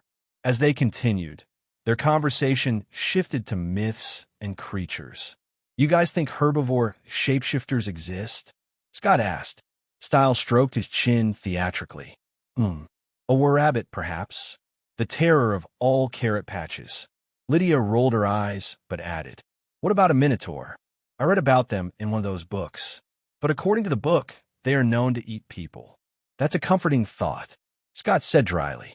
"But yeah, minotaurs. I forgot about those. I wonder if we'll ever run into one." "What about centaurs?" Allison asked. "Half human, half horse. Do you think they exist?" "If they do," Styles said, "then elves, dwarves, and dragons probably do too." Scott sighed. "I don't know about elves and dwarves, but I really hope dragons aren't real. Dealing with one would be difficult." As the banter continued, they approached a small pond nestled among the trees. Scott stopped abruptly, his expression turning serious. Lydia stepped forward, her gaze locked on the pond. "You feel it too, don't you?" Scott nodded. "Yeah, something's definitely off." Allison and Styles exchanged uneasy glances. "What's wrong?" Allison asked. "I don't feel anything," Scott explained. "My senses are sharper than yours." And Lydia, he glanced at her. "Well, you're a banshee. It makes sense." Styles leaned closer to the pond. "What do you think it is?" "I don't know," Scott replied, his eyes narrowing. "But I think we're about to find out. Back up, guys. Something's coming." They barely had time to move before a long, slimy tongue shot out of the water, aiming for Scott. With lightning reflexes, he sidestepped and grabbed the tongue, yanking hard.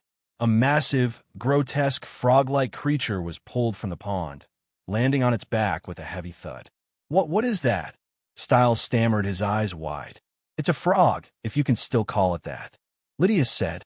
The creature managed to flip onto its feet, its tongue shooting out again. Scott dodged and slashed at it with his claws, severing the tongue. The frog croaked in pain, but to everyone's shock, its tongue began to regenerate. "Cool. It can regenerate," Styles exclaimed. Scott grinned. "I'm definitely taking that power for myself." The frog crouched low, inhaling deeply, its body swelling. "Move," Scott yelled. "I think it's about to attack with sound." The group scattered as the creature unleashed a deafening croak, the sound wave tearing through trees and leaving destruction in its wake. Then the frog tried to retreat to the water. Scott leaped onto its back, delivering powerful blows to its head. The creature croaked in pain, struggling to escape. Finally, Scott plunged his claws into its body, absorbing its power. When the process was complete, he delivered a final punch, ending its life. "That sound attack was awesome," Styles said as he and the others approached. Scott nodded. "Lydia can do that too, once she's strong enough." Lydia smiled faintly. "I can't wait." "Did you get its regeneration ability?" Allison asked. Scott flexed his fingers. "I think so. I feel that my body is full of vitality. But I'm not testing it." "What about the dead frog?" Styles asked, eyeing the massive frog. "Leave it," Scott said with a shrug. "The coyotes will take care of it." As they headed back, Lydia suddenly stopped. "I think we should go that way," she said, pointing in a different direction. Styles frowned. "But the car is this way." "I remember." Lydia hesitated. I just feel like she trailed off. Never mind. Let's go. Scott stepped closer. You felt something, didn't you? Lydia hesitated again before nodding. Trust your instincts, Scott said gently. And remember, you're not alone. We'll never think you're weird or be scared of you. If you ever feel something, anything, tell us immediately. And promise me one thing. What? Lydia asked softly. Never go alone, Scott said firmly. If you feel something or hear something calling to you, wait for us. Always. Allison placed a reassuring hand on Lydia's shoulder. Scott's right. You can sense death and danger, Lydia. But don't face it alone. Stiles leaned in closer to Lydia, grinning mischievously. Yes, you should always tell me. I love mysteries. So what are you feeling right now? Lydia smirked and lightly pushed him back. Thank you, guys. Her expression turned serious as she pointed toward a shadowy area deeper in the woods. I feel something bad over there, something ominous. Scott's demeanor shifted immediately. All right, let's check it out. The group walked cautiously until they reached the mouth of a small cave. The air grew colder, and a strange stillness surrounded the area. Inside, they found the desiccated corpses of deer, encased in spider, silk-like sacks hanging eerily from the cave walls. Allison inspected one of the sacks and opened it. This one looks fresh. It probably died recently, but she frowned. It's just skin and bones. Scott scanned the cave with narrowed eyes. Whatever did this isn't a spider like that frog. This is the work of a shapeshifter. Stiles, standing behind him, tilted his head. How can you tell? Use your senses, Scott said, gesturing around.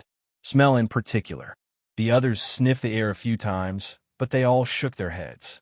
I only smell dirt, animals, and us, Allison said. Scott sighed, his heightened senses picking up more. I can smell her. She's a woman, and she was here yesterday or the day before. Allison crossed her arms, frowning. Why is it always women? Almost all the bad guys we've faced so far have been women. Stiles raised a finger.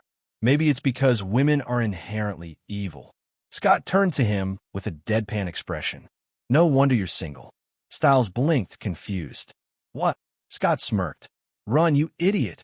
Stiles looked at Allison and Lydia, their expressions darkening.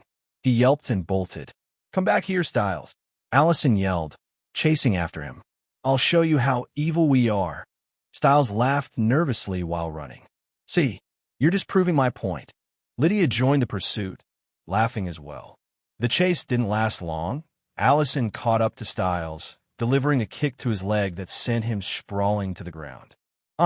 Stiles groaned, clutching his side. I think I broke something. Girls, I was just joking. Allison smirked, standing over him. We know. She glanced at Lydia, who grinned back. But we won't forgive you unless you spar with both of us. Stiles looked horrified. What? That's not fair. Lydia crouched next to him, her grin widening. Come on, Stiles. Don't be a little bitch. Besides, we all heal quickly now. No excuses. Stiles groaned dramatically before throwing up his hands. Fine, but no hitting the face. The sparring session began, and though Stiles put up a valiant effort, it wasn't long before he ended up on the ground again, thoroughly beaten. Scott, leaning casually against a tree, laughed as he watched. All right, let's head home. I'm starving. Back at Scott's house, the group sat around the kitchen table, eating lunch with Melissa. Plates clinked as conversations buzzed. They recounted their experience in the woods, everything from the giant frog to the spider silk sacks with dried-up animals inside. Melissa listened intently, her brow furrowed in thought. I'm not sure about the frog, Melissa began, setting her fork down. But while you were out, I came across something in one of the books from a chest. It's about a shapeshifter that can turn into a spider. It's called an arachne. Stiles, his mouth half full of food, leaned forward eagerly. What does it do? He asked, bits of food almost flying out. Melissa shot him a look before continuing. The arachne can shift into a spider with the torso of a human. They charm their victims and feed on people, especially younger humans, to stay young. They can use poison and shoot silk from their mouths. Allison's eyes narrowed. Are there any other shapeshifters with spider-like powers? I don't know, Melissa admitted. But the arachne is the only one I've read about that matches what you found in the woods. And there's one more thing you need to know about them. Scott leaned forward. What? They can turn people into arachne by biting them. If we don't find her quickly, we could be dealing with an army of spiders. Styles groaned dramatically, throwing his head back. Great. Giant spiders. Just what we need right now. After lunch, Lydia and Styles headed home, while Allison stayed to read more books with Melissa. Scott left for the animal clinic, his mind busy with thoughts of the arachne. The next day, Scott and his friends spotted Jackson at school. The arrogant teen had been bitten by Derek, but hadn't yet unlocked his powers. Scott observed him carefully, thinking, Jackson's definitely going to turn into Kanema. Should I take his powers? No, they're useless to me, but maybe someone in my pack could use them. Deciding it wasn't worth the effort, Scott and his friends ignored Jackson. After school, Allison accompanied Scott to the clinic. She helped with the animals, since Deaton hadn't returned yet. On their way home in Scott's Camaro, they noticed Boyd walking into the woods with a woman. Isn't that Boyd? Allison asked, her voice tinged with concern. Scott glanced over, his brows furrowing. Yeah, I don't like that woman with him. Allison said, something about her feels off. Scott's jaw tightened. You feel it too? She's probably like the Lamia we dealt with before. They parked the car and quietly followed Boyd and the woman into the woods. The deeper they went, the darker the woods seemed to grow. Suddenly, the woman stopped and turned to Boyd, who looked dazed. Scott and Allison watched from the shadows as the woman's body began to shift grotesquely. Her lower half transformed into the body of a massive spider, while her upper half remained human, eerily beautiful but deadly. Allison's breath hitched. She's the arachne we're looking for. Probably, Scott replied, his voice low. I'll confirm it once I read her memories.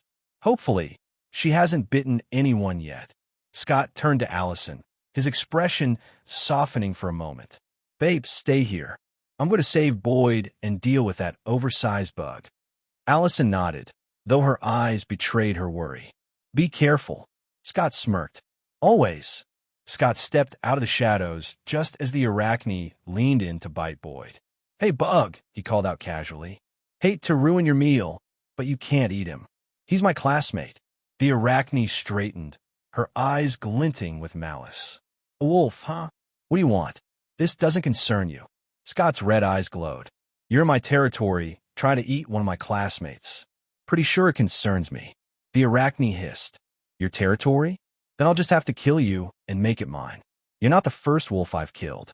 And thinking about it, it's been a while since I've eaten one of your kind. Scott smiled. Big talk for a bug.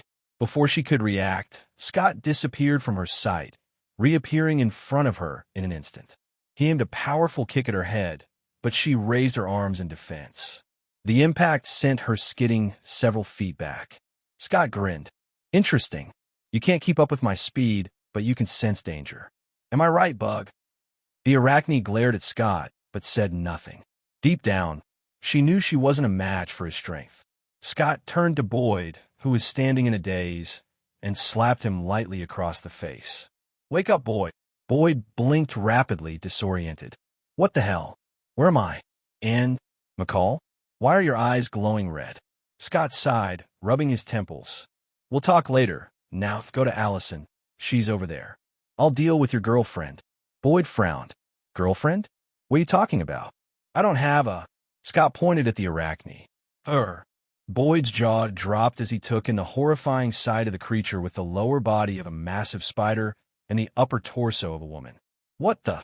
Is this some kind of dream? Scott rolled his eyes and slapped Boyd again, this time a little harder. Boyd shouted, McCall, do you want to fight? No, Scott said flatly. I just needed you to wake up. This isn't a dream, is it? Boyd panicked, and he glanced back at the arachne. His voice wavered as recognition dawned. Wait, you're the woman from the store. What are you? Why did you bring me here? She's an arachne, Scott said, and she brought your dumbass here to eat you. Now, go to Allison, or I swear I'll leave and let her finish her meal. Boyd hesitated before muttering, Fine, but you'd better explain all this later. He walked toward Allison, still shaken. Scott waved him off dismissively before turning his attention back to the arachne. "You're surprisingly polite, letting us have our little chat." The arachne's eyes narrowed, and Scott noticed her partially healed arms twitching. He smirked. "Ah, I see. You weren't being polite. You were stalling for time." The creature's lips curled into a sinister smile. "Tonight, I'm feasting on all three of you," she hissed, her voice dripping with malice. "And I'll start with your girl wolf." With a sudden motion, the arachne shot a stream of liquid toward Allison. But Allison, moving with supernatural speed, grabbed Boyd and dragged him out of harm's way as if he weighed nothing. The liquid struck a nearby tree, solidifying into sticky, glistening spider silk. Scott, unfazed, glanced at Allison and Boyd, noting their safe position. He smirked at the arachne. "Big mistake, Bug. You shouldn't have done that." Before she could react, Scott moved, a blur of motion. In an instant, he was beside her, grabbing one of her massive spider legs. With a sharp twist, he lifted her into the air and slammed her against a thick tree trunk. The arachne screeched in pain. After the violent impact, the arachne began to shift, her massive spider form shrinking into something more humanoid. From her back sprouted 6 spider legs, sharp and menacing. Her face was a grotesque fusion of spider and woman, adorned with 6 gleaming eyes and fang-like pincers. A green, viscous liquid dripped from her mouth, hissing as it hit the ground. She fixed all 6 of her eyes on Scott, hatred burning within them. "You'll pay for that, Mutt," she hissed, her voice guttural and venomous. Without hesitation, the arachne launched a series of web attacks, each aimed with deadly precision. But Scott was too fast, darting out of reach before any could touch him. He seemed to vanish and reappear like a ghost, frustrating her attempts. As he dodged, Scott noticed something about her movements. She wasn't just attacking blindly. She could predict from where he was going to attack her. Each time he prepared a strike, she would spit webs in the direction he was about to move, forcing him to adjust his approach. After testing her reactions for a while, Scott decided he'd had enough. His eyes glowed brighter, and a low growl rumbled in his chest. He tapped deeper into his wolf side.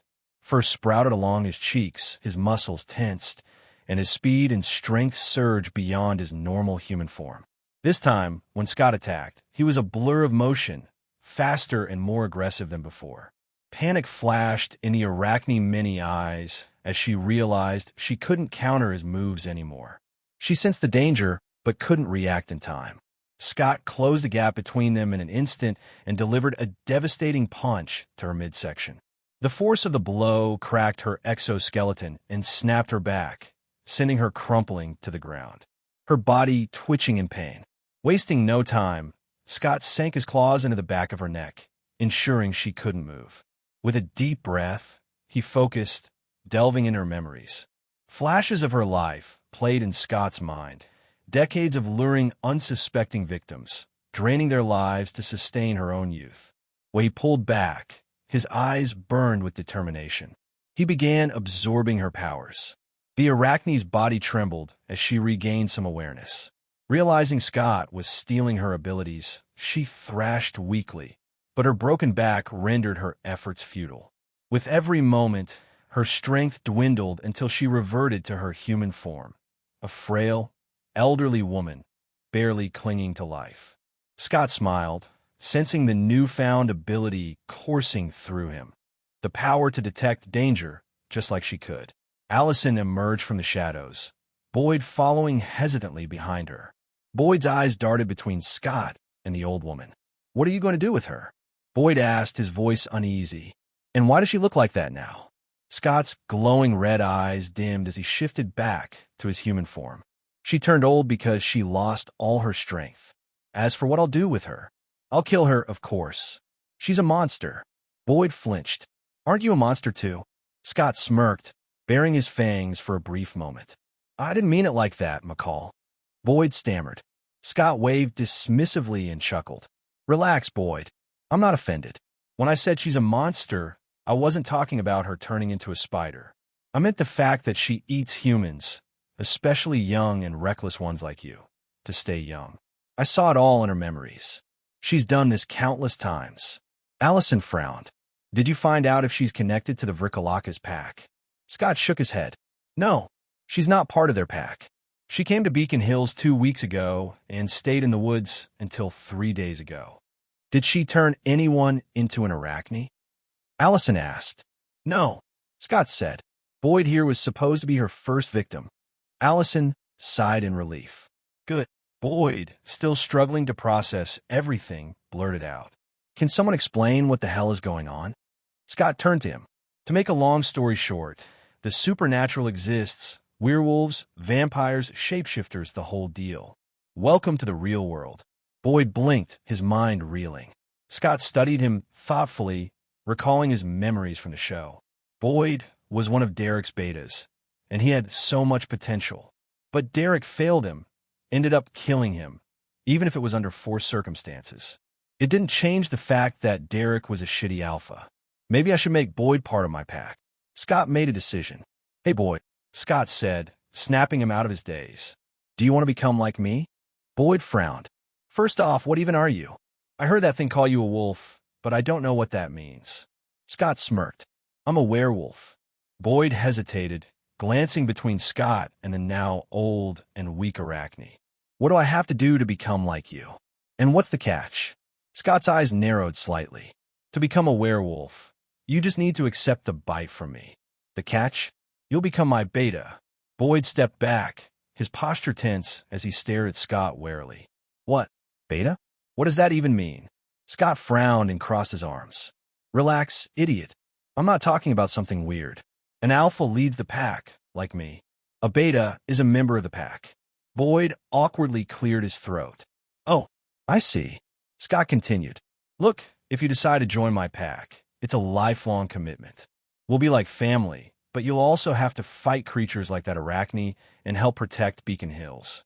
And if you betray me, well, let's just say it won't end well. Take the night to think it over and give me your answer tomorrow. Boyd tilted his head. That's it? No other strings attached. Scott shrugged.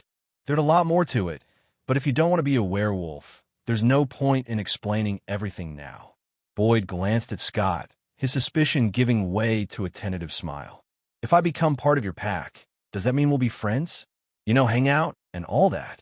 Scott chuckled. Yeah, like I said, a pack is like a family. Boyd nodded firmly. Then I don't need to wait until tomorrow. I want to be like you now. Scott raised an eyebrow. All right, but first, let me call Styles and ask him to bring a shovel. We need to bury the arachne. Boyd froze. Wait, you're planning to bury her alive? Scott shook his head, walking over to the arachne. Without hesitation, he broke her neck with a swift motion, her body falling limp. He turned back to Boyd. Now she's dead and ready to be buried. Boyd stared at Scott, a mix of unease and awe flickering in his eyes.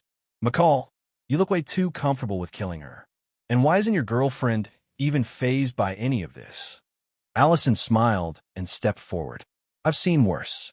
And if you're feeling sorry for that thing, remember she brought you here to eat you. That's what she does, Boyd. She eats people. Scott nodded and pulled out his phone and called Styles. Bring a shovel, he said bluntly. We've got a dead body to bury. While waiting for Styles, Scott explained more to Boyd. All right, while we wait for the shovel, let's talk. You need to understand what being a beta means, what an alpha is, and a whole lot more about the supernatural world. Scott explained more to Boyd, the responsibilities of being in a pack and the dangers of their world. Boyd listened intently, his resolve only growing stronger. When Styles arrived, grumbling about being dragged into grave-digging duty, they buried the arachne's body in a quiet spot in the woods. Afterward, Scott gave Boyd the bite, sealing his place in the pack. As the night deepened, Scott and Allison returned home, leaving Styles to drive Boyd back. The morning after his fight with the arachne, Scott woke up with Allison sleeping peacefully by his side. He smiled, brushing a strand of hair from her face, but his mind was already spinning with plans. Since I've already brought Boyd into the pack, I might as well add Isaac and Erica too. He thought. And Malia, but before I find her, I need to test something. What happens if I bite another werewolf? Can I pass my special abilities to them? If I can, then Malia will be a great addition to the pack. But if I can't, she'll just be a liability, and I don't like weaknesses. Scott's thoughts shifted to the Omega that would soon arrive in town. He'll make the perfect test subject. I can see if the bite transfers my abilities and test what happens when I kick someone out of the pack. After that, well, he's a cannibal, so I'll put him down. His musings were interrupted when Allison stirred, kissing him softly as her eyes fluttered open. "What are you thinking about?" she asked, her voice still drowsy. Scott smiled. "I was thinking about adding more people to our pack. With all the threats and the Nemeton drawing supernatural creatures here, we need more help." Allison nodded thoughtfully. "That makes sense. But who are you planning to turn? They have to be trustworthy." "I was thinking about Erica Reyes and Isaac Leahy." Scott replied. "Why them?" Scott paused, organizing his thoughts. Isaac's dad is abusive. It's made him afraid of everyone around him, and he doesn't have any friends. If he accepts the bite, we can be his family. Allison frowned, but nodded. And Erica, she has a severe case of epilepsy. It's made her shy and insecure at school, and you've seen how the other girls treat her. If I offer her the bite, it could cure her. But, like Boyd, I'll make sure she knows everything before she decides. Allison leaned back, considering his words. "But what if they leave the pack after you turn them? You're not a normal werewolf. Everyone you turn will have your special abilities, and that could cause problems." Scott smirked and brushed a hand through her hair. "I'm pretty sure that if someone quits or betrays me, they'll lose my special abilities and just become regular werewolves. Worst case, I can put them to sleep permanently." Allison rolled her eyes. "Let's hope it doesn't come to that." Scott's tone grew serious. "I actually want to test that theory. I'll find someone evil and see if they gain my abilities. Then I'll kick them out of the pack to see if they lose them." He gave a dark chuckle. "And after I'm done with them, you know." Allison shook her head, but laughed softly. "That's dark, but I like the way you think. Now, let's get ready for school." At breakfast, Scott looked across the table at his mom. "Aren't you going back to work, Mom?" Melissa shook her head, a thoughtful expression on her face. "No, I've decided to quit. I've been thinking about learning from Deaton when he gets back." Scott's face lit up with a smile. "Honestly, I'm glad to hear that. I don't want you working as a nurse anymore. Plus, I've been thinking about something else, Mom. We should buy a bigger house. I'm building a pack, and we're going to need more space." Melissa raised an eyebrow, but nodded thoughtfully. "A bigger house, huh? That's a good idea. How about a ranch? Something with plenty of land and privacy." Scott grinned. "That sounds perfect if we can find one." Melissa pushed her chair back and stood. "Well, I'm not doing much right now, so I'll start looking around and see if I can find something suitable." As she picked up her coffee cup, Scott added, "While you're at it, see if you can find a building in town we can buy." Melissa paused mid-sip, giving him a curious look. "A building? Why?" Scott leaned forward, his eyes sparkling with excitement. "We could turn the ground floor into a coffee shop. It'd be our hangout spot, somewhere the pack can gather. And for the rest of the building, well, we could do whatever we want with it." Melissa chuckled. "All right, I'll see what I can find." After finishing their breakfast, Scott and Allison said goodbye to Melissa and headed out for school. Melissa stayed behind, already planning her day of house and building hunting. At school, Scott and Allison met Boyd, Stiles, and Lydia near the entrance. Allison greeted them cheerfully before pulling Lydia aside to talk. Scott turned to Boyd. "How are you feeling?" Boyd grinned. "I feel amazing. Alive, like I can do anything." "Thank you." Scott clapped him on the shoulder. "Good. Let's get to class." At lunch, Scott gathered Allison, Stiles, Boyd, and Lydia. "I've been thinking about adding Isaac and Erica to the pack," he said. Lydia raised an eyebrow. "Isaac and Erica? That's an interesting choice." "Lydia, I need you to bring Erica to my house after school," Scott said. Lydia gave a small nod. "Okay, that's manageable." Allison chimed in. "I'll go with Lydia. Erica might feel more comfortable with me there too." Scott turned to Stiles and Boyd. "Stiles, I need you and Boyd to bring Isaac to my house. Remember, he's terrified of his father, so you'll have to convince him carefully." Stiles grinned. "Or we could just kidnap him." Scott rolled his eyes. "Boyd, make sure he doesn't do anything stupid." Boyd smirked. "I'll do my best." "Good. Once you've got them in my house, tell them everything they need to know. I'll join you after I finish up at the animal clinic." After school, Allison and Lydia spotted Erica near the parking lot. Lydia approached her first, flashing a friendly smile. "Hey, Erica, do you want to be friends with us?" Erica looked up, her expression cautious. "Why would the two most popular girls in school want to be friends with someone like me?" she asked timidly. Lydia shrugged with a casual air. "Because we feel like it." Erica's eyes narrowed. "Please, I don't want any trouble. Can I go now? My mom is waiting for me." Allison stepped forward, her voice calm and sincere. "Don't worry, Erica. We're not here to make fun of you. We really do want to be your friends." Erica hesitated, her tone sharp with bitterness. "You want to be friends with a sick girl? To make yourselves look good? To feel better about yourselves?" Her voice cracked slightly. "I don't want your sympathy. Just leave me alone." Allison said softly, "All right, what if I told you we can help you heal completely? Not just to be a normal girl, but to become something more than normal." Erica hesitated, skepticism clear on her face. She didn't believe them. How could she? But a small part of her, buried under years of pain and insecurity, whispered, "What if it's true?" Unable to stop herself, she asked, "How?" Allison leaned in slightly, lowering her voice. "What if I told you the supernatural is real? Werewolves, vampires, shapeshifters, they're not just myths." Erica frowned, shaking her head. "You're lying. You're just trying to prank me, aren't you? I'm leaving." She turned to walk away. Allison's voice stopped her. "I can prove it." Erica froze mid-step and turned around. "Prove it," she challenged, though her voice trembled slightly. Allison looked around to make sure no one was watching. "All right, look at my hand." Erica's eyes followed as Allison's hand shifted, white claws extending from her fingers. Her mouth opened in shock. When Allison retracted her claws, she met Erica's wide eyes. "Do you believe me now?" Erica nodded nervously. "If I become like you, will I really be healed? Can I be normal?" Allison smiled gently. "Not just normal, something better. But there's a lot you need to know before making this choice." Erica hesitated. "Like what?" "If you want to know more, you'll have to come with us," Allison said simply.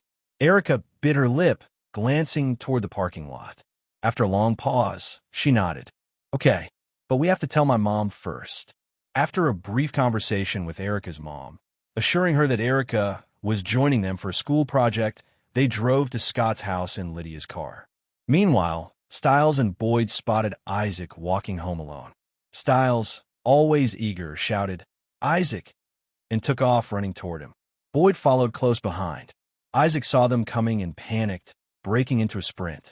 Stiles yelled, "Hey, wait, why are you running?" Boyd caught up to Stiles with ease. "He's running because you scared him." Stiles scoffed. "Why would he be scared of me? I look harmless." He glanced at Boyd. "Maybe he saw you and got scared." Boyd rolled his eyes. "That's racist." "It's not racist," Stiles protested. "You just look big and intimidating." While they bickered, they quickly caught up to Isaac. Stiles, now jogging easily alongside Isaac, smirked at him. "Hey, can you stop running? We just want to talk." Isaac glared at him but kept running, pushing himself harder. No matter how fast he went, Stiles and Boyd stayed right with him. Frustrated, Isaac finally stopped, breathing heavily. Stiles grinned. "Finally. Look, man, we're not here to hurt you. I know Boyd looks scary, but he's a nice guy. Promise." Isaac, still catching his breath, glared at Stiles. "Actually, you're the scary one. That creepy smile of yours is terrifying." Stiles clutched his chest dramatically. "Your words hurt, man." Isaac frowned. "What do you two want from me?" Stiles perked up. "Glad you asked. We want you to come with us, too." "No," Isaac interrupted firmly. "I'm not going anywhere with you, Stalinsky." Boyd sighed and stepped forward. "Isaac, do you want to stop being afraid all the time? Do you want to be strong? To have friends? I know about your dad." Isaac tensed. "I don't know what you're talking about. I'm leaving." "Isaac, look," Boyd said, rolling up his sleeve. Isaac's eyes widened as Boyd extended claws from his fingertips and scratched his own arm. The wound healed instantly. Isaac stared in disbelief. "Ow, how did you do that?"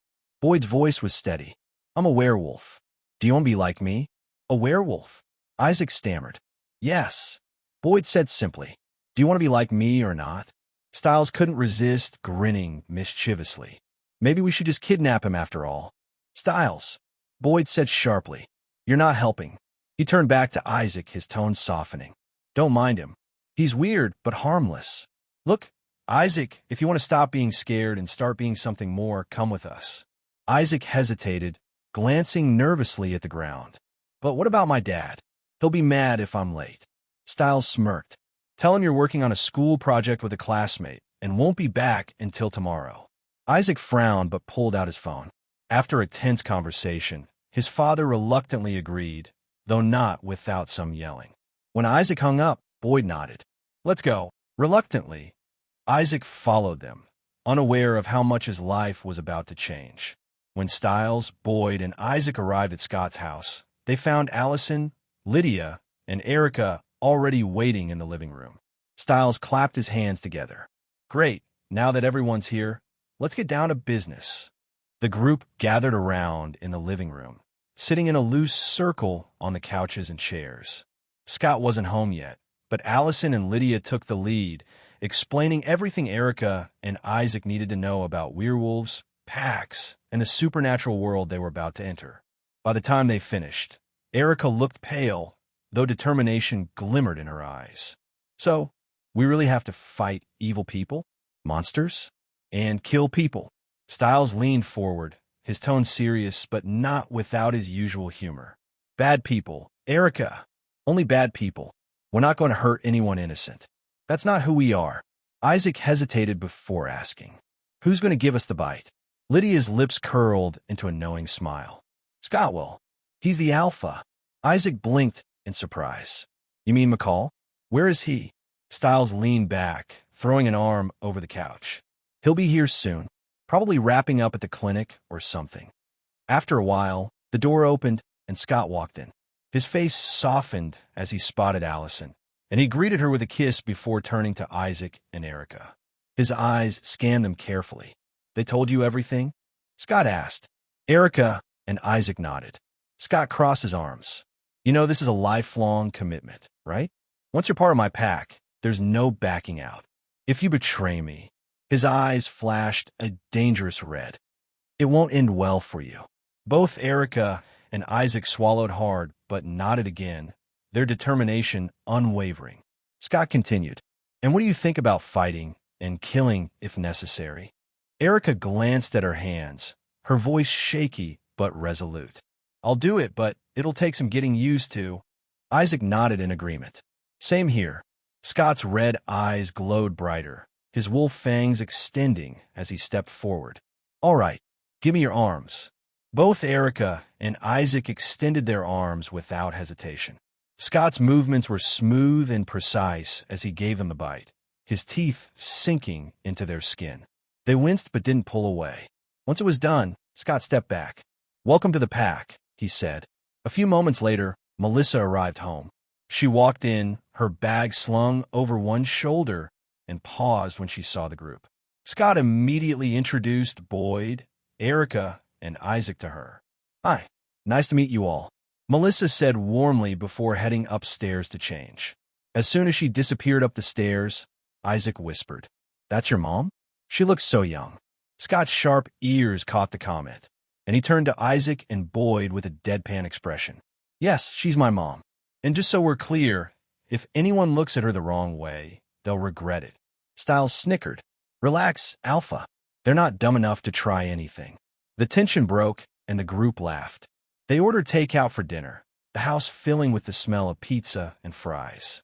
Around the table, the pack shared stories, laughed, and started a bond. Erica began to loosen up, her timid demeanor giving way to cautious smiles. Isaac, too, seemed more relaxed, occasionally joining in the banter with Styles and Boyd. Later that night, Scott arranged sleeping spots for everyone. All right, he said, stretching as the group started winding down. I'll see you all tomorrow. Get some rest. The next day, Erica woke up and immediately felt it, the changes in her body. She sat up, her hands trembling as she touched her face, her skin smooth and alive with energy. Tears filled her eyes, and before she knew it, she was sobbing out loud, overcome with joy and relief. Melissa, hearing the cries, quickly entered the room. She sat beside Erica, rubbing her back gently and coaxing her to calm down. Hey, it's okay, sweetheart. Just take a deep breath.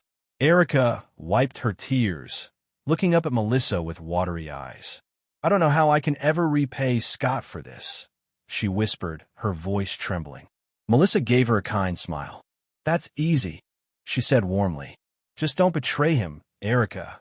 Erica sat up straighter, a determination shining in her eyes. Never, she said firmly. I have friends now, and I'll never betray them. Melissa smiled wider and patted her shoulder. That's what I like to hear. But now, young lady, you need to take a shower. Erica blinked and looked down at herself, realizing she was drenched in sweat from head to toe. She blushed furiously, tugging at the blanket to cover herself. Where's the bathroom? Melissa chuckled softly and stood up. Come with me. I'll show you where it is. Meanwhile, Scott woke up and grabbed a change of clothes before heading to the room where Isaac had spent the night. He opened the door to find Boyd and Isaac arm wrestling on the floor. Scott leaned against the doorframe, smirking. What are you two doing? Boyd grunted as he held Isaac's arm steady. Just seeing who is stronger. Scott rolled his eyes and tossed the clothes to Isaac. Here, man, go take a shower. Isaac caught the clothes. Thanks. Scott looked at Boyd. Hey, Boyd, can you cook? Boyd stood up, stretching his muscles. Yeah, I know my way around a kitchen. Good. Come help me make breakfast, Scott said, motioning for him to follow. Scott and Boyd worked together in the kitchen, quickly preparing breakfast. By the time everything was ready, the smell of pancakes, eggs, and bacon filled the house, drawing everyone to the table. They all sat down eating together. Allison looked at Scott. Scott, you go ahead to school. Lydia, Erica, and I are skipping the morning period. Scott raised a brow. Skipping school? Since when do you guys become delinquents? Allison smirked. We're taking Erica shopping. She needs some new clothes after everything. Scott nodded. All right. Scott turned to his mom. What about you, Mom? Still house hunting today? Melissa nodded as she sipped her coffee. Yes. I didn't find anything yesterday, but I'll keep looking. We'll find something perfect. Take your time, Scott said. We're not in a hurry. Melissa smiled fondly. I know, but honestly, I have nothing else to do. After breakfast, Scott drove to school with Isaac while Boyd hitched a ride with Styles. In the car, Scott glanced at Isaac, who stared out the window. You know, Isaac, you need to stand up to your dad now. Scott said casually. You can't let him scare you anymore. And I'm not saying you should beat him or anything. He's still your dad, for better or worse. But you need to make him understand that you're grown now. You're not going to let him abuse you anymore. Isaac sighed, his shoulders slumping. That'll just make him angrier. Then leave. If he doesn't get it, come stay at my place. If he tries anything, we'll tell Styles' dad. The guy's the sheriff, he'll handle it, Scott said. Isaac turned to Scott, surprised. I thought you'd say you'd deal with him yourself. Scott shook his head. No, man. He's your father. Family's complicated. Like they say, blood's thicker than water. It's not my place to get between you two. That wouldn't end well for anyone. Isaac fell silent for a moment, looking out the window. Finally, he muttered. He wasn't always like this, you know. After my mom died, he got bad. But when my brother died too, that's when he turned violent. That's not an excuse, Scott said. He let his grief turn him into someone you're afraid of. He lost your mom and your brother. Yeah, but you lost them too. Instead of holding on to what he had left, he hurt you. That makes him a dick. Isaac blinked, then let out a small, unexpected chuckle. Yeah, he is a dick. When they arrived at school, Scott, Isaac, Styles, and Boyd were walking together when they came across Jackson. Jackson stood near his locker with 3 other students. Scott could tell immediately that they were newly turned werewolves. As they passed by, Scott smirked and said, You don't look so good, Jackson. Jackson stiffened, but didn't dare look Scott in the eyes. He still remembered that terrifying beast Scott turned into at the Hale house. I'm fine, Scott. Don't worry about it. Jackson muttered quickly, avoiding eye contact. One of the new werewolves, a cocky-looking guy, stepped forward and sneered. Are you Scott McCall? I don't know why Derek and Peter are so scared of you. You don't seem that special to me. Jackson's face paled. Josh, let's go, he said quickly, panic in his voice. But Josh ignored him, his confidence boosted by his new powers. His claws extended as he reached for Scott's collar. Before he could touch Scott, his arm was caught, held in an iron grip by Boyd. Josh struggled, but no matter how much he pulled, he couldn't break free. Jackson stepped forward, desperate. "Scott, he won't do it again. Derek told me to keep them out of trouble. Please, just let him go." Scott smiled coolly. "Don't worry, Jackson. I'll let him go." Then, turning to Boyd, he added, "Boyd, let him remember to keep his hands to himself." Boyd grinned, his smile a little too wicked for comfort as he leaned close to Josh. "Don't worry, it'll heal soon." Then, with a sharp twist, he broke Josh's arm. Josh screamed, his face contorted in pain, but Jackson quickly clamped a hand over his mouth and wrapped Josh's jacket around the injury. "Come on," Jackson hissed, dragging Josh away as fast as possible. Scott turned his attention to the two remaining students who stood frozen with wide eyes. One of them, a guy with brown hair, looked especially nervous. Scott pointed at him. "You Matt, right? You're on the lacrosse team." Matt nodded quickly. "Why, yeah. And this is Tracy. We're both in Derek's pack." Scott's gaze sharpened. "I don't care whose pack you're in, but here's a warning. If I ever see you taking pictures of Allison again, you'll regret it." Matt swallowed hard and nodded. "Got it." Scott didn't say anything more. He just turned and walked away, his pack following him. While sitting in class, Scott leaned back in a chair, deep in thought. So after I made Boyd, Erica, and Isaac my betas, Derek still chose students to build his pack. And of all people, he picked Matt, a psychopath who, in the show, tried to kill everyone at that party at Isaac's house, where he nearly drowned. Then, there's that idiot Josh who was the chimera that ran around town, chewing on electrical cables. And Tracy, another chimera. And then there's Jackson, of course. Scott's eyes narrowed slightly as he tapped his pen against the desk. And let's not forget Peter. They mentioned he's with Derek again. I swear, Derek's pack is like a ticking time bomb. I almost feel sorry for him. He could lose his alpha spark, or worse, end up dead. But as long as they stay out of my way, I don't really care. His gaze darkened for a brief moment. But maybe I should get rid of Matt. I don't like him. At lunch, Scott sat with Stiles, Boyd, and Isaac at their usual table. They were eating when Allison, Lydia, and Erica walked into the cafeteria. Erica, with her new look, turned heads immediately. Conversations quieted, and everyone stared at her as if they'd never seen her before. Erica smirked, enjoying the attention, and walked confidently over to Scott's table. Allison leaned down, kissed Scott on the cheek, and sat beside him. Stiles gawked at Erica. "Wow. Erica, you look good." Erica grinned, spinning a little to show off. "I do look good, don't I?" The group laughed as they settled into conversation. Lydia, however, kept her gaze locked on Jackson and his group across the cafeteria. "Hey, Scott," she said. "Do you know about them? The ones sitting with Jackson? They're shapeshifters, I can feel it." Scott didn't look over but nodded. "Yeah, we ran into them this morning. They're Derek's pack." Erica tilted her head. "I know the girl. Her name's Tracy Stewart." Stiles snorted. "Derek's not telling them everything about the supernatural world." "I'm sure of it." Allison raised a brow. "What makes you say that?" Stiles shrugged, taking a bite of his sandwich. "For starters, that Josh guy tried to attack Scott this morning. If Derek had really told them how strong Scott is, there's no way he would have dared." Lydia smirked, flipping her hair over her shoulder. "Maybe he's just stupid. You know, like how a newborn calf thinks it can headbutt a lion." Scott and his pack burst into laughter, and across the cafeteria, Josh suddenly stood up. His face was red with anger as he stormed out, clearly having overheard Lydia's comment. Jackson watched him leave, frowning. He turned to Matt and whispered, "What's wrong with Josh?" Matt sneered. He heard McCall and his friends making fun of us. Jackson sighed and leaned back. "Don't mind them. And don't ever anger Scott if you want to live longer. Seriously, stop talking about them. They can probably hear us right now." After school, there was a lacrosse game.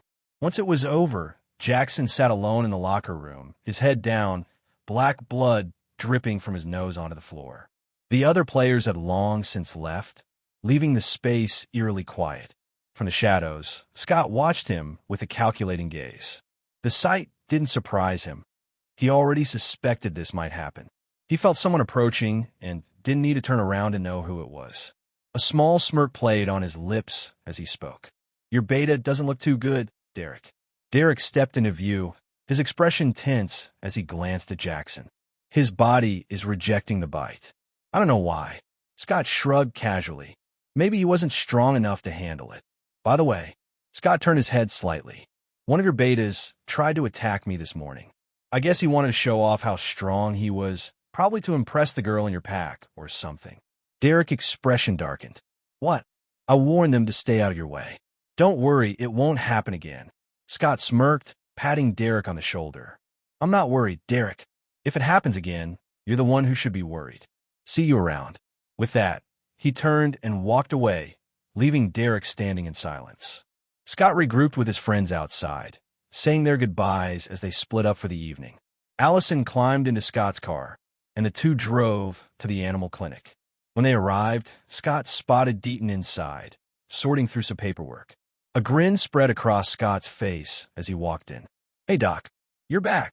Deaton looked up, offering a small smile. "Hello, Scott." "Allison."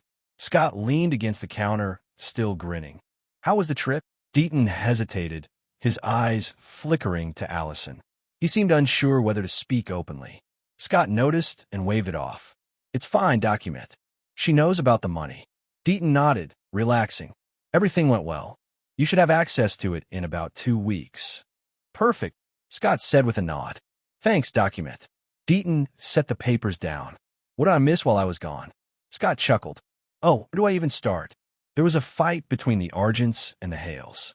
Kate got bitten by Peter, Derek is the alpha now, and Peter is his beta. We killed a lamia, an arachne, and a giant frog. "Oh, and I met a Vricolakas." Deaton's eyes widened in shock. "You met a Vricolakas?" "Here in Beacon Hills." Scott nodded casually. "Yeah, she's the one who was killing people and stealing their organs." Deaton's expression darkened.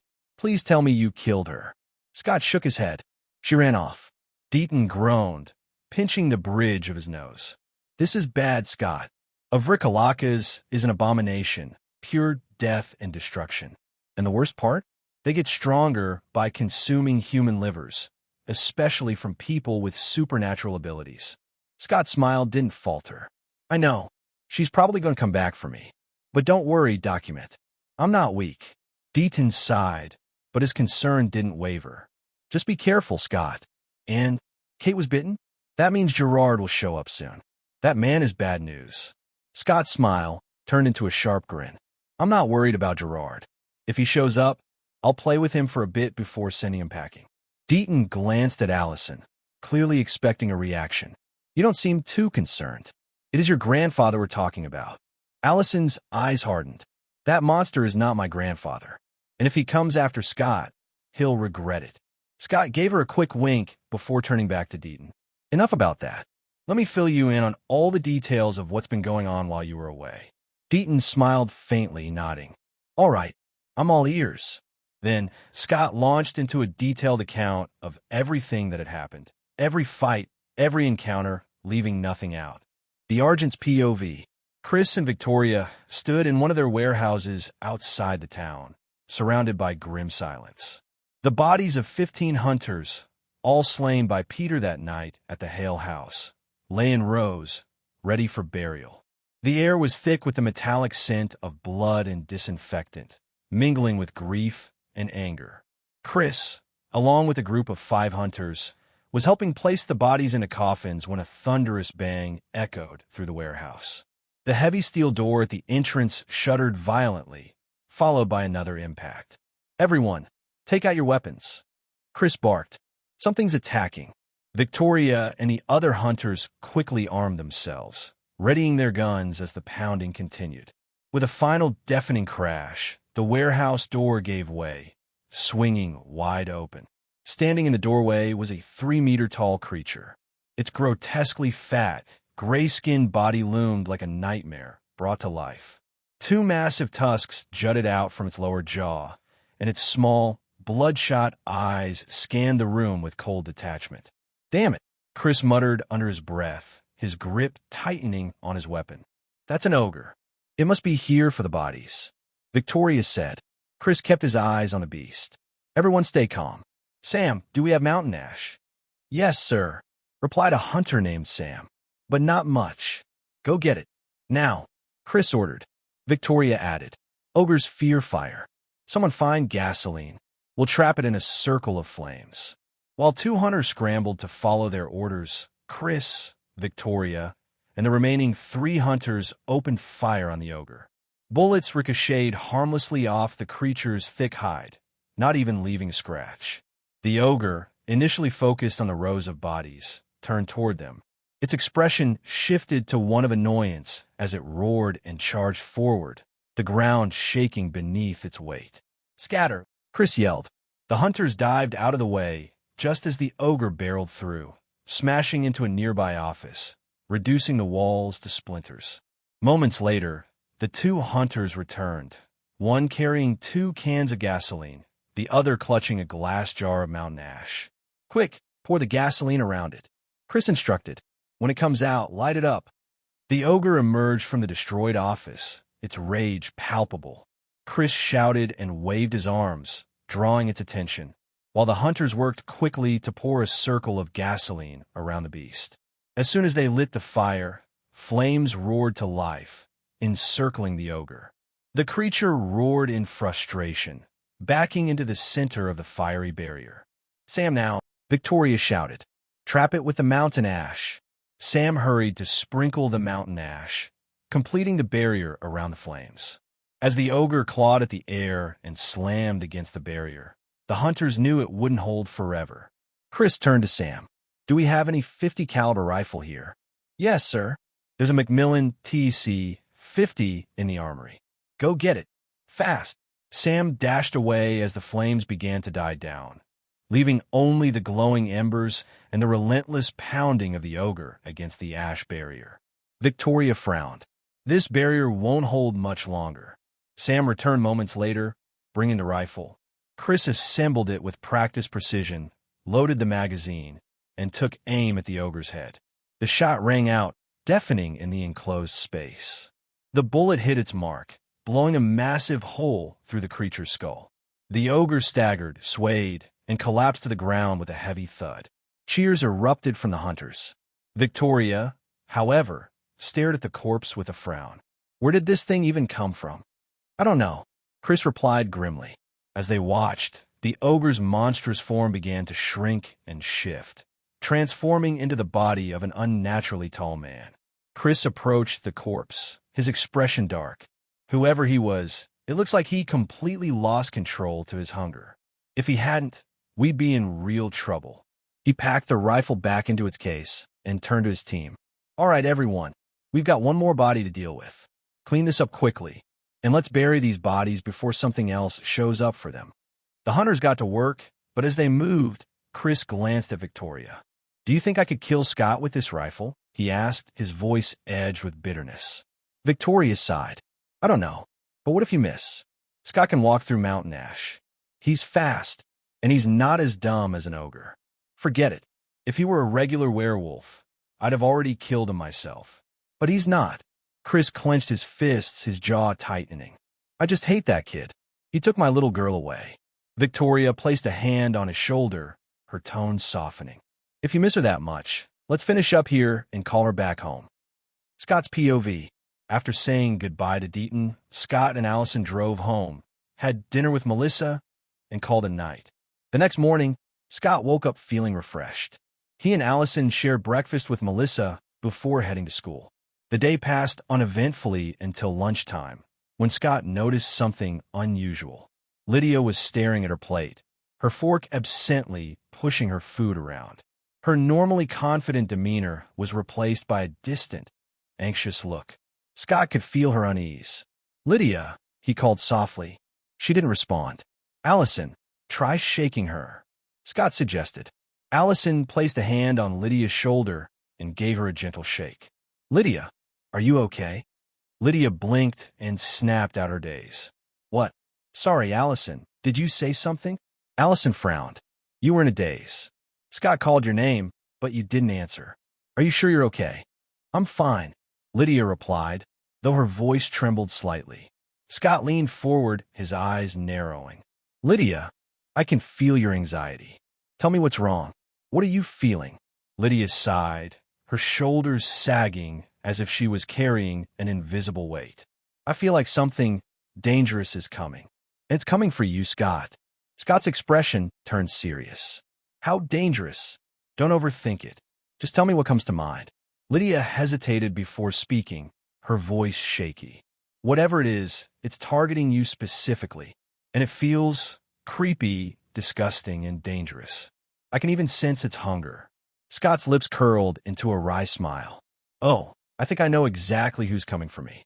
The Vrikalakas. She's back. Allison's face paled. Scott, this is dangerous. I know you're strong, but maybe we should call my dad. He might be able to help. Scott shook his head. No, Allison. She's stronger now. Strong enough to think she can take me on. And don't forget, she has seen me in my wolf form. She probably knows how strong I am. But more importantly, she can teleport through shadows. If she gets behind her dad, he won't have time to react before she either kills him or uses him as leverage against me. Styles leaned forward, his usual humor gone. So what's the plan? Scott smirked. Like I said before, I'll fight her alone. But I need you guys to handle her pack. Don't engage them head on, just distract them, keep them occupied. Let my mom take them down one by one. Once I finish her off, I'll come help you. Erica raised an eyebrow. Aren't you scared, Scott? Scott's smile widened, his eyes gleaming with a mix of nerves and excitement. Scared? No, but I won't lie. I'm a little nervous. And excited. I've never had to go all out before. I think this time, I might have to use everything I've got to take her down. He looked at his pack, addressing them with a commanding tone. Listen up. I don't know how many people she's brought with her, but I don't want any of you fighting recklessly. Use every dirty trick you can. Take advantage of our immunity to normal werewolves' weaknesses, like mountain ash, wolfsbane, and poison, and use their weaknesses against them. Be smart. Suddenly, Scott's lips curled into a sly smile as he turned to his pack. Let's go. It seems we have a guest. The group walked to the lacrosse field, where they found Peter, wounded, bruised, and slumped against the bleachers. Scott raised an eyebrow. You don't look so good, Peter. Peter groaned, his voice laced with frustration. It's because of you. Yesterday, I was minding my own business, drinking alone, when a crazy bitch kidnapped me. She started asking questions about the Alpha in Beacon Hills. At first, I refused to talk, but then she bit my arm. Her bite was so strong it crushed my bones like they were potato chips. Styles crossed his arms, smirking. Well, you still have your arm, so I'm guessing you spilled the beans pretty fast. Peter shot him a glare. What do you know, kid? I didn't give her anything about Scott right away. I told her about Satomi and Derek first, but then she asked me which one of them could turn into a giant black wolf. I said I didn't know, but then... His voice faltered and a shiver ran through him. Scott said, his voice calm. Go on. Peter swallowed hard. Then another voice spoke, and I realized someone else was in the room. I've never felt anything like it before. She wasn't like you, Scott. The fear I feel around you is a deep fear and awe. It comes from instinct. But with her, he trailed off, his eyes distant. It was disgust, and I felt like prey, and she was the predator. She's strong like you. Scott's eyes narrowed. What did she say? Peter hesitated before continuing. She said, you lied. You know who I'm looking for. And then, Scott asked. Peter exhaled shakily. I knew she'd kill me if I lied again. So I told her I knew who she was looking for. Scott tilted his head, his curiosity piqued. And what does she want? She wants to fight you. Peter replied grimly. Tonight, in the Beacon Hills Preserve. And he paused, visibly shaken. She said she wants to eat your liver. Those were her exact words. Allison's face tightened with worry. What deal did you make with her to let you go? Peter sighed. I told her I'd deliver the message and make sure you knew where to find her. Styles squinted at him. That's it? Then why are you still bruised and barely healed? Peter's voice wavered. I'm a beta now. My wounds take longer to... The truth, Peter. Scott interrupted, his tone sharp and commanding. Peter flinched. Fine. She asked me about your pack, how many were in it. I didn't want to answer, but they tortured me. I told them everything. I told her I was the one who turned you into a werewolf, and that you only have one member in your pack. Scott nodded slowly, his expression unreadable. Okay, you can leave now. Peter looked up at him, a flicker of hope in his eyes. Are we cool, Scott? I didn't want to tell her anything, but she would have killed me. She could tell when I was lying. Scott's eyes flashed with irritation. Go away, Peter. She didn't need you to tell her anything about me. She's an alpha. She can read memories. Torturing you is just for fun. And by the way, she's right there, listening to us. Scott turned toward the nearby woods. Why don't you come out and chat since you're already here? From behind a tree, a tall, striking woman emerged. Her presence was both elegant and menacing, her eyes gleaming with predatory intent. Cassandra smiled wickedly, her voice dripping with mock sweetness. No, sweetheart. Let's save our chat for tonight in the woods. Don't be late. Scott grinned. I can't wait. See you tonight.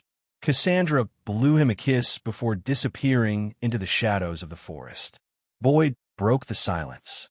That woman was hot, but I feel nothing but hatred and disgust for her. Scott chuckled, glancing back at his pack. Let's head back to class. After school, we'll get ready for the fight. As they walked back toward the school, Isaac glanced over his shoulder. Why is Peter still following us? Styles sniffed the air dramatically. Can't you smell it? He's scared. Probably thinks if he leaves the school, she'll catch him again. Peter, trailing a few steps behind, snapped, I'm not following you. I'm looking for my pack. Scott and the others exchanged amused glances, but didn't respond. They had more important things to focus on. Hello, everyone. As we wrap up this video, I want to share a quick note. I have a Patreon account. If you'd like to support me and enjoy on-demand audiobooks, you can become a Patreon member. Alternatively, you can check out my Google Drive link, which has 500+ novel audiobooks available through my Ko-fi or Patreon shop. I appreciate your support.